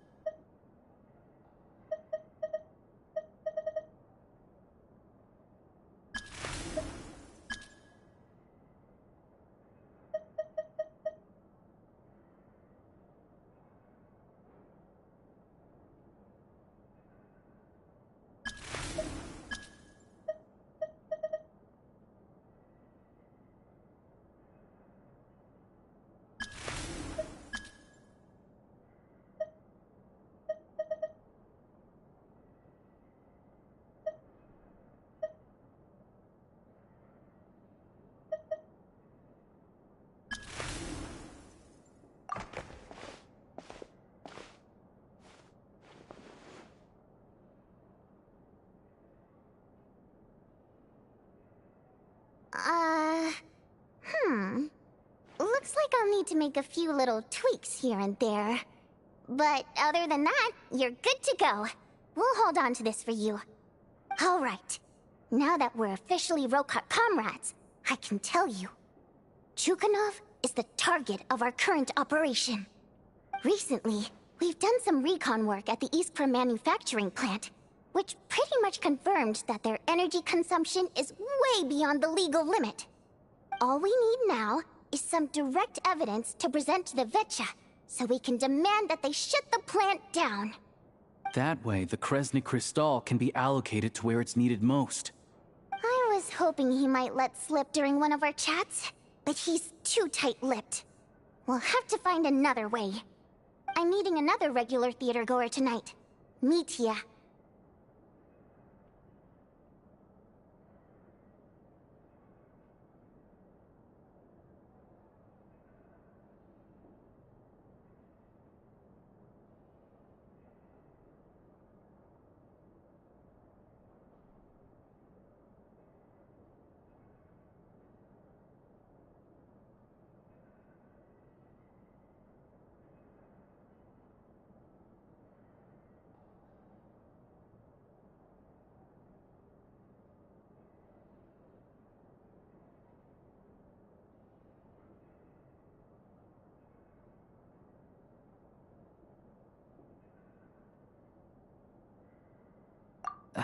But Valeri's here too, and he's probably looking for Mitya, so he may end up being a no-show.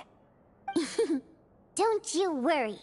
He must know how to dodge Valeri, or he wouldn't be showing up on time for every performance. Metia is a renowned energy expert. Although we can't get any direct evidence of the excessive energy consumption at the plant, we can accidentally let the information slip to him. The authorities should take someone like him seriously. So if he starts raising questions about energy use at the Iskra manufacturing plant, there will be a proper investigation. Also, we're not allowed on site, but he has clearance. So all we need is his cooperation.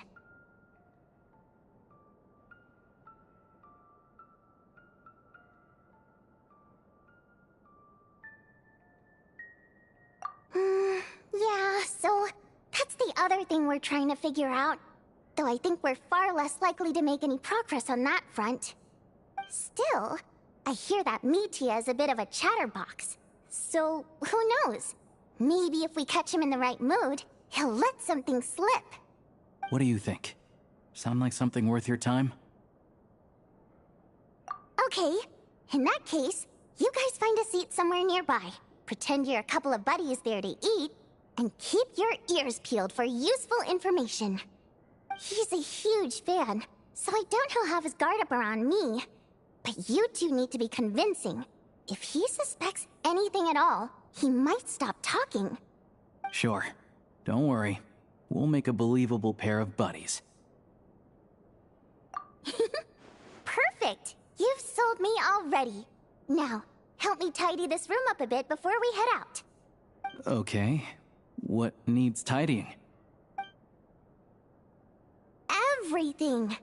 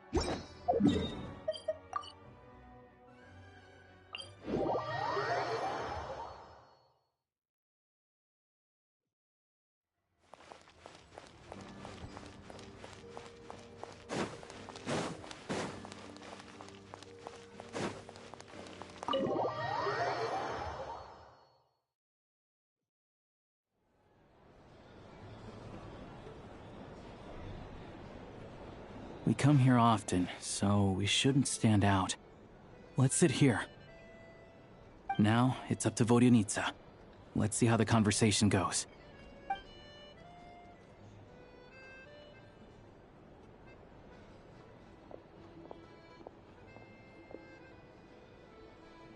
Mr. Metia! Over here! Over here! Oh, sorry. I got a little held up on my way here.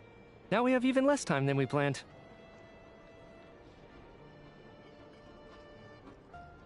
Go ahead and order some snacks and drinks. Whatever you like. Let me see. According to my schedule, we still have 25 minutes left. You're really pressed for time today, huh? I was imagining this would be a leisurely chat.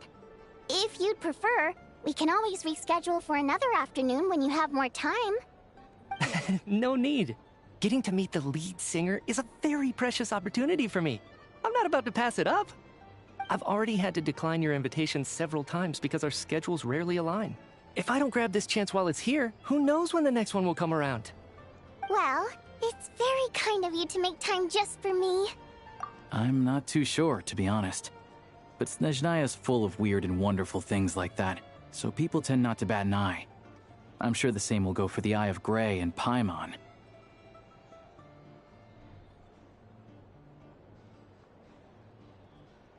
The reason I I invited you out for tea and a chat today. Back in my day, I could down 3 bottles of firewater.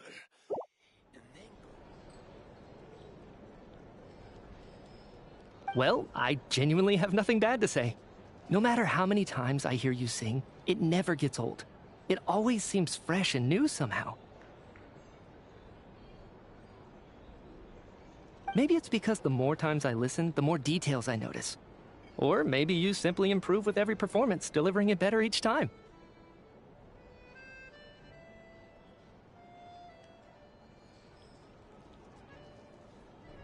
Thank you! I'm delighted to hear that. Could you give me any specific examples? Oh, yeah. The piece you sang today, for example. Beneath the Frozen River? Hey, what's with you? I'm just praising a good performance. I always used to find that such a bleak and lonely song. But the more you listen, the more you realize that it's not as cold and nihilistic as it appears. When you really dig down into it, there's a certain level where you're surprised by the emergence of hope. Wow, I'm impressed. I didn't expect you to pick up on that. Actually, I only tried out that angle after talking with a composer. Still, Beneath the Frozen River wasn't on today's program. Oh, really? But it's a classic. You sing it every time. Almost every time. Oh, well then.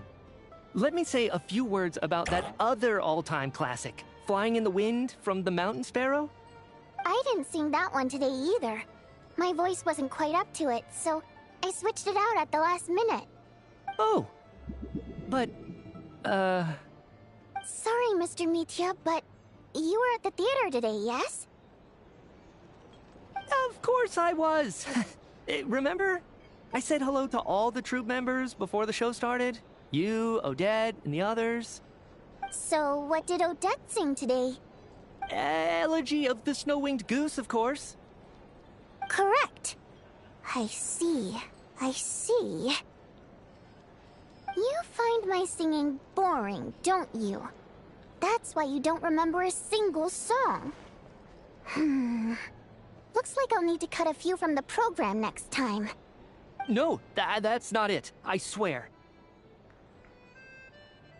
All right. I'll be straight with you. I'm sorry. My mind was wandering as you took the stage today. I enjoy watching your shows because the exquisite performances stimulate the mind. It always sparks some inspiration for my research. So, whenever I get stuck at work, I come to the theater for a change of pace. Odette's dance during the Elegy of the Snow-Winged Goose today was simply incredible. It got me wondering what she's been going through recently. That look of sheer defiance in the face of utter tragedy? It was so inspiring. I started scribbling in my notebook right away. Not that I made a ton of progress in the grand scheme of things, but I still think it was productive. By the time I snapped out of it, the entire show had finished. So what you're saying is, you didn't listen to my singing at all? Unfortunately not. I'm sorry, I don't know which is more disrespectful. The fact that I don't always come for the show itself, or the fact that I missed your performance. Seems like things are getting a little awkward. Mitya just stepped into a conversational minefield. If there's one thing Vodyanitsa doesn't like, it's people who show disrespect for her performance. This meeting was so hard to set up. Don't tell me it's already falling apart. It's fine. I suppose this is affirming in its own way. At least, it shows that our performance really touches people's hearts, right? Don't let it bother you. It certainly doesn't bother me. She's showing a lot of restraint. Well, I'll be sure to let Odette know how much you adored her performance. Please don't say that. I always love your performances too. It's just that inspiration struck at the wrong time today. I'm usually all ears. I know, I can tell. That's why I value your opinion. I'm sure some people can't stand it when others praise their coworkers right to their face, but not me. No, sir. Fair enough. I still feel kinda bad, though. But you know what I really can't stand? People who only show up to the theater to pretend that they're cultured. Makes me sick to my stomach. Oh, yeah, 100%. There are too many of those people around. By the time they're walking out the door, they've forgotten all about the show. What's wrong? You look furious. I don't know if you've heard about the boss of the Iskra manufacturing plant. He isn't even a theater investor, but he always demands the same privileges as actual investors. Box tickets only, premium drinks, even the right to request specific songs. Well played, Vodyanitsa. Seems like she's harnessing her rage to steer the conversation back on track. Now that you mention it, I've interacted with that guy before. I gotta say, everyone holds him up as an example of a benevolent businessman, but I don't know. I don't see it. Yeah, he couldn't care less about what's happening on stage. He's just there to flaunt his social status. I hate that I have to prepare programs for guys like that. What's the big deal with that factory he runs anyway? I asked around a bit and heard some pretty shocking stories. Sounds like he's just another greedy capitalist. Oh, really? Yep, the things people are saying are pretty damning. Low wages, insanely long working hours, equipment running around the clock. And as if that's not bad enough, he also strictly forbids his employees from giving any kind of interview. Project Stuja has now been extended so many times, we're at the point where crystal rations for the common folk are barely enough to survive on. Yet he even wants to get his greedy hands on them, just to boost his own profits. If the rumors are true, he's in serious violation of the law. Interesting. So you've heard about it too? What? So it's really true? Who knows? I've only heard the same rumors you have. But there's no smoke without fire. The Rooster's been coming down on us hard lately, demanding that we track and trace every single batch of Crystal. My coworkers in the Department of Energy have been tearing their hair out over it. The Rooster? I didn't realize he cared that much. Yeah. Even though there are no restrictions on Crystal trading, the poor will wind up freezing to death if we let the rich buy as much as they want. That's clearly unfair. Looks like we'll need to arrange an investigation into the Iskra manufacturing plant as soon as possible. I never knew you kept up with current affairs beyond the theater, Miss Vodyanitsa. You really have a heart for the common person. Most Fae in your position have long been indifferent to the plight of humans. Well, those of us who choose to live in human cities are naturally going to pay attention to any significant upheaval. Isn't the Rooster a Fae himself?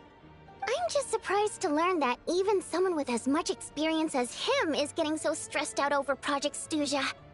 What is the end goal of this project anyway? This is it. We're finally going there. I'm sure Mitya can sense on some level that she's fishing for information. But since their conversation is so relaxed, he might just let something slip. It's stressing me out too.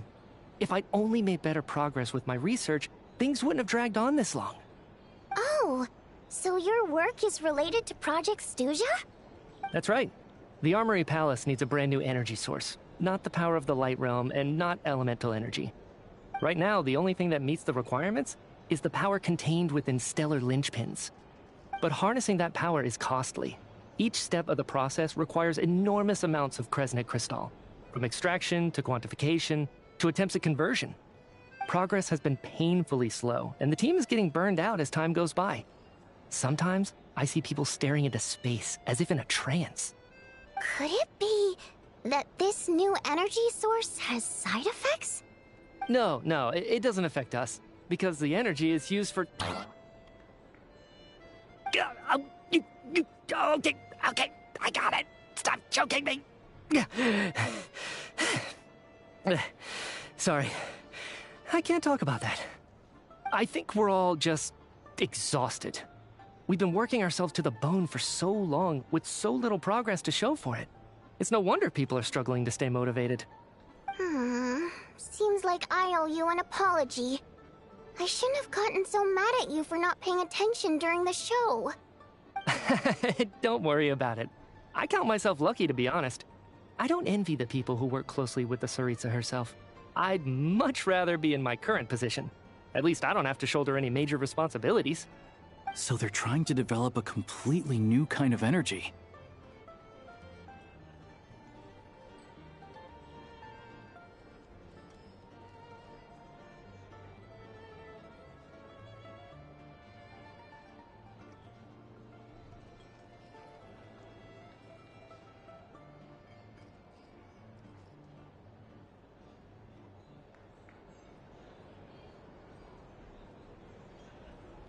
Yeah, censored by a scarf.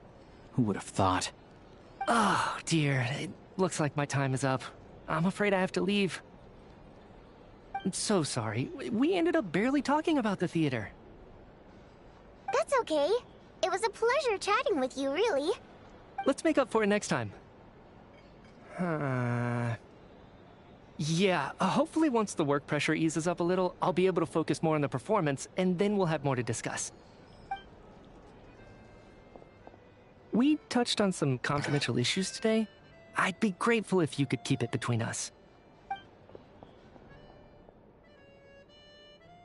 That could have gone worse.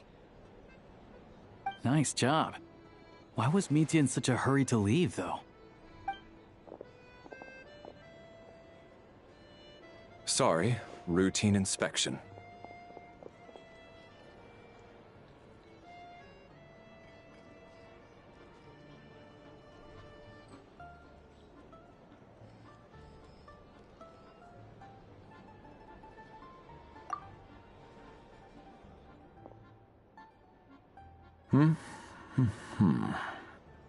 Okay, let's go. So he wasn't rushing to get back to work. He must have calculated that Valeri would find him here in exactly 25 minutes.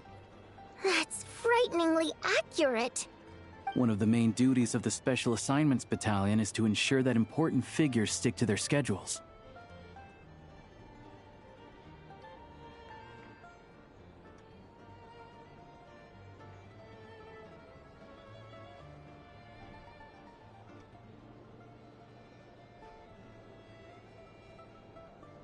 All right, time for us to get going too. Excuse me, check please. We'll settle our check too, then. Oh, hello there. Mr. Mitya paid the check before leaving. He also asked me to pass on a message. He said it was an honor to share his tea break with Miss Vodyanitsa and her two friends. Wait. So he knew we were here all along? This raises a lot of questions. Did he deliberately mention the new energy source so that we'd overhear it? Maybe his work isn't confidential after all. Maybe the key here is the purpose of this new energy. I guess that's the next thing to look into.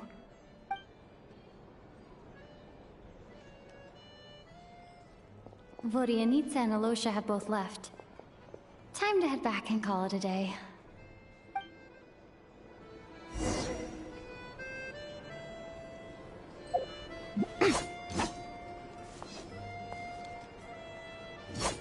Yeah.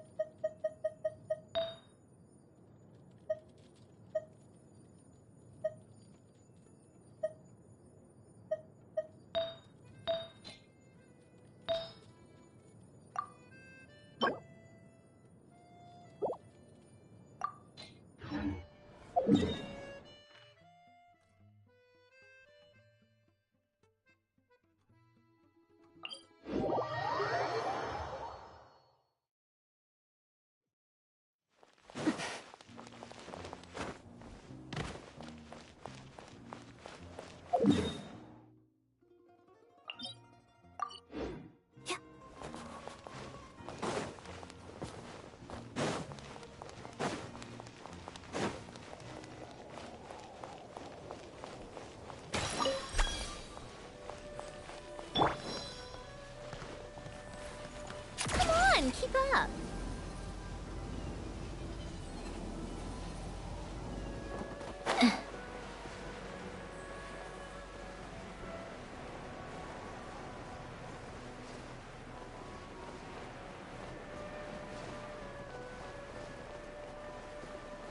Yeah.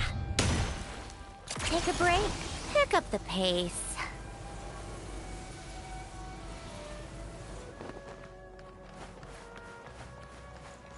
How tiresome.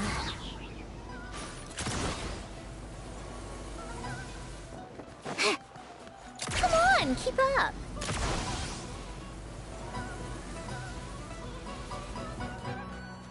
How tiresome. Come on, keep up.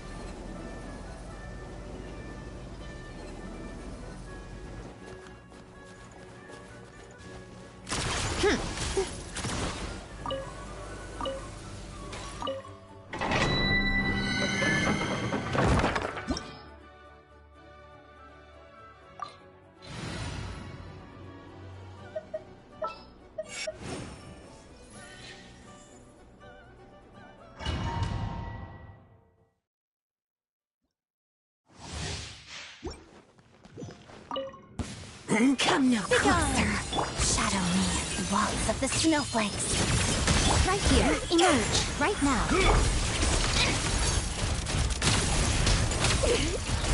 Take a break. Frost, go! Could this Emerge, be? right here. I think not. How tiresome. Let's test my hypothesis. Take a break. How tiresome. Pick up the pace.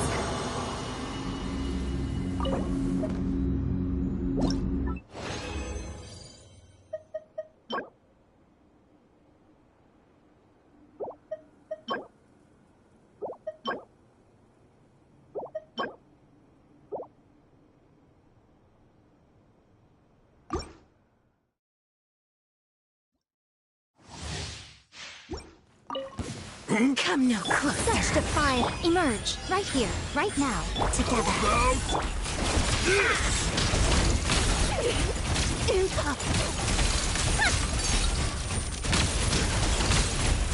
How could this Emerge, right now. I think not. Let's begin. Take a break. Come on, keep up.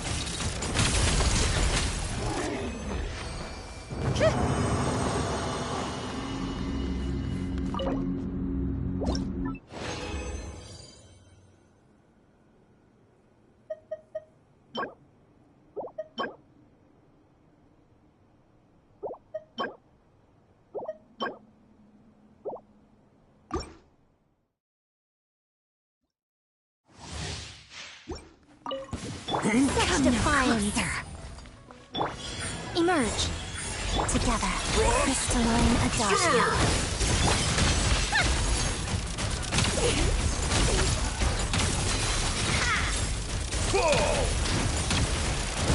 Take a break. could this be? Right now. I think not. Pirouette. Come on, keep up. How tiresome. Take a break?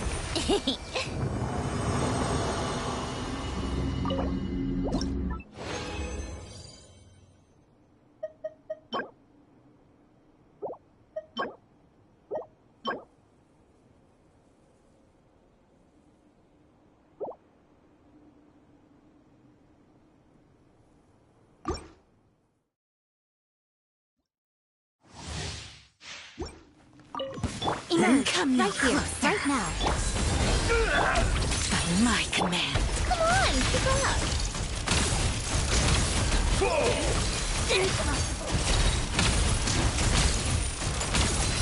How tiresome. Emerge, right now. Emerge. Let's begin. Begone.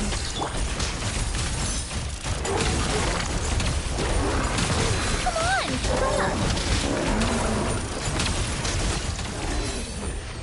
How tiresome.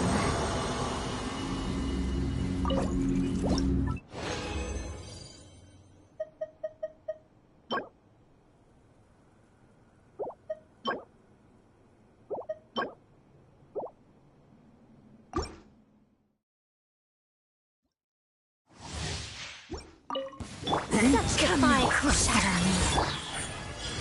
Right here. Take a break? Sure! Impossible. Come on, keep up. How could this be? Begone. Right now, emerge. Together. Pada-da.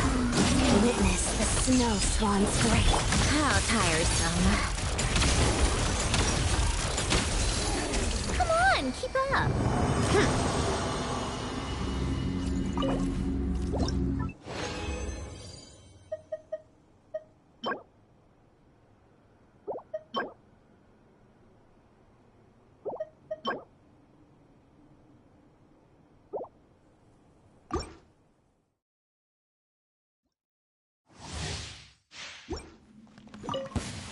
Come no closer. Right here. I think not. Shadow my command. Take a break?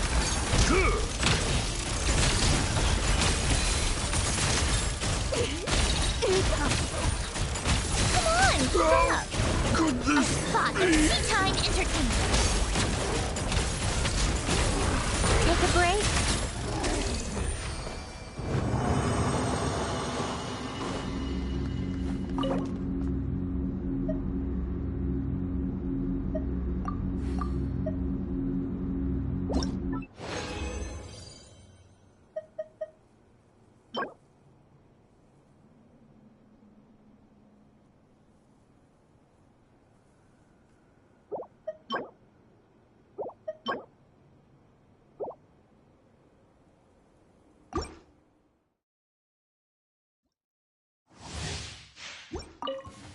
Come no Right closer. now. Right here.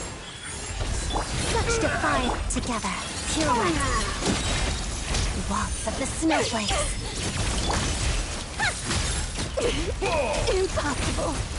Come on, keep up. How could this be?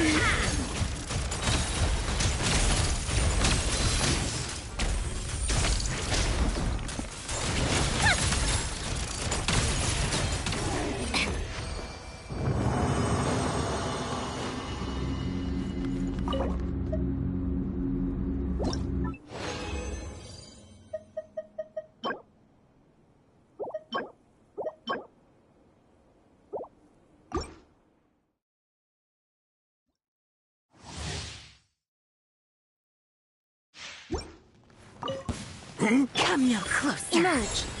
I think not. Let's begin.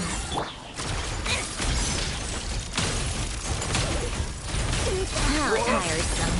Sure! How Right here. Emerge. Right now. Shadow me. What a joke.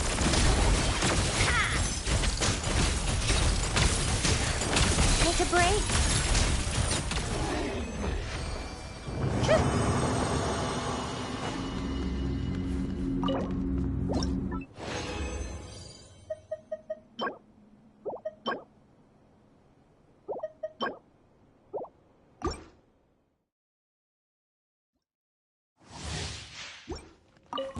Right here. Emerge. Right here.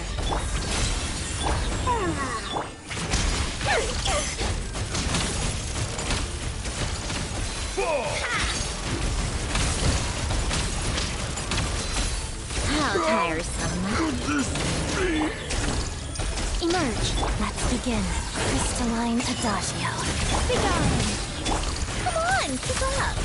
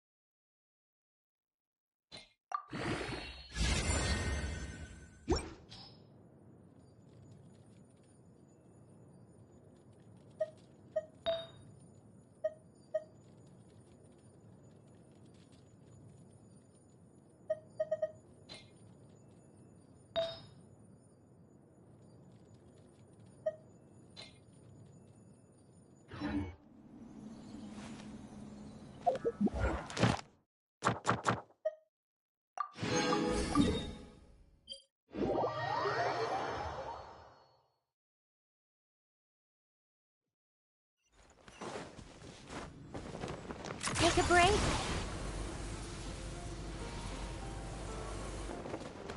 Welcome to the...